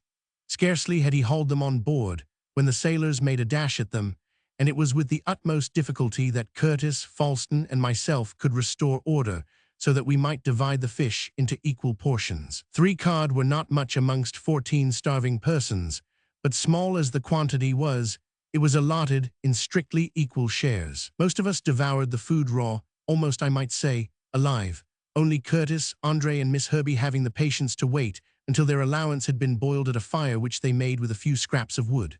For myself, I confess that I swallowed my portion of fish just as it was, raw and bleeding. M. Letourneur followed my example. The poor man devoured his food like a famished wolf, and it is only a wonder to me how, after his lengthened fast, he came to be alive at all. The boatswain's delight at his success was excessive and amounted almost to delirium. I went up to him and encouraged him to repeat his attempt. "Oh yes," he said, I'll try again." "And why not try at once?" I asked. "Not now," he said evasively. "The night is the best time for catching large fish. Besides, I must manage to get some bait, for we have been improvident enough not to save a single scrap." "But you have succeeded once without bait. Why may you not succeed again?" "Oh, I had some very good bait last night," he said. I stared at him in amazement. He steadily returned my gaze, but said nothing. "Have you none left?" at last I asked. "Yes," he almost whispered, and left me without another word. Our meal, meager as it had been, served to rally our shattered energies. Our hopes were slightly raised. There was no reason why the boatswain should not have the same good luck again. One evidence of the degree to which our spirits were revived was that our minds were no longer fixed upon the miserable present and hopeless future, but we began to recall and discuss the past. And M. Letourneur, Andre, Mr. Falston, and I held a long conversation with the captain about the various incidents of our eventful voyage, speaking of our lost companions, of the fire, of the stranding of the ship, of our sojourn on Ham Rock, of the springing of the leak, of our terrible voyage in the topmasts, of the construction of the raft, and of the storm. All these things seem to have happened so long ago, and yet we were living still. Living, did I say? If such an existence as ours could be called a life, 14 of us were living still. Who would be the next to go? We should then be 13. An unlucky number, said André with a mournful smile. During the night the boatswain cast his lines from the stern of the raft, and unwilling to trust them to anyone else, remained watching them himself. In the morning I went to ascertain what success had attended his patience. It was scarcely light, and with eager eyes he was peering down into the water. He had neither seen nor heard me coming. "Well, boatswain," I said, touching him on the shoulder. He turned round quickly. "Those villainous sharks have eaten every morsel of my bait," he said, in a desponding voice. "And you have no more left?" I asked. "No more," he said, then grasping my arm he added, "and that only shows me that it is no good doing things by halves." The truth flashed upon me at once, and I laid my hand upon his mouth. Poor Walter. Chapter 42. January 9th. On the 9th the wind dropped, and there was a dead calm. Not a ripple disturbed the surface of the long undulations as they rose and fell beneath us. And if it were not for the slight current which is carrying us we know not whither, the raft would be absolutely stationary. The heat was intolerable, our thirst more intolerable still, and now it was that for the first time I fully realized how the insufficiency of drink could cause torture more unendurable than the pangs of hunger. Mouth, throat, pharynx, all alike were parched and dry, every gland becoming hard as horn under the action of the hot air we breathed. At my urgent solicitation, the captain was for once induced to double our allowance of water, and this relaxation of the ordinary rule enabled us to attempt to slake our thirst 4 times in the day, instead of only twice. I use the word attempt advisedly, for the water at the bottom of the barrel, though kept covered by a sail, became so warm that it was perfectly flat and unrefreshing. It was a most trying day, and the sailors relapsed into a condition of deep despondency. The moon was nearly full, but when she rose the breeze did not return. Continuance of high temperature in daytime is a sure proof that we have been carried far to the south, and here, on this illimitable ocean, we have long ceased even to look for land. It might almost seem as though this globe of ours had veritably become a liquid sphere. Today we are still becalmed, and the temperature is as high as ever. The air is heated like a furnace, and the sun scorches like fire. The torments of famine are all forgotten. Our thoughts are concentrated with fevered expectation upon the longed-for moment when Curtis shall dole out the scanty measure of lukewarm water that makes up our ration. Oh, for one good draught, even if it should exhaust the whole supply. At least, it seems as if we then could die in peace. About noon, we were startled by sharp cries of agony, and looking round I saw Owen writhing in the most horrible convulsions. I went towards him, for detestable as his conduct had been, common humanity prompted me to see whether I could afford him any relief. But before I reached him, a shout from Flaypole arrested my attention. The man was up in the mast, and with great excitement pointing to the east. A ship, he cried. In an instant all were on their feet. Even Owen stopped his cries and stood erect. It was quite true that in the direction indicated by Flaypole there was a white speck visible upon the horizon. But did it move? Would the sailors with their keen vision pronounce it to be a sail? A silence the most profound fell upon us all. I glanced at Curtis as he stood with folded arms intently gazing at the distant point. His brow was furrowed, and he contracted every feature as with half-closed eyes he concentrated his power of vision upon that one faint spot in the far-off horizon.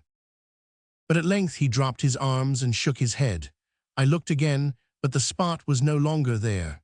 If it were a ship, that ship had disappeared, but probably it had been a mere reflection, or, more likely still, only the crest of some curling wave. A deep dejection followed this phantom ray of hope. All returned to their accustomed places. Curtis alone remained motionless, but his eye no longer scanned the distant view. Owen now began to shriek more wildly than ever. He presented truly a most melancholy sight. He writhed with the most hideous contortions and had all the appearance of suffering from tetanus. His throat was contracted by repeated spasms, his tongue was parched, his body swollen, and his pulse, though feeble, was rapid and irregular. The poor wretch's symptoms were precisely such as to lead us to suspect that he had taken some corrosive poison. Of course, it was quite out of our power to administer any antidote. All that we could devise was to make him swallow something that might act as an emetic. I asked Curtis for a little of the lukewarm water. As the contents of the broken barrel were now exhausted, the captain, in order to comply with my request, was about to tap the other barrel, when Owen started suddenly to his knees, and with a wild, unearthly shriek, exclaimed, "No, no, no, of that water I will not touch a drop." I supposed he did not understand what we were going to do, and endeavored to explain, but all in vain. He persisted in refusing to taste the water in the second barrel. I then tried to induce vomiting by tickling his uvula, and he brought off some bluish secretion from his stomach, the character of which confirmed our previous suspicions that he had been poisoned by oxide of copper. We now felt convinced that any efforts on our part to save him would be of no avail. The vomiting, however, had for the time relieved him, and he was able to speak. Curtis and I both implored him to let us know what he had taken to bring about consequences so serious. His reply fell upon us as a startling blow. The ill-fated wretch had stolen several pints of water from the barrel that had been untouched, and that water had poisoned him. Chapter 43. January 11th to 14th. Owen's convulsions returned with increased violence, and in the course of the night, he expired in terrible agony. His body was thrown overboard almost directly. It had decomposed so rapidly that the flesh had not even consistency enough for any fragments of it to be reserved for the boatswain to use to bait his lines. A plague the man had been to us in his life. In his death, he was now of no service. And now, perhaps still more than ever, did the horror of our situation stare us in the face. There was no doubt that the poisoned barrel had at some time or other contained copperas, but what strange fatality had converted it into a water cask, or what fatality, stranger still, had caused it to be brought on board the raft, was a problem that none could solve. Little, however, did it matter now. The fact was evident: the barrel was poisoned, and of water we had not a drop. One and all we fell into the gloomiest silence. We were too irritable to bear the sound of each other's voices, and it did not require a word, a mere look or gesture was enough to provoke us to anger that was little short of madness. How it was that we did not all become raving maniacs, I cannot tell. Throughout the 12th, no drain of moisture crossed our lips, and not a cloud arose to warrant the expectation of a passing shower. In the shade, if shade it might be called, the thermometer would have registered at least 100 deg, and perhaps considerably more. No change next day. The salt water began to chafe my legs, but although the smarting was at times severe, it was an inconvenience to which I gave little heed. Others who had suffered from the same trouble had become no worse. Oh, if this water that surrounds us could be reduced to vapor or to ice, its particles of salt extracted, it would be available for drink. But no, we have no appliances, and we must suffer on. At the risk of being devoured by the sharks, the boatswain and 2 sailors took a morning bath, and as their plunge seemed to refresh them, I and 3 of my companions resolved to follow their example. We had never learnt to swim, and had to be fastened to the end of a rope and lowered into the water, while Curtis, during the half-hour of our bath, kept a sharp lookout to give warning of any danger from approaching sharks. No recommendation, however, on our part, nor any representation of the benefit we felt we had derived, could induce Miss Herbie to allay her sufferings in the same way. At about 11 o'clock, the captain came up to me and whispered in my ear, "Don't say a word, Mr. Kazallon. I do not want to raise false hopes, but I think I see a ship." It was as well that the captain had warned me. Otherwise, I should have raised an involuntary shout of joy. As it was, I had the greatest difficulty in restraining my expressions of delight. "Look behind to larboard," he continued in an undertone. Affecting an indifference which I was far from feeling, I cast an anxious glance to that quarter of the horizon of which he spoke, and there, although mine is not a nautical eye, I could plainly distinguish the outline of a ship under sail. Almost at the same moment, the boatswain, who happened to be looking in the same direction, raised the cry, "Ship ahoy!" Whether it was that no one believed it, or whether all energies were exhausted, certain it is that the announcement produced none of the effects that might have been expected. Not a soul exhibited the slightest emotion, and it was only when the boatswain had several times sung out his tidings that all eyes turned to the horizon. There most undeniably was the ship, and the question rose at once to the minds of all, and to the lips of many, would she see us? The sailors immediately began discussing the build of the vessel, and made all sorts of conjectures as to the direction she was taking. Curtis was far more deliberate in his judgment. After examining her attentively for some time, he said, "She is a brig running close upon the wind, on the starboard tack. If she keeps her course for a couple of hours, she will come right athwart our track." A couple of hours. The words sounded to our ears like a couple of centuries. The ship might change her course at any moment. Closely trimmed as she was, it was very probable that she was only tacking about to catch the wind, in which case, as soon as she felt a breeze, she would resume her larboard tack and make away again. On the other hand, if she were really sailing with the wind, she would come nearer to us, and there would be good ground for hope. Meantime, no exertion must be spared, and no means left untried, to make our position known. The brig was about 12 miles to the east of us, so that it was out of the question to think of any cries of ours being overheard. But Curtis gave directions that every possible signal should be made. We had no firearms by which we could attract attention, and nothing else occurred to us beyond hoisting a flag of distress. Miss Herbey's red shawl, as being of a color most distinguishable against the background of sea and sky, was run up to the masthead, and was caught by the light breeze that just then was ruffling the surface of the water. As a drowning man clutches at a straw, so our hearts bounded with hope every time that our poor flag fluttered in the wind. For an hour our feelings alternated between hope and despair. The ship was evidently making her way in the direction of the raft, but every now and then she seemed to stop, and then our hearts would almost stand still with agony lest she was going to put about. She carried all her canvas, even to her royals and staysails, but her hull was only partially visible above the horizon. How slowly she advanced! The breeze was very, very feeble, and perhaps soon it would drop altogether. We felt that we would give years of our life to know the result of the coming hour. At 12:30, the captain and the boatswain considered that the brig was about 9 miles away.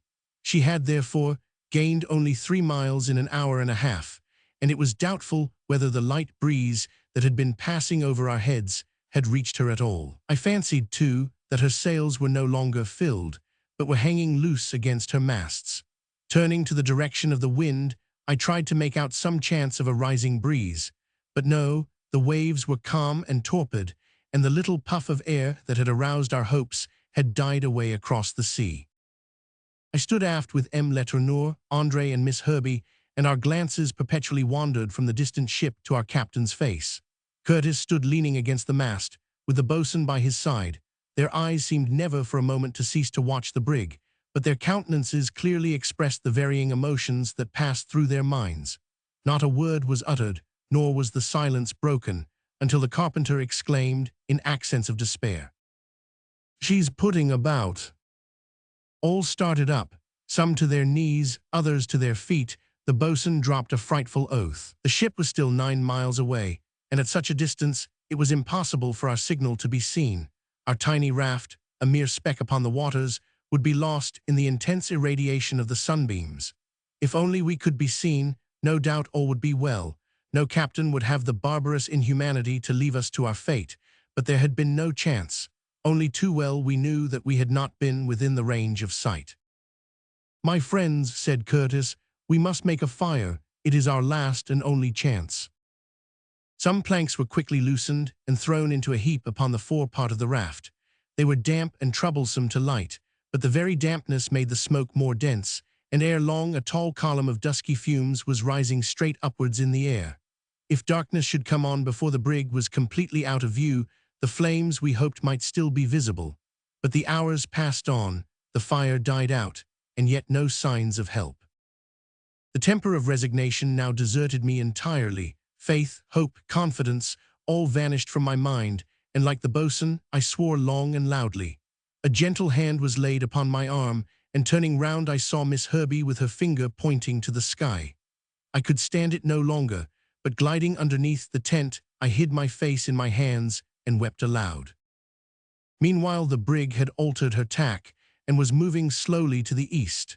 3 hours later, and the keenest eye could not have discerned her topsails above the horizon. Chapter 44. January 15th.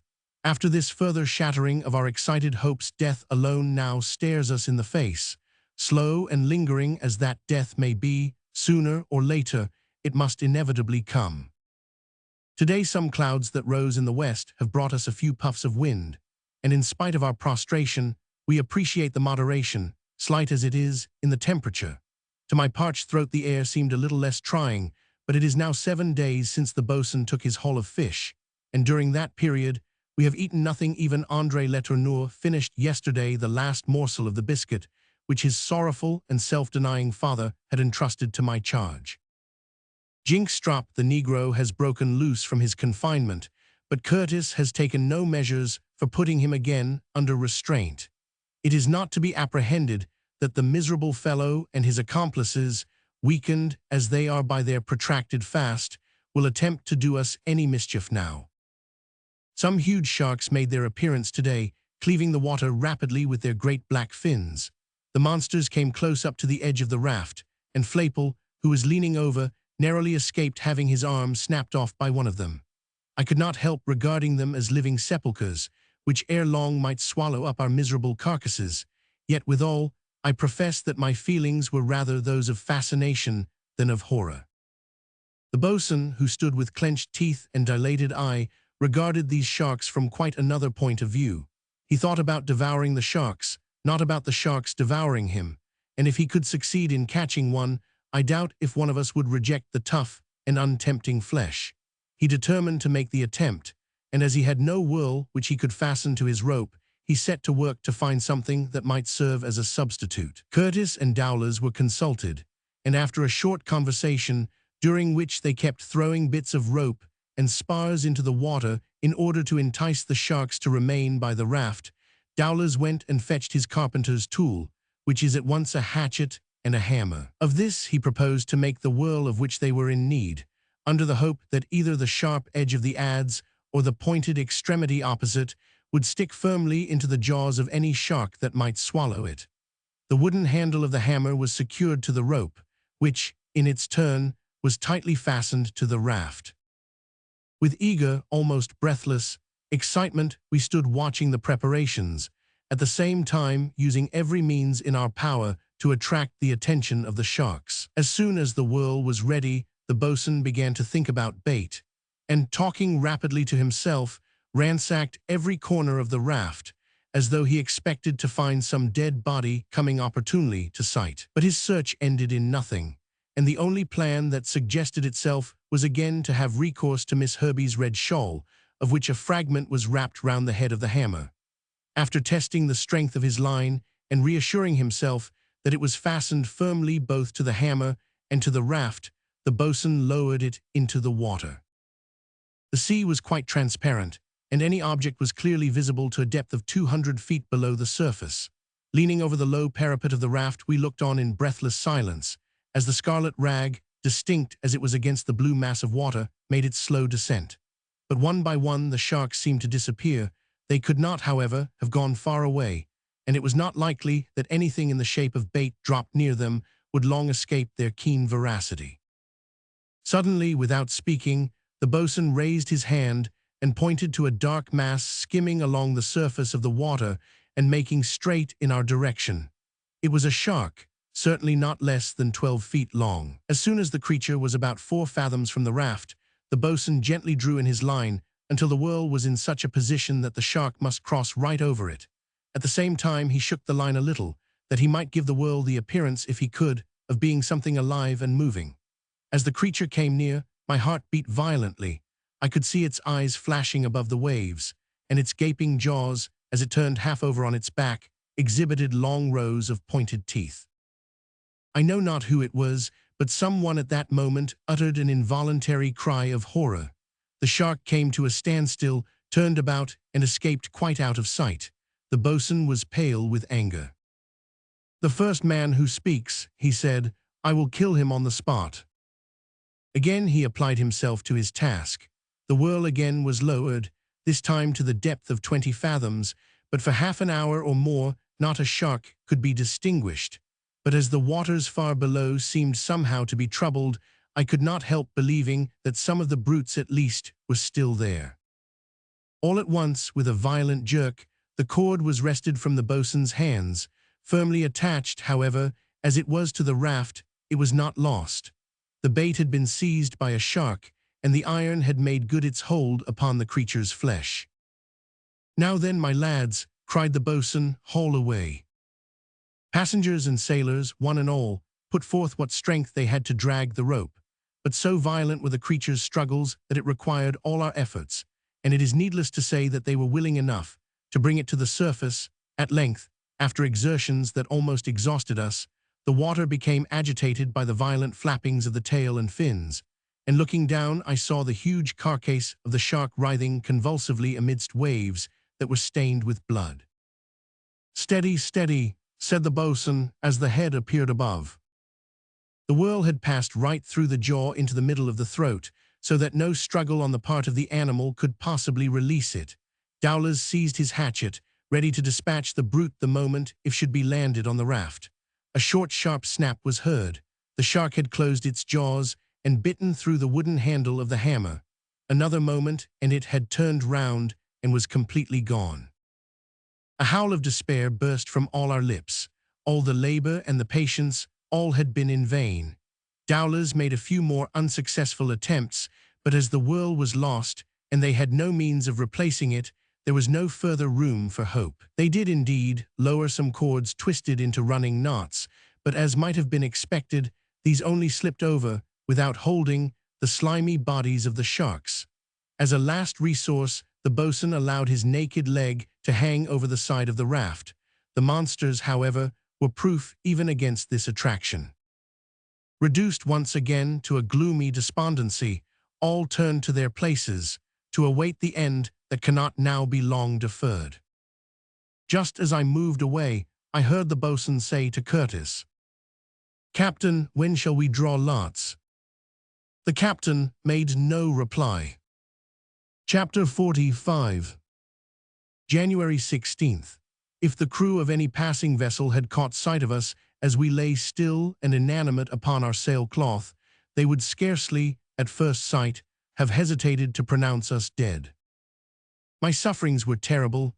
Tongue, lips, and throat were so parched and swollen that if food had been at hand I question whether I could have swallowed it. So exasperated were the feelings of us all, however, that we glanced at each other with looks as savage as though we were about to slaughter, and without delay eat up one another. The heat was aggravated by the atmosphere being somewhat stormy. Heavy vapors gathered on the horizon, and there was a look as if it were raining all around. Longing eyes and gasping mouths turned involuntarily towards the clouds, and M. Letourneur, on bended knee, was raising his hands, as it might be in supplication, to the relentless skies. It was 11 o'clock in the morning. I listened for distant rumblings which might announce an approaching storm, but although the vapors had obstructed the sun's rays, they no longer presented the appearance of being charged with electricity. Thus our prognostications ended in disappointment. The clouds, which in the early morning had been marked by the distinctness of their outline, had melted one into another and assumed an uniform dull gray tint. In fact, we were enveloped in an ordinary fog. But was it not still possible that this fog might turn to rain? Happily this hope was destined to be realized, for in a very short time, Dowlas, with a shout of delight, declared that rain was actually coming, and sure enough, not half a mile from the raft, the dark parallel streaks against the sky testified that at least the rain was falling. I fancied I could see the drops rebounding from the surface of the water. The wind was fresh and bringing the cloud right on towards us, Yet we could not suppress our trepidation lest it should exhaust itself before it reached us. But no, very soon large heavy drops began to fall, and the storm cloud, passing over our heads, was outpouring its contents upon us. The shower, however, was very transient. Already a bright streak of light along the horizon marked the limit of the cloud and warned us that we must be quick to make the most of what it had to give us. Curtis had placed the broken barrel in the position that was most exposed, and every sail was spread out to the fullest extent our dimensions would allow. We all laid ourselves down flat upon our backs and kept our mouths wide open. The rain splashed into my face, wetted my lips, and trickled down my throat. Never can I describe the ecstasy with which I imbibed that renovating moisture. The parched and swollen glands relaxed, I breathed afresh, and my whole being seemed revived with a strange and requickened life. The rain lasted about 20 minutes, when the cloud, still only half exhausted, passed quite away from over us. We grasped each other's hands as we rose from the platform on which we had been lying, and mutual congratulations, mingled with gratitude, poured forth from our long, silent lips. Hope, however evanescent it might be, for the moment had returned, and we yielded to the expectation that, ere long, other and more abundant clouds might come and replenish our store. The next consideration was how to preserve and economize what little had been collected by the barrel, or imbibed by the outspread sails. It was found that only a few pints of rainwater had fallen into the barrel. To this small quantity, the sailors were about to add what they could by wringing out the saturated sails, when Curtis made them desist from their intention. "Stop, stop," he said. "We must wait a moment. We must see whether this water from the sails is drinkable." I looked at him in amazement. Why should not this be as drinkable as the other? He squeezed a few drops out of one of the folds of a sail into the tin pot and put it to his lips. To my surprise, he rejected it immediately, and upon tasting it for myself, I found it not merely brackish, but briny as the sea itself. The fact was that the canvas had been so long exposed to the action of the waves that it had become thoroughly impregnated by salt, which of course was taken up again by the water that fell upon it. Disappointed we were, but with several pints of water in our possession, we were not only contented for the present, but sanguine in our prospect for the future. Chapter 46. January 17th. As a natural consequence of the alleviation of our thirst, the pangs of hunger returned more violently than ever. Although we had no bait, and even if we had we could not use it for want of a whirl, we could not help asking whether no possible means could be devised for securing one out of the many sharks that were still perpetually swarming about the raft. Armed with knives, like the Indians in the pearl fisheries, was it not practicable to attack the monsters in their own element? Curtis expressed his willingness personally to make the attempt, but so numerous were the sharks that we would not for one moment hear of his risking his life in a venture of which the danger was as great as the success was doubtful. By plunging into the sea or by gnawing at a piece of metal, we could always, or at least often, do something that cheated us into believing that we were mitigating the pains of thirst. But with hunger, it was different. The prospect, too, of rain seemed hopeful, whilst for getting food there appeared no chance. And as we knew that nothing could compensate for the lack of nutritive matter, we were soon all cast down again. Shocking to confess, it would be untrue to deny that we surveyed each other with the eye of an eager longing, and I need hardly explain to what a degree of savageness the one idea that haunted us had reduced our feelings. Ever since the storm cloud brought us the too transient shower, the sky has been tolerably clear, and although at that time the wind had slightly freshened, it has since dropped, and the sail hangs idly against our mast. Except for the trifling relief it brings by modifying the temperature, we care little now for any breeze. Ignorant as we are as to what quarter of the Atlantic we have been carried by the currents, it matters very little to us from what direction the wind may blow, if only it would bring, in rain or dew, the moisture of which we are so dreadfully in need. The moon was entering her last quarter, so that it was dark till nearly midnight, and the stars were misty, not glowing with that luster which is so often characteristic of cool nights. Half frantic with that sense of hunger, which invariably returns with redoubled vigor at the close of every day, I threw myself, in a kind of frenzy, upon a bundle of sails that was lying on the starboard of the raft, and leaning over, I tried to get some measure of relief by inhaling the moist coolness that rarely fails to circulate just above the water. My brain was haunted by the most horrible nightmares, not that I suppose I was in any way more distressed than my companions, who were lying in their usual places, vainly endeavoring to forget their sufferings in sleep. After a time, I fell into a restless, dreamy doze. I was neither asleep nor awake. How long I remained in that state of stupor I could hardly say, but at length a strange sensation half brought me to myself. Was I dreaming, or was there not really some unaccustomed odor floating in the air? My nostrils became distended, and I could scarcely suppress a cry of astonishment, but some instinct kept me quiet, and I laid myself down again with the puzzled sensation sometimes experienced when we have forgotten a word or name. Only a few minutes, however, had elapsed before another, still more savory puff induced me to take several long inhalations. Suddenly, the truth seemed to dash across my mind. Surely, I muttered to myself, this must be cooked meat that I can smell. Again and again I sniffed, and became more convinced than ever that my senses were not deceiving me. But from what part of the raft could the smell proceed? I rose to my knees, and having satisfied myself that the odor came from the front, I crept stealthily as a cat under the sails and between the spars in that direction. Following the promptings of my scent, rather than my vision, like a bloodhound in the track of his prey, I searched everywhere I could, now finding, now losing, the smell according to my change of position or the dropping of the wind. At length I got the true scent, once for all, so that I could go straight to the object for which I was in search. Approaching the starboard angle of the raft, I came to the conclusion that the smell that had thus keenly excited my cravings was the smell of smoked bacon. The membranes of my tongue almost bristled with the intenseness of my longing. Crawling along a little farther, under a thick roll of sailcloth, I was not long in securing my prize. Forcing my arm below the roll, I felt my hand in contact with something wrapped up in paper. I clutched it up and carried it off to a place where I could examine it by the help of the light of the moon that had now made its appearance above the horizon. I almost shrieked for joy. It was a piece of bacon. True, it did not weigh many ounces, but small as it was, it would suffice to alleviate the pangs of hunger for one day at least.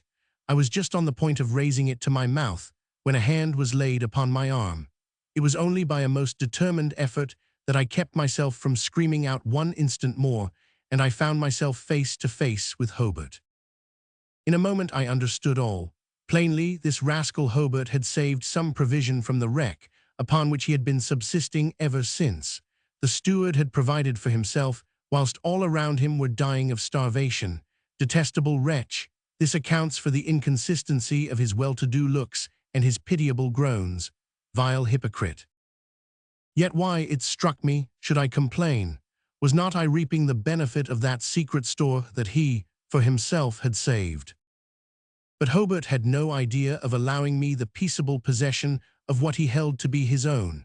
He made a dash at the fragment of bacon and seemed determined to wrest it from my grasp. We struggled with each other, but although our wrestling was very violent, it was very noiseless. We were both of us aware that it was absolutely necessary that not one of those on board should know anything at all about the prize for which we were contending. Nor was my own determination lessened by hearing him groan out that it was his last, his only morsel. His, I thought, it shall be mine now. And still careful that no noise of commotion should arise, I threw him on his back, and grasping his throat so that it gurgled again, I held him down until, in rapid mouthfuls, I had swallowed up the last scrap of the food for which we had fought so hard. I released my prisoner and quietly crept back to my own quarters. And not a soul is aware that I have broken my fast. Chapter 47. January 18th. After this excitement, I awaited the approach of day with a strange anxiety.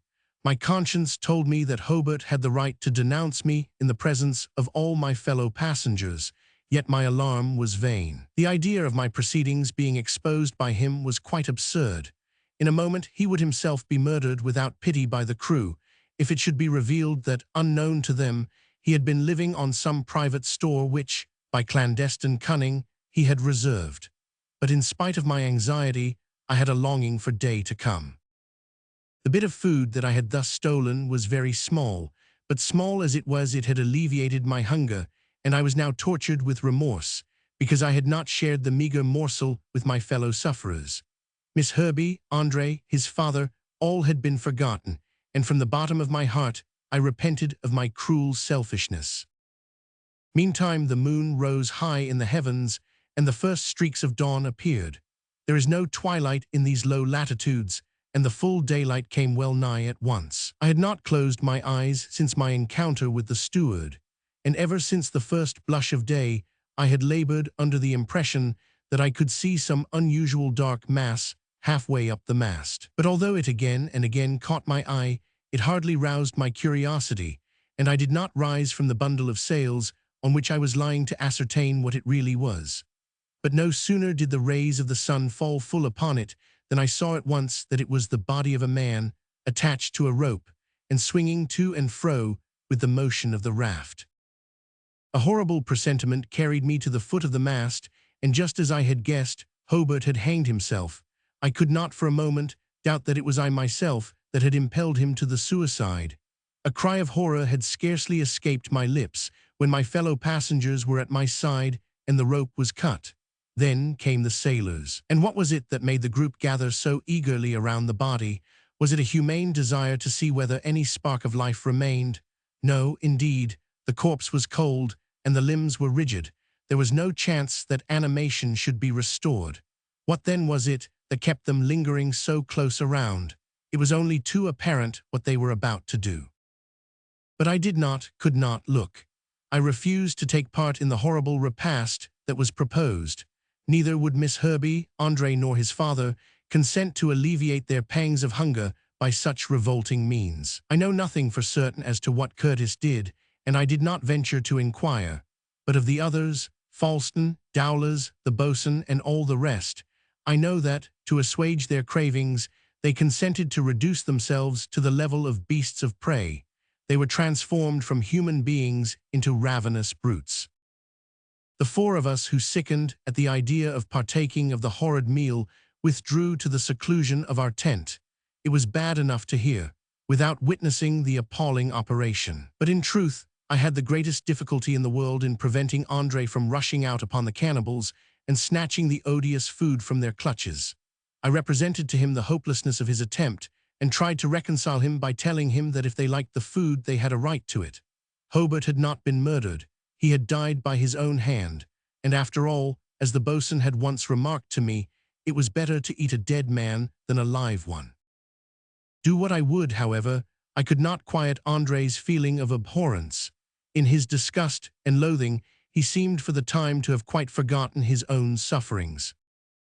Meanwhile, there was no concealing the truth that we were ourselves dying of starvation, whilst our 8 companions would probably, by their loathsome diet, escape that frightful destiny. Owing to his secret hoard of provisions, Hobart had been by far the strongest amongst us. He had been supported so that no organic disease had affected his tissues and really might be said to be in good health when his chagrin drove him to his desperate suicide. But what was I thinking of? Whither were my meditations carrying me away? Was it not coming to pass that the cannibals were rousing my envy instead of exciting my horror? Very shortly after this, I heard Dowlers talking about the possibility of obtaining salt by evaporating seawater in the sun. And then, he added, we can salt down the rest.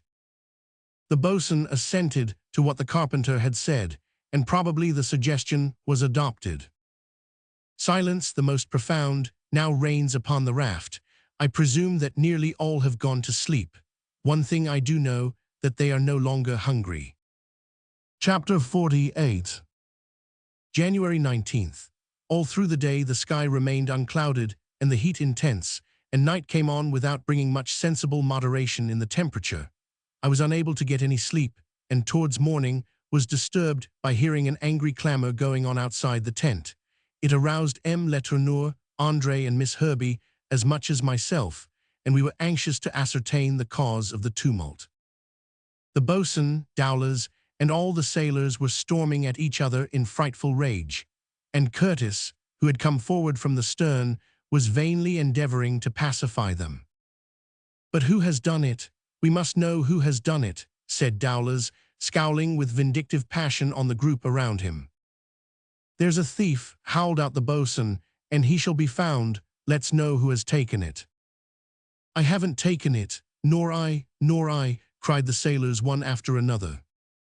And then they set to work again to ransack every quarter of the raft. They rolled every spar aside, they overturned everything on board, and only grew more and more incensed with anger as their search proved fruitless. "Can you tell us," said the boatswain, coming up to me, "who is the thief?" "Thief," I replied, "I don't know what you mean." And while we were speaking, the others all came up together and told me that they had looked everywhere else and that they were going now to search the tent. "Shame," I said. "You ought to allow those whom you know to be dying of hunger at least to die in peace. There is not one of us who has left the tent all night. Why suspect us?" "Now just look here, Mr. Kazallon," said the boatswain, in a voice which he was endeavoring to calm down into moderation. "We are not accusing you of anything. We know well enough you, and all the rest of you, had a right to your shares as much as anybody. But that isn't it. It's all gone somewhere, every bit." "Yes," said Sandon gruffly, "it's all gone somewheres, and we are a-going to search the tent." Resistance was useless, and Miss Herbie, M. Letourneur, and André were all turned out. I confess I was very fearful.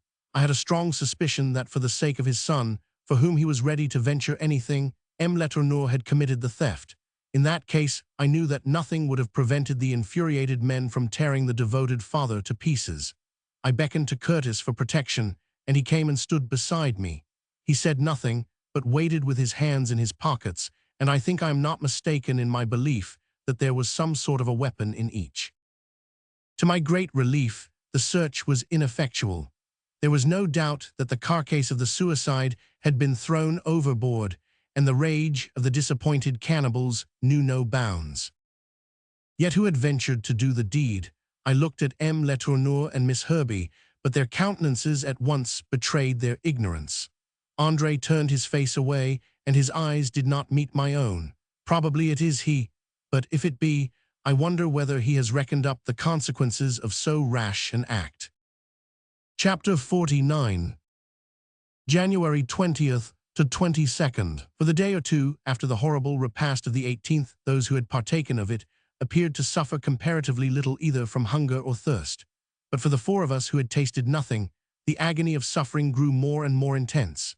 It was enough to make us repine over the loss of the provision that had so mysteriously gone. And if any one of us should die, I doubt whether the survivors would a second time resist the temptation to assuage their pangs by tasting human flesh. Before long, all the cravings of hunger began to return to the sailors, and I could see their eyes greedily glancing upon us, starved as they knew us to be, as though they were reckoning our hours and already were preparing to consume us as their prey. As is always the case with shipwrecked men, we were tormented by thirst far more than by hunger, and if, in the height of our sufferings, we had been offered our choice between a few drops of water and a few crumbs of biscuit, I do not doubt that we should, without exception, have preferred to take the water. And what a mockery to our condition did it seem that all this while there was water, nothing but water, everywhere around us. Again and again, incapable of comprehending how powerless it was to relieve me, I put a few drops within my lips, but only with the invariable result of bringing on a most trying nausea and rendering my thirst more unendurable than before. 42 days had passed since we quitted the sinking Chancellor. There could be no hope now, all of us must die, and by the most deplorable of deaths. I was quite conscious that a mist was gathering over my brain. I felt my senses sinking into a condition of torpor.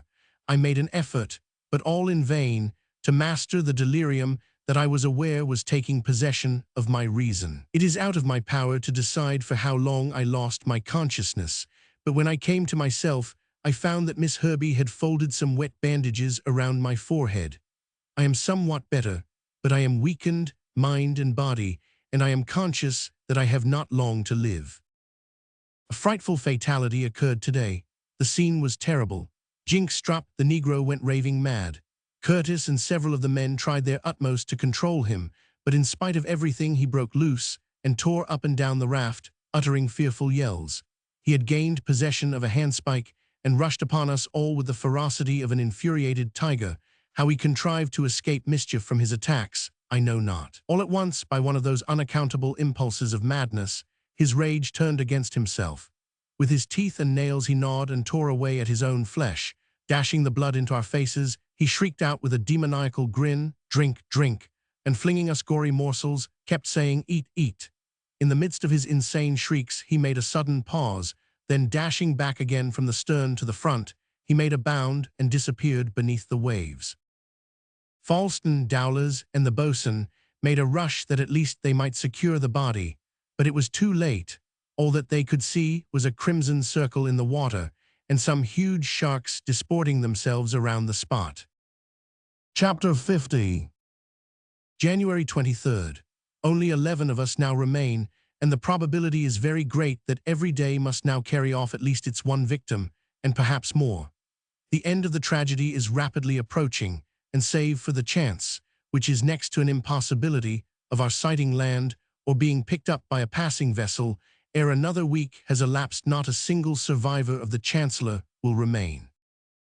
The wind freshened considerably in the night, and it is now blowing pretty briskly from the northeast. It has filled our sail, and the white foam in our wake is an indication that we are making some progress. The captain reckons that we must be advancing at the rate of about 3 miles an hour. Curtis and Falsten are certainly in the best condition amongst us, and in spite of their extreme emaciation, they bear up wonderfully under the protracted hardships we have all endured. Words cannot describe the melancholy state to which poor Miss Herbie bodily is reduced.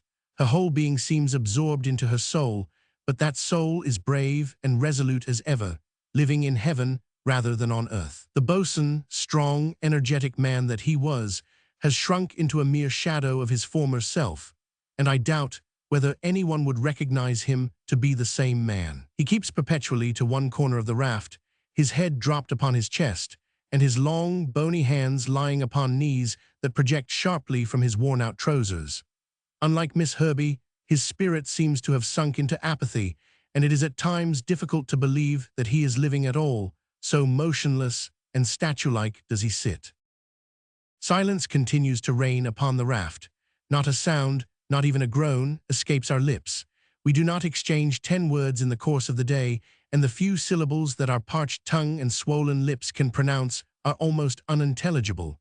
Wasted and bloodless, we are no longer human beings, we are specters.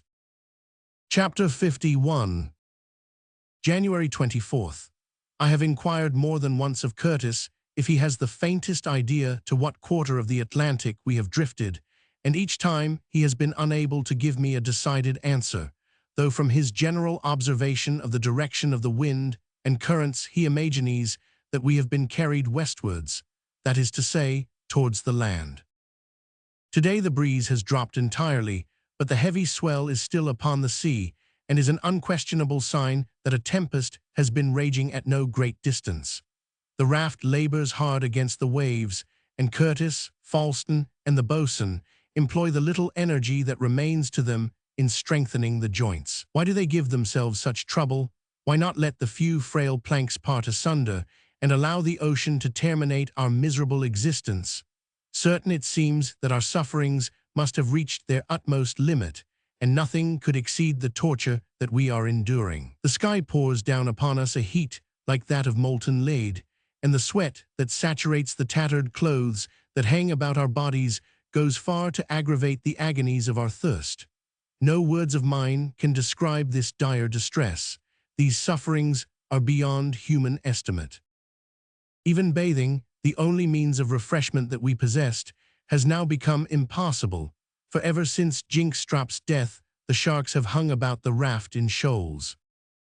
Today I tried to gain a few drops of fresh water by evaporation, but even with the exercise of the greatest patience, it was with the utmost difficulty that I obtained enough to moisten a little scrap of linen, and the only kettle that we had was so old and battered that it would not bear the fire, so that I was obliged to give up the attempt in despair. Falston is now almost exhausted, and if he survives us at all, it can only be for a few days. Whenever I raised my head, I always failed to see him, but he was probably lying sheltered somewhere beneath the sails. Curtis was the only man who remained on his feet, but with indomitable pluck, he continued to stand on the front of the raft, waiting, watching, hoping. To look at him, with his unflagging energy, almost tempted me to imagine that he did well to hope, but I dared nor entertain one sanguine thought, and there I lay, waiting, nay, longing for death. How many hours passed away thus I cannot tell, but after a time, a loud peal of laughter burst upon my ear. Someone else, then, was going mad, I thought, but the idea did not rouse me in the least. The laughter was repeated with greater vehemence, but I never raised my head. Presently I caught a few incoherent words. Fields, fields, gardens and trees. Look, there's an inn under the trees. Quick, quick, brandy, gin, water, a guinea a drop, I'll pay for it. I've lots of money, lots, lots. Poor deluded wretch, I thought again, the wealth of a nation could not buy a drop of water here. There was silence for a minute, when all of a sudden I heard the shout of land, land. The words acted upon me like an electric shock, and with a frantic effort, I started to my feet.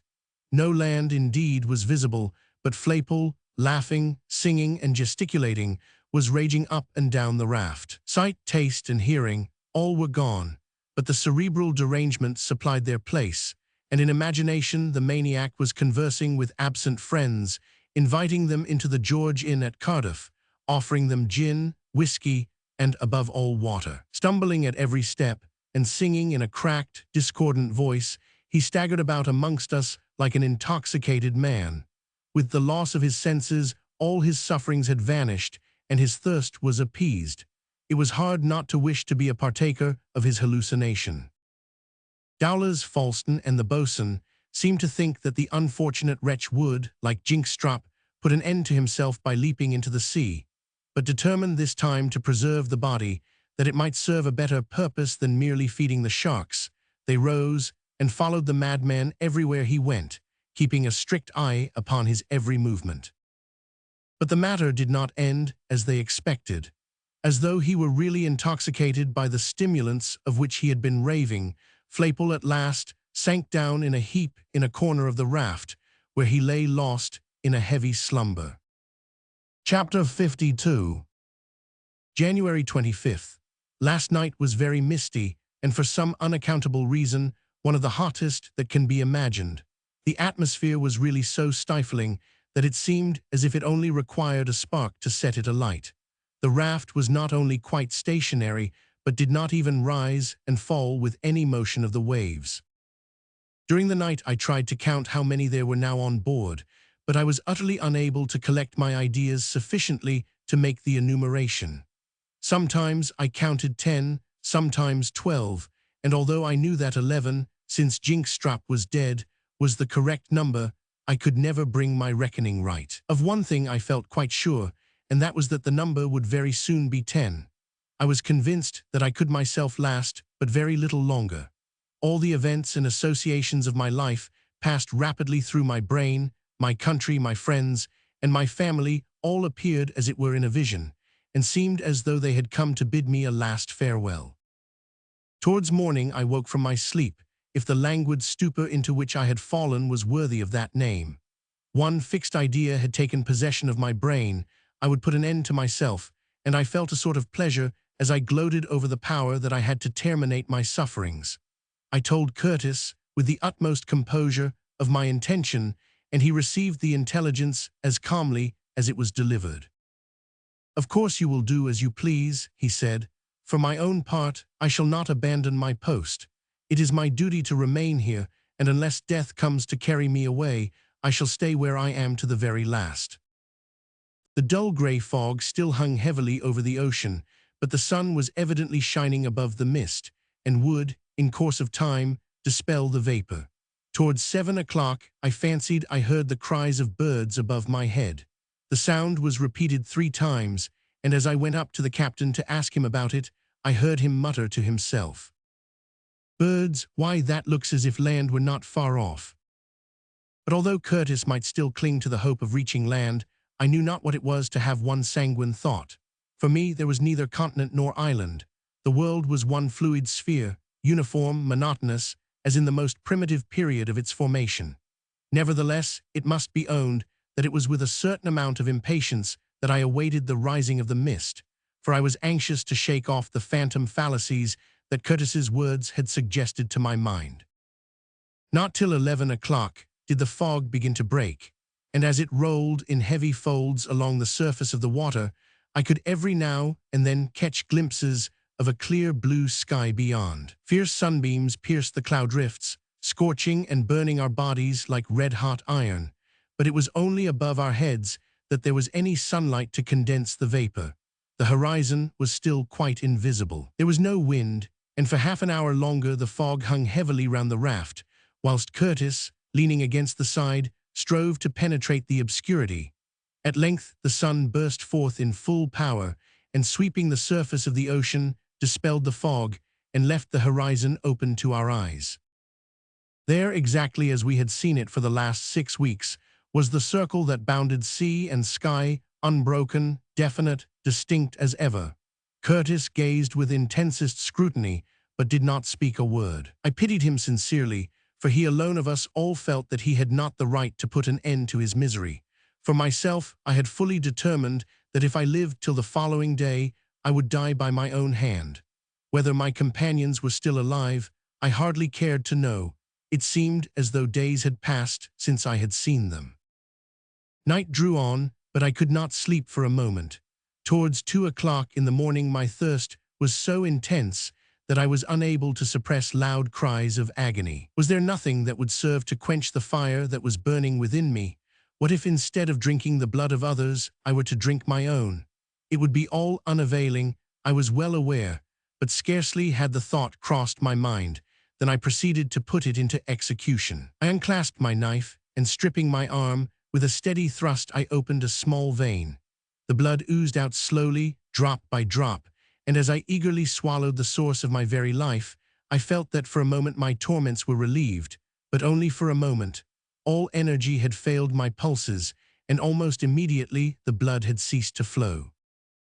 How long it seemed before the morning dawned, and when that morning came, it brought another fog, heavy as before that again shut out the horizon. The fog was hot as the burning steam that issues from a boiler. It was to be my last day upon earth, and I felt that I would like to press the hand of a friend before I died. Curtis was standing near, and crawling up to him, I took his hand in my own. He seemed to know that I was taking my farewell, and with one last lingering hope, he endeavored to restrain me. But all in vain, my mind was finally made up. I should have liked to speak once again to M. Letourneur, André, and Miss Herbie, but my courage failed me.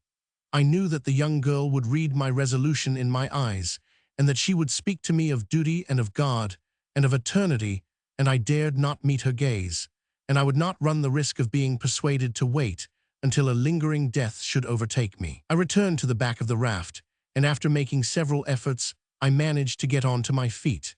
I cast one long look at the pitiless ocean and the unbroken horizon. If a sail or the outline of a coast bad broken on my view, I believe that I should only have deemed myself the victim of an illusion, but nothing of the kind appeared, and the sea was dreary as a desert. It was 10 o'clock in the morning. The pangs of hunger and the torments of thirst were racking me with redoubled vigor. All instinct of self-preservation had left me, and I felt that the hour had come when I must cease to suffer. Just as I was on the point of casting myself headlong into the sea, a voice, which I recognized as Dowler's S, broke upon my ear. "Captain," he said, "we are going to draw lots." Involuntarily I paused. I did not take my plunge, but returned to my place upon the raft. Chapter 53. January 26th. All heard and understood the proposition.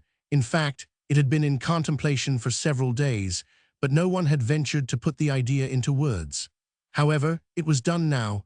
Lots were to be drawn, and to each would be assigned his share of the body of the one ordained by fate to be the victim. For my own part, I profess that I was quite resigned for the lot to fall upon myself. I thought I heard André Letourneur beg for an exception to be made in favor of Miss Herbie, but the sailors raised a murmur of dissent. As there were 11 of us on board, there were 10 chances to 1 in each one's favor, a proportion which would be diminished if Miss Herbie were excluded, so that the young lady was forced to take her chance among the rest. It was then 10:30, and the boatswain, who had been roused from his lethargy by what the carpenter had said, insisted that the drawing should take place immediately. There was no reason for postponing the fatal lottery. There was not one of us that clung in the least to life, and we knew that at the worst, whoever should be doomed to die would only precede the rest by a few days or even hours. All that we desired was just once to slake our raging thirst and moderate our gnawing hunger. How all the names found their way to the bottom of a hat, I cannot tell. Very likely Falston wrote them upon a leaf torn from his memorandum book. But be that as it may, the 11 names were there, and it was unanimously agreed that the last name drawn should be the victim. But who would draw the names? There was hesitation for a moment. Then, "I will," said a voice behind me. Turning round, I beheld M. Letourneur standing with outstretched hand, and with his long white hair falling over his thin livid face that was almost sublime in its calmness. I divined at once the reason of this voluntary offer. I knew that it was the father's devotion in self-sacrifice that led him to undertake the office.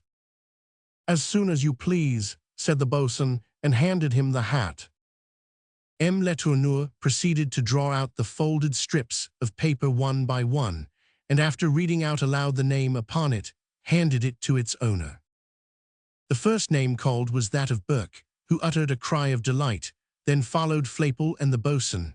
What his name really was I never could exactly learn. Then came Falston, Curtis, Sandon. More than half had now been called, and my name had not yet been drawn. I calculated my remaining chance. It was still 4-1 in my favor. M. Letourneur continued his painful task. Since Burke's first exclamation of joy not a sound had escaped our lips, but all were listening in breathless silence. The 7th name was Miss Herbie S., but the young girl heard it without a start. Then came mine, yes, mine, and the 9th was that of Letourneur. "Which one?" asked the boatswain. "André," said M. Letourneur. With one cry André fell back senseless. Only 2 names now remained in the hat, those of Dowlas and of M. Letourneur himself. "Go on," almost roared the carpenter, surveying his partner in peril as though he could devour him. M. Letourneur almost had a smile upon his lips as he drew forth the last paper but one, and with a firm, unfaltering voice, marvelous for his age, unfolded it slowly and read the name of Dowlas. The carpenter gave a yell of relief as he heard the word. M. Letourneur took the last bit of paper from the hat, and without looking at it, tore it to pieces, but unperceived by all but myself, one little fragment flew into a corner of the raft. I crawled towards it and picked it up. On one side of it was written "Ander," the rest of the word was torn away. M. Letourneur saw what I had done, and rushing towards me, snatched the paper from my hands and flung it into the sea. Chapter 54. January 26th. I understood it all. The devoted father, having nothing more to give, had given his life for his son. M. Letourneur was no longer a human being in the eyes of the famished creatures who were now yearning to see him sacrificed to their cravings. At the very sight of the victim thus provided, all the tortures of hunger returned with redoubled violence. With lips distended and teeth displayed, they waited like a herd of carnivora until they could attack their prey with brutal voracity. It seemed almost doubtful whether they would not fall upon him while he was still alive. It seemed impossible that any appeal to their humanity could, at such a moment, have any weight. Nevertheless, the appeal was made, and incredible as it may seem, prevailed. Just as the boatswain was about to act the part of butcher, and Dowlas stood, hatchet in hand, ready to complete the barbarous work, Miss Herbie advanced, or rather crawled, towards them. "My friends," she pleaded, "will you not wait just one more day? If no land or ship is in sight tomorrow, then I suppose our poor companion must become your victim. But allow him one more day. In the name of mercy I entreat, I implore you." My heart bounded as she made her pitiful appeal. It seemed to me as though the noble girl had spoken with an inspiration on her lips, and I fancied that, perhaps, in supernatural vision she had viewed the coast or the ship of which she spoke, and one more day was not much to us who had already suffered so long and endured so much. Curtis and Falston agreed with me, and we all united to support Miss Herbey's merciful petition.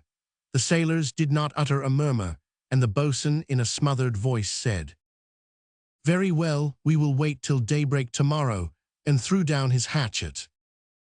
Tomorrow, then, unless land or a sail appear, the horrible sacrifice will be accomplished. Stifling their sufferings by a strenuous effort, all returned to their places. The sailors crouched beneath the sails, caring nothing about scanning the ocean. Food was in store for them tomorrow, and that was enough for them. As soon as André Letourneur came to his senses, his first thought was for his father, and I saw him count the passengers on the raft. He looked puzzled. When he lost consciousness, there had been only 2 names left in the hat, those of his father and the carpenter, and yet M. Letourneur and Dowlas were both there still. Miss Herbey went up to him and told him quietly that the drawing of the lots had not yet been finished. André asked no further question, but took his father's hand. M. Letourneur's countenance was calm and serene. He seemed to be conscious of nothing except that the life of his son was spared, and as the two sat conversing in an undertone at the back of the raft, their whole existence seemed bound up in each other. Meantime, I could not disabuse my mind of the impression caused by Miss Herbey's intervention. Something told me that help was near at hand, and that we were approaching the termination of our suspense and misery. The chimeras that were floating through my brain resolved themselves into realities, so that nothing appeared to me more certain than that either land or sail, be they miles away, would be discovered somewhere to leeward. I imparted my convictions to M. Letourneur and his son. André was as sanguine as myself. Poor boy, he little thinks what a loss there is in store for him tomorrow. His father listened gravely to all we said, and whatever he might think in his own mind, he did not give us any discouragement. Heaven, he said, he was sure would still spare the survivors of the Chancellor, and then he lavished on his son caresses which he deemed to be his last. Some time afterwards, when I was alone with him, M. Letourneur whispered in my ear, "Mr. Kazallon, I commend my boy to your care, and mark you, he must never know." His voice was choked with tears, and he could not finish his sentence. But I was full of hope, and without a moment's intermission, I kept my eyes fixed upon the unbroken horizon. Curtis, Miss Herbey, Falston, and even the boatswain were also eagerly scanning the broad expanse of sea. Night has come on, but I have still a profound conviction that through the darkness some ship will approach, and that at daybreak our raft will be observed. Chapter 55. January 27th. I did not close my eyes all night, and was keenly alive to the faintest sounds, and every ripple of the water and every murmur of the waves broke distinctly on my ear. One thing I noticed, and accepted as a happy omen: not a single shark now lingered round the raft. The waning moon rose at 1:15, and through the feeble glimmer which she cast across the ocean, many and many a time I fancied I caught sight of the longed-for sail, lying only a few cables' lengths away. But when morning came, the sun rose once again upon a desert ocean, and my hopes began to fade. Neither ship nor shore had appeared, and as the shocking hour of execution drew near, my dreams of deliverance melted away. I shuddered in my very soul as I was brought face to face with the stern reality. I dared not look upon the victim, and whenever his eyes, so full of calmness and resignation, met my own, I turned away my head.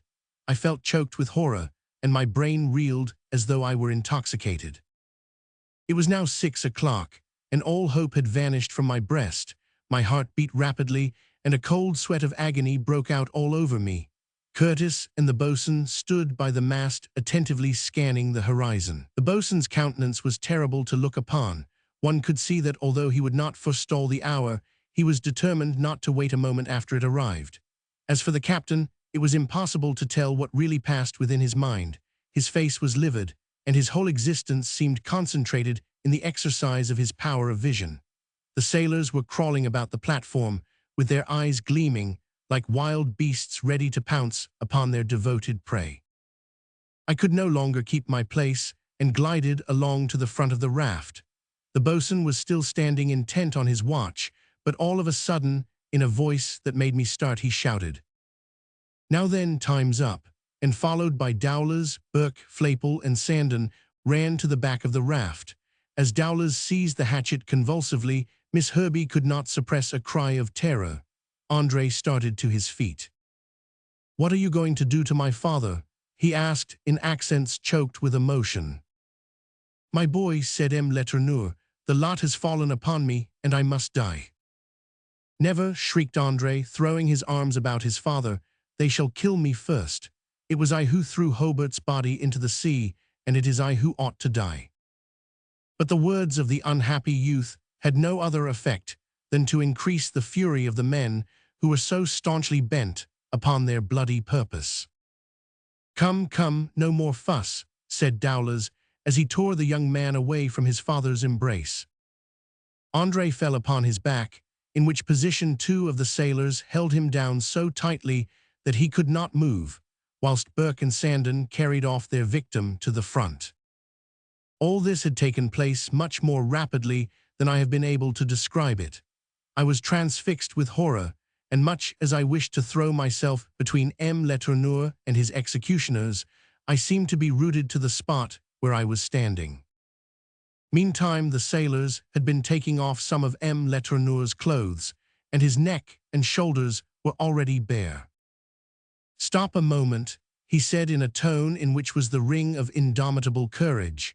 "Stop. I don't want to deprive you of your ration, but I suppose you will not require to eat the whole of me today." The sailors, taken aback by his suggestion, stared at him with amazement. "There are 10 of you," he went on. "My 2 arms will give you each a meal. Cut them off for today, and tomorrow you shall have the rest of me." "Agreed," cried Dowlers, and as M. Letourneur held out his bare arms, quick as lightning the carpenter raised his hatchet. Curtis and I could bear this scene no longer. Whilst we were alive to prevent it, this butchery should not be permitted, and we rushed forward simultaneously to snatch the victim from his murderers. A furious struggle ensued, and in the midst of the melee I was seized by one of the sailors and hurled violently into the sea. Closing my lips, I tried to die of suffocation in the water, but in spite of myself, my mouth opened and a few drops trickled down my throat. Merciful heaven, the water was fresh. Chapter 56. January 27th continued. A change came over me as if by miracle. No longer had I any wish to die, and already Curtis, who had heard my cries, was throwing me a rope. I seized it eagerly and was hauled up onto the raft. "Fresh water," were the first words I uttered. "Fresh water," cried Curtis. "Why then, my friends, we are not far from land." It was not too late. The blow had not been struck, and so the victim had not yet fallen. Curtis and Andre, who had regained his liberty, had fought with the cannibals, and it was just as they were yielding to overpowering numbers that my voice had made itself heard. The struggle came to an end. As soon as the words "fresh water" had escaped my lips, I leaned over the side of the raft and swallowed the life-giving liquid in greedy draughts. Miss Herbie was the first to follow my example, but soon Curtis, Falston, and all the rest were on their knees and drinking eagerly. The rough sailors seemed as if by a magic touch transformed back from ravenous beasts to human beings, and I saw several of them raise their hands to heaven in silent gratitude. Andre and his father were the last to drink. "But where are we?" I asked at length. "The land is there," said Curtis, pointing towards the west. We all stared at the captain as though he were mocking us. No land was in sight, and the raft, just as ever, was the center of a watery waste. Yet our senses had not deceived us. The water we had been drinking was perfectly fresh. "Yes," repeated the captain, "land is certainly there, not more than 20 miles to leeward." "What land?" inquired the boatswain. "South America," answered Curtis, "and near the Amazon. No other river has a current strong enough to freshen the ocean 20 miles from shore." Chapter 57. January 27th continued. Curtis, no doubt was right. The discharge from the mouth of the Amazon is enormously large, but we had probably drifted into the only spot in the Atlantic where we could find fresh water so far from land. Yet land, undoubtedly, was there, and the breeze was carrying us onward slowly but surely to our deliverance. Miss Herbie's voice was heard pouring out fervent praise to heaven, and we were all glad to unite our thanksgivings with hers. Then the whole of us, with the exception of André and his father, who remained by themselves together at the stern, clustered in a group, and kept our expectant gaze upon the horizon. We had not long to wait.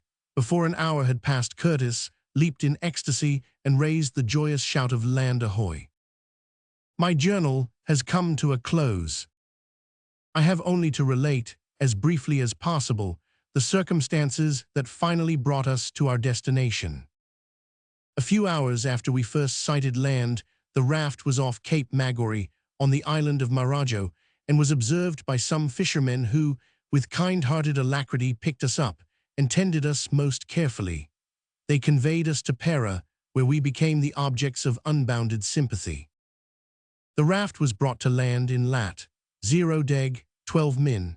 N, so that since we abandoned the Chancellor, we had drifted at least 15 degrees to the southwest.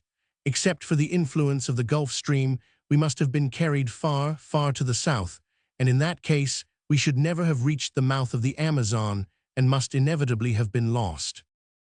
Of the 32 souls, 9 passengers and 23 seamen who left Charleston on board the ship, only 5 passengers and 6 seamen remain. 11 of us alone survive. An official account of our rescue was drawn up by the Brazilian authorities. Those who signed were Miss Herbie, J.R. Kazallon, M. Letourneur, André Letourneur, Mr. Falston, the boatswain, Dowlers, Burke, Flaypole, Sandon, and last, though not least, Robert Curtis, Captain. At Pera we soon found facilities for continuing our homeward route. A vessel took us to Cayenne, where we secured a passage on board one of the steamers of the French transatlantic Aspinwall line, the Ville de Saint-Nazaire, which conveyed us to Europe. After all the dangers and privations which we have undergone together, it is scarcely necessary to say that there has arisen between the surviving passengers of the Chancellor a bond of friendship too indissoluble, I believe, for either time or circumstance to destroy. Curtis must ever remain the honored and valued friend of those whose welfare he consulted so faithfully in their misfortunes. His conduct was beyond all praise. When we were fairly on our homeward way, Miss Herbie by chance intimated to us her intention of retiring from the world and devoting the remainder of her life to the care of the sick and suffering. "Then why not come and look after my son?"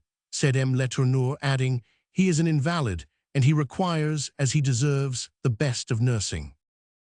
Miss Herbie, after some deliberation, consented to become a member of their family and finds in M. Letourneur a father and in André a brother.